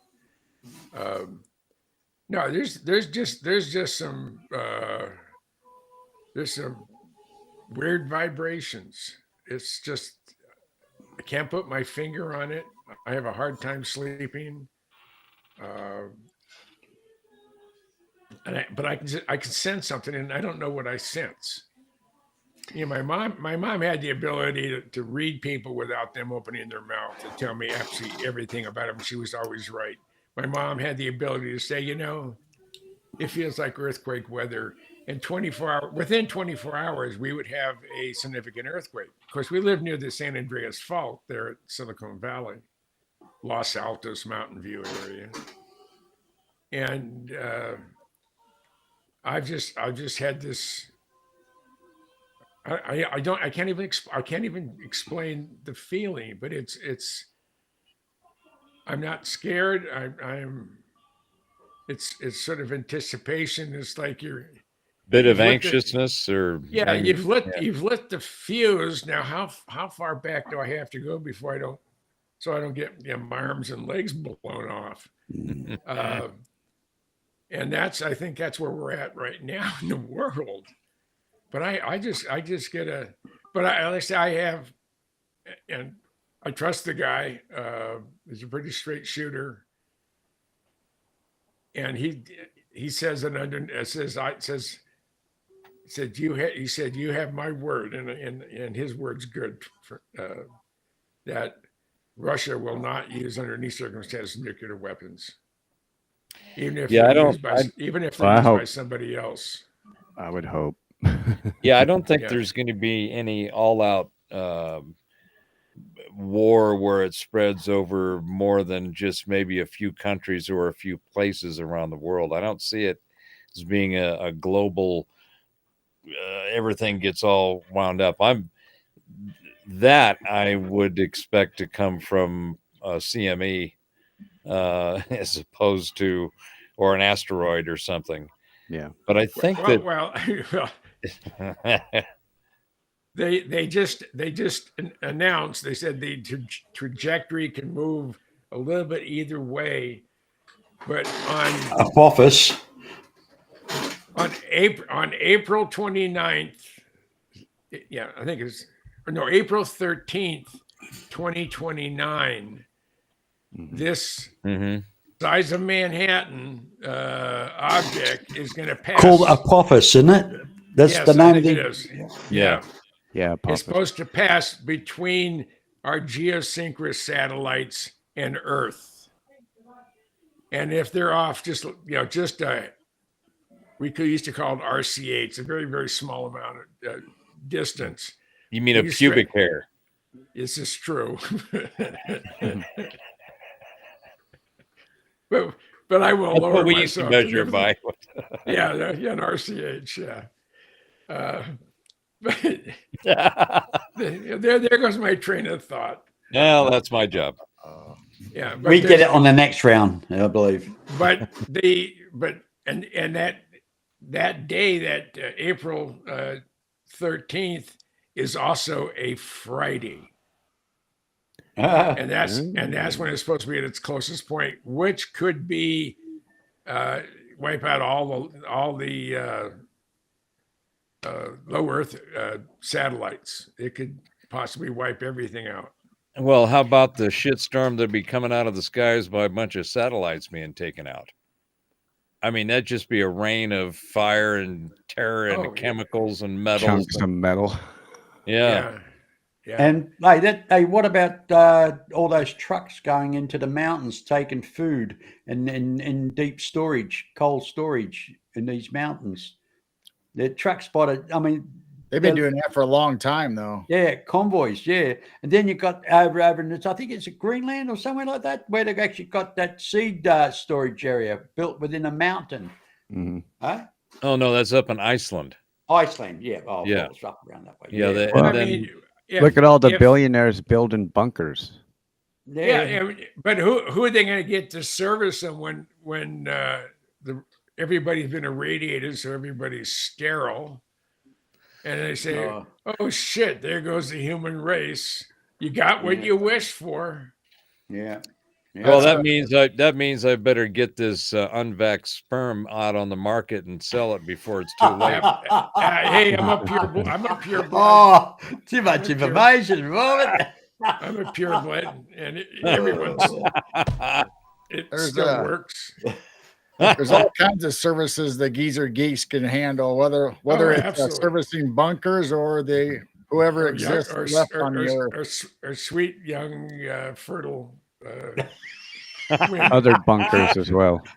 Oh man, I tell you, Badonka bunkers. No, I think this. I felt this way for ever since New Year's Eve. There's something about 2024 that just the world is going to be, by the end of this, by January 1st, 2025, this world will have changed in a way that we may not recognize it if we look at it through today's eyes. Yeah, but it could be in a good way too. I mean, it could be. Yeah, but it could also Yeah. be one of those, oh shit. Got to be an One of optimist. those days. Got to be an optimist, you know. Hey, I didn't make it to 79 being a pessimist. I mean, who really wants to? No, hey, you made I it. don't give. I don't You give a made shit it how that far rich you ju- are. You made that far because you're ornery and your mouth. It had nothing to do with being optimistic or pessimistic. You're just too damn ornery, and you use your mouth to get your shit. But I who mean, wants that's to live in a cave? right. Am I wrong? I don't know. Am I criminal for that? No, it's just explains why you got to 79, in my opinion. But Clay, what do you think? Do you think there's going to be a catastrophic event or a bunch of other ones that kind of just set things off? Well, right now, I don't think any catastrophic event's going to happen other than I know about Apophis. And if Apophis misses us, that there's another one coming in, 2036 or something. Yeah, but they can neutralize that in advance. They'll have rockets out there with nuclear thermal bombs in such a way they'll just keep smashing it. So mate. get hit by one Manhattan Island. We're going to hit by 3 smaller Manhattan Islands. Huh? Yeah, Okay. don't you watch the movies, B? Go ahead, Clay. Now, that's Sorry about that. Raining fire, do you reckon? that's if the threat comes from outer space. Now, Yellowstone caldera, that could go off at any time. True. You know, Cascadia, that could, California could fall off into the ocean. I mean, there's tons of different 2012 or, catastrophic things that could happen on Earth as well. And that's not even throwing in, nuclear war or, dealing with that on top Or of everything aliens. else. Yeah, exactly. Or aliens, exactly. Right. But I do feel, and a lot of people I know feel the same way, that it's just, they're like, it's something different about 2024, like something waiting for the other ball to drop, Yeah. So hopefully it's nothing. I want to bad. be an optimist. I just want to be an optimist. I mean, I don't like talking doom and gloom. There's everybody out there doing. I mean, it's about having a good life, a happy life. I know there's a lot of misery in the world, and You met my I think- ex-wife. you haven't met mine, mate. Yeah, her name is Well. Misery. Well, I think that there's reason to think or see that the future is probably going to be a lot different, and as everybody feels, but I think it's going to be a good different. I think there's going to be it'll be messy and there'll be more pain like we're going through now, but that has to happen anytime a lot of times you got to clean house, and the planet and that which has lorded the administration over the carbon-based meat suits is run its course. It's running out of juice. It is no longer sustainable, and it's imploding and crumbling on itself because of its own stupidity, lack of foresight, lack of thinking, lack of anything that makes any sense to get things done and make it productive. But like Billy Carson was saying in that interview we played earlier, the folks have been holding on to the goodies. They've had the good bags. They got the closet full of all of the all of the levitation and the electromagnetic fields and pulse generators, and being able to do all of the things that we see, all of this object of unknown origin, anomaly, flying saucers, etc. It explains all that stuff. But what I'm hearing most of the time too, Robert, it's that everybody's talking about the big reset, the awakening, Mm-hmm. and I think that's the direction we're going. People are waking up. I mean, you don't have to be a psychic to see it. It's happening, and I think the way they like you talk about cryptocurrency and or blockchain and things like that. I mean, they're trying to do away with cash. I mean, there's a lot happening within the political arena, and it's not just that the money system's going to change. I think the political status is going to change on a global sense. And I think absolutely. I think it's going to be people power, and I think it'll be given back to the people, and maybe like a Star Trek future where we don't have wages anymore. Everybody works for the state, and I don't mean in a communist sense. I'm talking about in a Star Trek sense, where we all contribute our talents to society. And if you don't contribute it, right now you get medical help. Right now, there's too many takers and That's not exactly. enough givers. But it's the Exactly. takers that will. I mean, you have to have a limit because they don't have one. Well, I saw a joke the other day. Says, this rich dude standing in his castle, and it says, And it That was says, perfect. hey, our economy is excellent, but yours Yes. isn't it? You know? Well, to all of those points, and then some. The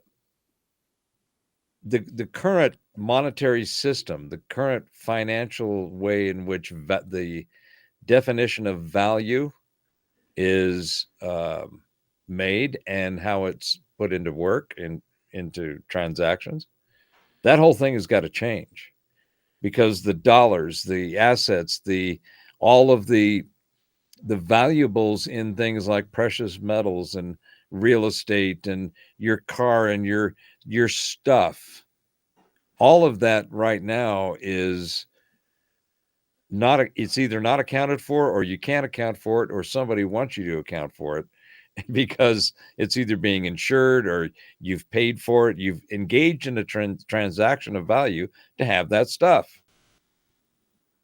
Everything that we do is already electronic. I mean, I haven't carried cash. I've got $16 sitting on my kitchen table that's been there for 6 months. 10, a 5, and a 1. And then I got a bowl for change. I haven't used. I usually pull out like $20, and that's for when I go to the restaurant. So we have cash to tip. That's the only reason why we carry cash anymore. Everything else is tap and go. Yeah.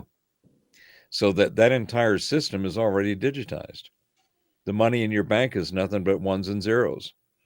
We're already digitized.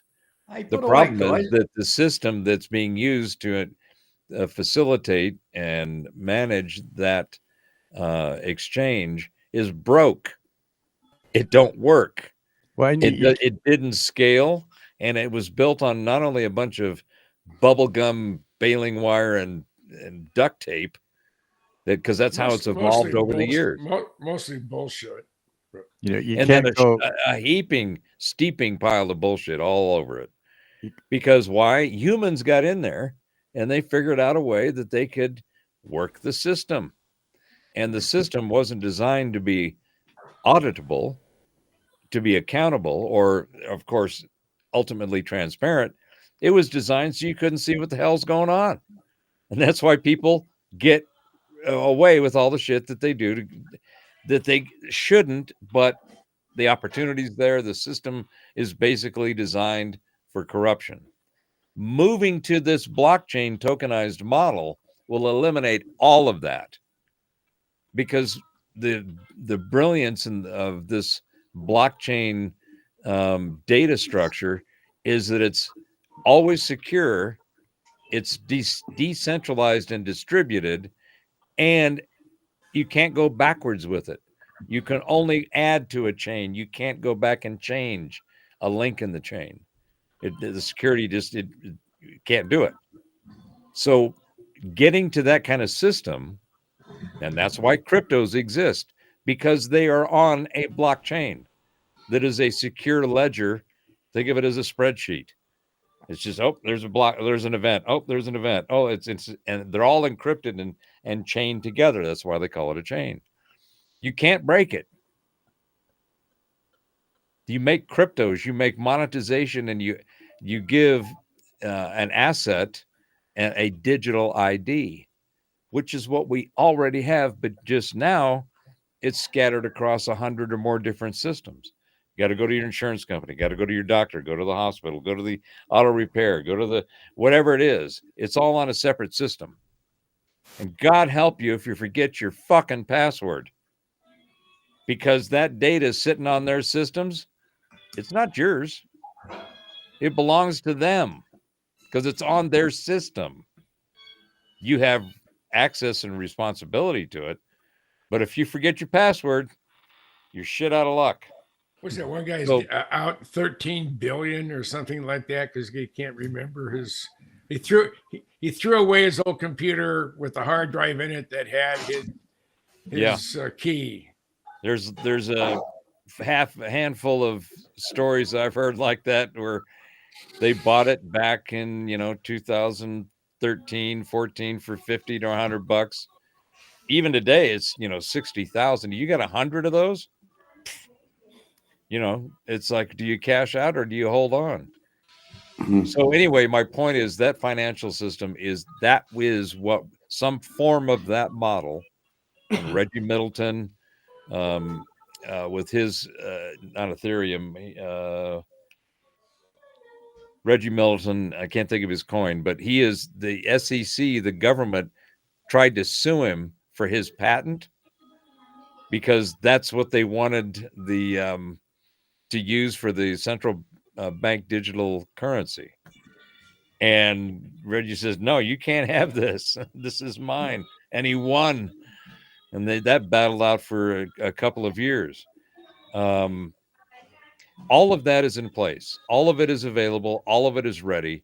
The problem is going to be implementing something like this, which is a completely drastic structure change in what's there to replace everything so it will continue. But I think that what we'll see is these little pockets of it. And there'll be, Nigeria's just gone all Bitcoin.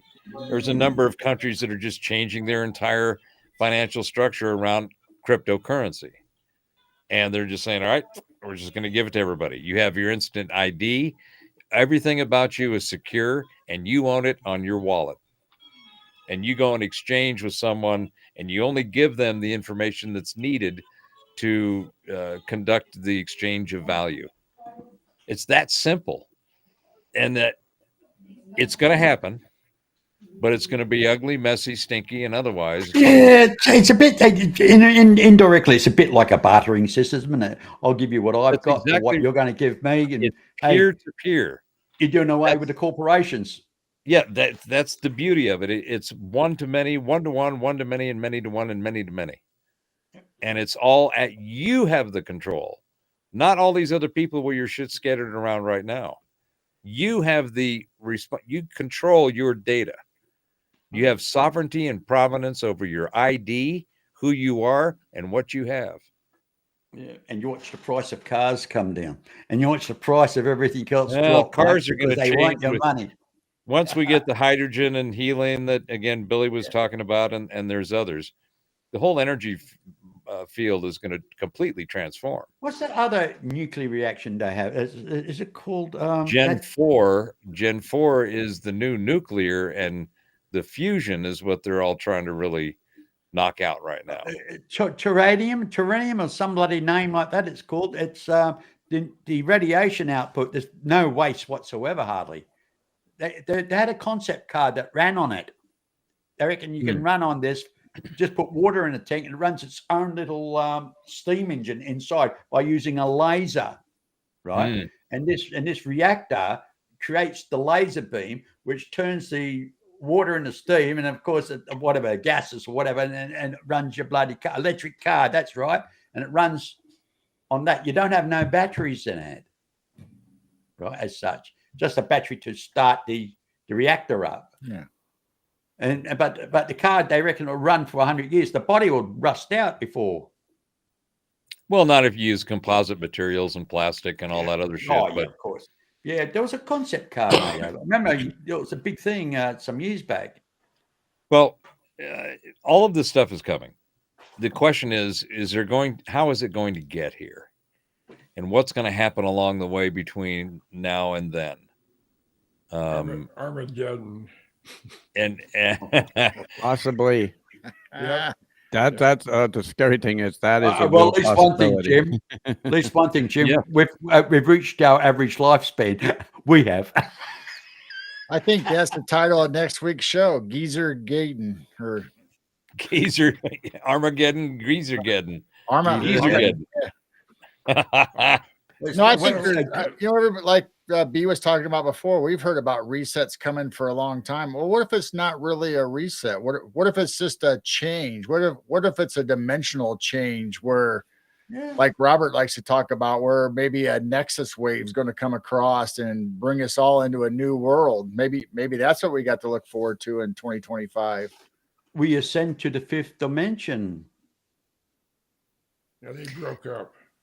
And Age of Aquarius, if you want to talk about fifth dimension. And that's right. Yeah. The fifth dimension gave us the age of Aquarius. We go to bed one night and wake up next morning and say, shit, what's all this around? you know, or suddenly appearing in front of us. You know, That'll be the first step for Robert's new change in the world for the blockchain. That's right. You know, part of you're spot on, G, because one of the things that would help usher in a completely different system is to shock the shit out of the current one and render it useless. So a great big EMP just take it out. Oh shit. Well, here's our opportunity. Rebuilding this, we'll just put all the new stuff in. Yeah. But what happens if what happened in Miami? Those 12-foot beings just suddenly appeared out of the blue, and it's like glitches within the matrix, right? And like giving us a view, and this actually becomes the reality. We start sharing our reality. I don't know. I'm thinking that those big tall aliens in Florida were probably relatives of Jim Goodall. Yeah, probably. I'm being picked on. I protest. I know where you live, Robert. I know. I'm Unfortunately, I'm gonna be there in about a month. So I'll be sure to not be here. Okay. Who's gonna take care of your dogs? Oh, I have to take them with me. Oh, okay. But let's see, gentlemen, we are at just over 4 hours. I thought I would take a check here and see. I don't know about y'all, but I think this has been a data-filled conversation tonight, covering a number of aspects and things that are afoot and definitely fall into that category of, I don't know about that. Yeah. And I got in my 10 cents worth of sarcasm. So, I mean, I'm happy. Yeah, I'm happy for you. Thank you, kind sir. And Clay, your work, what you're doing over there is it just brings a level of class to the classless on this panel. Well, I don't know about that, but I do something. I love the artwork, eh? I love. I don't know about that.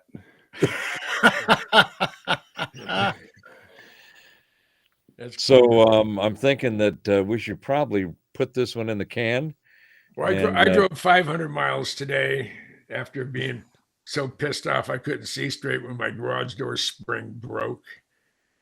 You can't open it if it's broke. But so what did you just drive through it? No, my next door neighbor is a contractor, and I said, "Who do I call?" You know, and Ghostbusters, they didn't show up, but guy came. He's there within 15 minutes. And, it took him 20 minutes. It cost me $550, but yeah, shit. I said, "How often do these things break?" He said, 10 to 12 years. The house is, Rosemary's been in the house for 12 years. It's all her fault. Well, you see, the things only break when they're supposed to. This is true. Oh, anyway, you have a great week, Jim. You have a great week, Jim. Have fun. I will. I'm gonna be with Joel Christopher Payne for a good part of tomorrow, and then I hope to meet Michael Schratt. Possibly later on tomorrow evening. Say hello to him for me, will you? I will. Good on you, mate. And if I don't see him on Sunday, I have the taping at 3:00, and I don't know if it's one of the studios or where it's at, but it's from my appearance in our woo-woo piece on the excavation of Uchbin Ka pyramid complex in Belize that I'm part of. That's exciting, though. Oh, it is. It is. I mean, there's 5 pyramids. The Belize archaeologists that we've talked to said we now believe that the pyramids aren't 2,000 years old; they're 20,000 to 200,000 years old. What are you going to find there? And that the Mayans found them abandoned and repurposed them for their own use. So we don't know where we're going to find less than 15 miles as the crow flies at Limnim Puat. That's a excavated site that they have actually archaeologists give you a tour for $10 US, I think. And but they're very knowledgeable. They're all graduate students, and they're working on their PhD or they're finishing their master's in archaeology. And sit down and talk to him, and he said, "Yeah, these things are much older than we think." And they also said that you realize that between 10 and 20 million Mayans lived in this area from just below Mexico City to the northern part of Colombia. God, that's nearly the that's I said, nearly "What the happened- population what- of Australia. Yeah. What happened to them all? I said, when the Europeans landed, of course, they had all the European diseases they had no immunity to. And they were also incredibly fierce people. And they were also terrible farmers. They kept the same crops in the same plot of land for a generation or more, to where the soil was so totally depleted of nutrients. The only thing you can grow are native plants and shrubs that have adapted over the eons. And they call it the green desert. And what we have to do when we start, when we get the next phase, which is going to be removing the overburden of two of the 5 pyramids, we're going to sift through all the overburden, but that's really good, rich black soil, and it's going to be given to the villagers. And this whole thing is really to benefit the villagers. It's a feel good, but it's a, hey, I'm Jungle Jim. What do you do when you're 79 years old? You go traipsing through the jungles of Belize looking for treasures, and that's Dressed like bloody Tarzan. yeah. And hey, Jim, come yeah. You're gonna have to you're come up with gonna, a cool you're name gonna- like Indiana Jones, but something else. Indiana Jim. Well, no, George of the Jungle, Jungle Jim. Yeah, back in love it. drag racing days at Lions Drag Strip in the late 1960s, when I had my There big you go. black Camaro, they had Yeah. Jungle Jim Lieberman had a funny car. Mhm. I remember that. Yeah. And Yeah, that was You're that the was real fun Jungle time. Jim, though. Yeah. And if I go like that, I will cough. Yeah, just like Robert right there. Maybe more like So- good Tarzan. Yeah. You gentlemen, well, Robert, yeah, you too. Yeah, you gentlemen. I know, gentlemen. Come Feel the on. love, Yeah, brother. we Feel know, the we love. know know, that. gentlemen. But just we don't want to hurt your feelings any more than it is. So, I'm going to go to sleep. I have it's been a long day, and tomorrow's going to Well, be fun. It's time And to kick your ass out of here because Have a good one, Jim. yeah, it's just that time we have had. I think we've all had enough because there's only so much that you can put up with these cast of characters of clowns and confused souls. I mean, look at B. I mean, he just turned 74. Doesn't look a day over 84. Yeah, I knew mean, that was coming. And nice catching up with you there, Clay. Okay? Yeah, And good to also see you you too, again. Gerald. And for you, Professor, well, there's no words for you, mate. There's no words for you. Never has been, but I'm working on it. I'm making up my Well, own. You're catching up to Jim. You're nearly a legend. By the time I'm finished, you will be a legend. all right? Yeah, But yeah. Jim is a legend. Is a self-made legend. I tell you that now. I don't know about that. Yeah. Oh, No, he had a lot of help because he developed a reputation that others, what was what they say to you, Jim? You got a lot going for you except your mouth. Yep. Oh, that's that's Actually, still that's I still heard hold his true. missus turn around and say, "Do you really want to believe his bullshit?" That's what I heard her. I heard her say that. I'm pretty sure that was foretold during one of Edgar Casey's sessions. Yeah. Rosemary has a wonderful sense of humor. Yeah. I told Rosemary that Mr. B remembered every word you said. Well, I mean, where I'm at today, she's had 3 battles with cancer, 2 of them inside her skull, and I don't know if it's the jab or just Actually, acceleration. Jim, I don't want to give you false hope, but there's been a thing going on about this new clinical trial, this new drug that they reckon it cures about 90% of brain cancers. Yeah, but every time she said about her cancer, her short term, not her long term, but her short term. So I can go in and say something, step on my dick, and feel real bad for a few minutes, and then she has no idea what I just said. So when you wake up in the morning, she looks at you in bed and says, "Who the hell are you?" Yeah, that's what I told her then. That I won't enjoy. So every date is like a first date. Yeah, but the doctors say it's not dementia and it's not Alzheimer's. It's age related, and it's probably accelerated by that jab of poison that she took against my better wishes. Yeah, I'm a little worried because my wife did the same thing. I'm pure blood myself, but she took the. Yeah, I begged her. Yeah, she had Johnson & Johnson, then Moderna booster. Yeah, I had the Pfizer twice, and I regret it. And I tell you, it's up, and I felt my health diminished. It really did. Yeah, I'm a pure blood. Bring sacrificial virgins to me. I will impregnate them. Get behind my line, Jim. I'm pure and I'm hanging out. I'm starting to sell tickets. Oh, here we go. What, $1,000 a vial?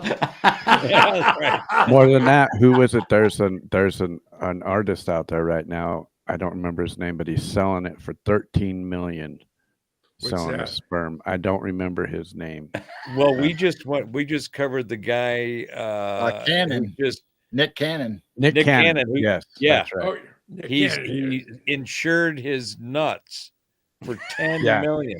Yes. Oh, yes. Yeah. What are you, a porn star? What? I don't know. No, he's got, how many kids? Gee, he has 12 kids. Was it 12? 12? 10 from 5 different women. Oh my God. Or 12 from 6 different women. I think it was 12. 12 or 10. Yeah, I think you're right. I think you're right. You got to have some serious balls to go to an insurance company and say, "You see these?" Oh, that's why he went to Lloyd's of London. I want to insure these. Well, I wonder how he approaches it. Does he go on wrestling on a silver tray? His next wife's gonna be Lorena Bobbitt. Well, when I heard that he did that, I thought there's 2 ways that I can think about this. One, I've got 12 kids and this is my DNA and I got money and I may run into more doing this, so I need to insure this. The other thinking is, well, didn't you just kind of get yourself set up for a relationship for someone who's going to come and take your balls? They're going to get $10 million to snatch your nuts. That's right. I don't know. I think he didn't really think that through, but I could be wrong. Honestly, I think it'd be cheaper to have a vasectomy. My opinion, he's been out of the scene for 10 years or so. He needs something to boost up his ratings again. So, hey, let's do a gag. What are we going to do? Fuck, I don't know. We'll insure my balls for $10 million. That sounds feasible. Yeah. Boys and girls, I gotta go. I can't keep my eyes open anymore. All right, Jim. Jim. Travel well, be safe, and we'll see you on the next Geek. And most of all, have fun, mate. Have fun. I will. I'll have a great time tomorrow, and I'll if I'm with Michael Schratt either tomorrow night or on Monday before I go for the shoot. Yeah, say hello, mate. Okay. That'll be Catch you later. fun. Well, if you Bye-bye. guys have time and are interested, maybe we'll light one up while you're out there and just do a short one. So All right. just know Yeah. that's an option. All Hey, right. B, Adios. it's about time you showed up once in a while. We appreciate you, although we appreciate you taking the Not big everybody. gap. It's not universal. We appreciate the long gaps you take between appearances. Well, I haven't been well, to be honest, mate, and a few things have happened. Yeah. But then again, hey, Well, we're glad to shit have you happens. back. Shit happens, you know. We're Yeah. glad to have you back, especially after your 74th orbit. You know, Had a good time. keep Had a good going, time. keep going, because I will. it ain't going to change if you just sit, it's still going to change. Yeah, well, I But don't give up, you know, mate. I that's the don't way give it up. is.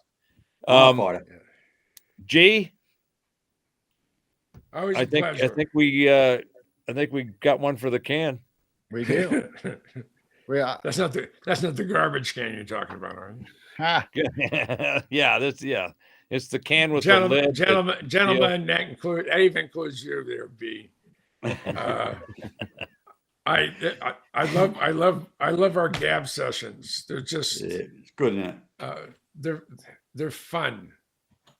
I enjoy you guys, and I look forward to it. The wife said, "What are you going to do?" I said, "Well, says I'm not out getting drunk chasing women. You know where I'm at. I'm student of a goddamn stupid man." And she'll be spying on you, mate. She'll have a smartphone. That's it. Yes, he is.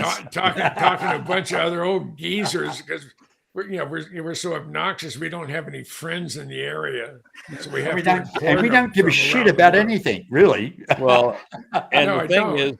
the thing is, we couldn't stand to be in the same room together, so doing it online just makes it doable. This is true. This is true. I overlooked that part. Hey, mate, All next right, show, gentlemen, hey, will you hey, guys, next show, bring the piss. Bring the piss in the next show, okay? I'll get me Yeah. Jack Daniels and see how interesting it gets the more we get toxic. You know what I mean? And I'm going on the road on the 10th. I'm going to Minnesota. And so I don't know what my availability is going to be depending on where I'm at. Oh, you'll make it. You'll make Well, it. if you I know can, you can. If you can't, you don't. And then that's the way it works. Yeah. You have a smartphone, mate. You just go, here I am. Well, we got a show coming up a week from Sunday with you, Jim. I'll be home. I'll be home by then. I'm just the filming is Monday. It's going to start at 2:30 or 3. So it's going to be outside. He said that the light will be really good wherever he's shooting me, and Well, let's stretch it for another 4 minutes, guys. We'll hit the 4:30 mark, 4.5 hour mark. Oh shit! Well, Look at that. That'd be I've been trying to shut this thing down for 20 minutes. Yeah. and who's been responsible? Good all down there. oh no, bullshit. somebody- How many times has he said, "I've got to go. I've got to go. I've got to go"? For How many 20 times? minutes, how tired he is, and he has to leave. Because I didn't leave, I shit in my pants. I mean, Well, that No, he brings us doesn't have right to. to the geezer shorts. That's a good segue to end the show, Yeah. man. That is gentlemen, a geezer short right there. gentlemen, you have a wonderful evening with All right, Stuff to everybody. You guys do the same. Have a great weekend next Adios. time. Looking forward to it. Catch you Thank later, you. guys. Bye-bye. Have a good one. Catch you See you later. guys soon. Bye bye.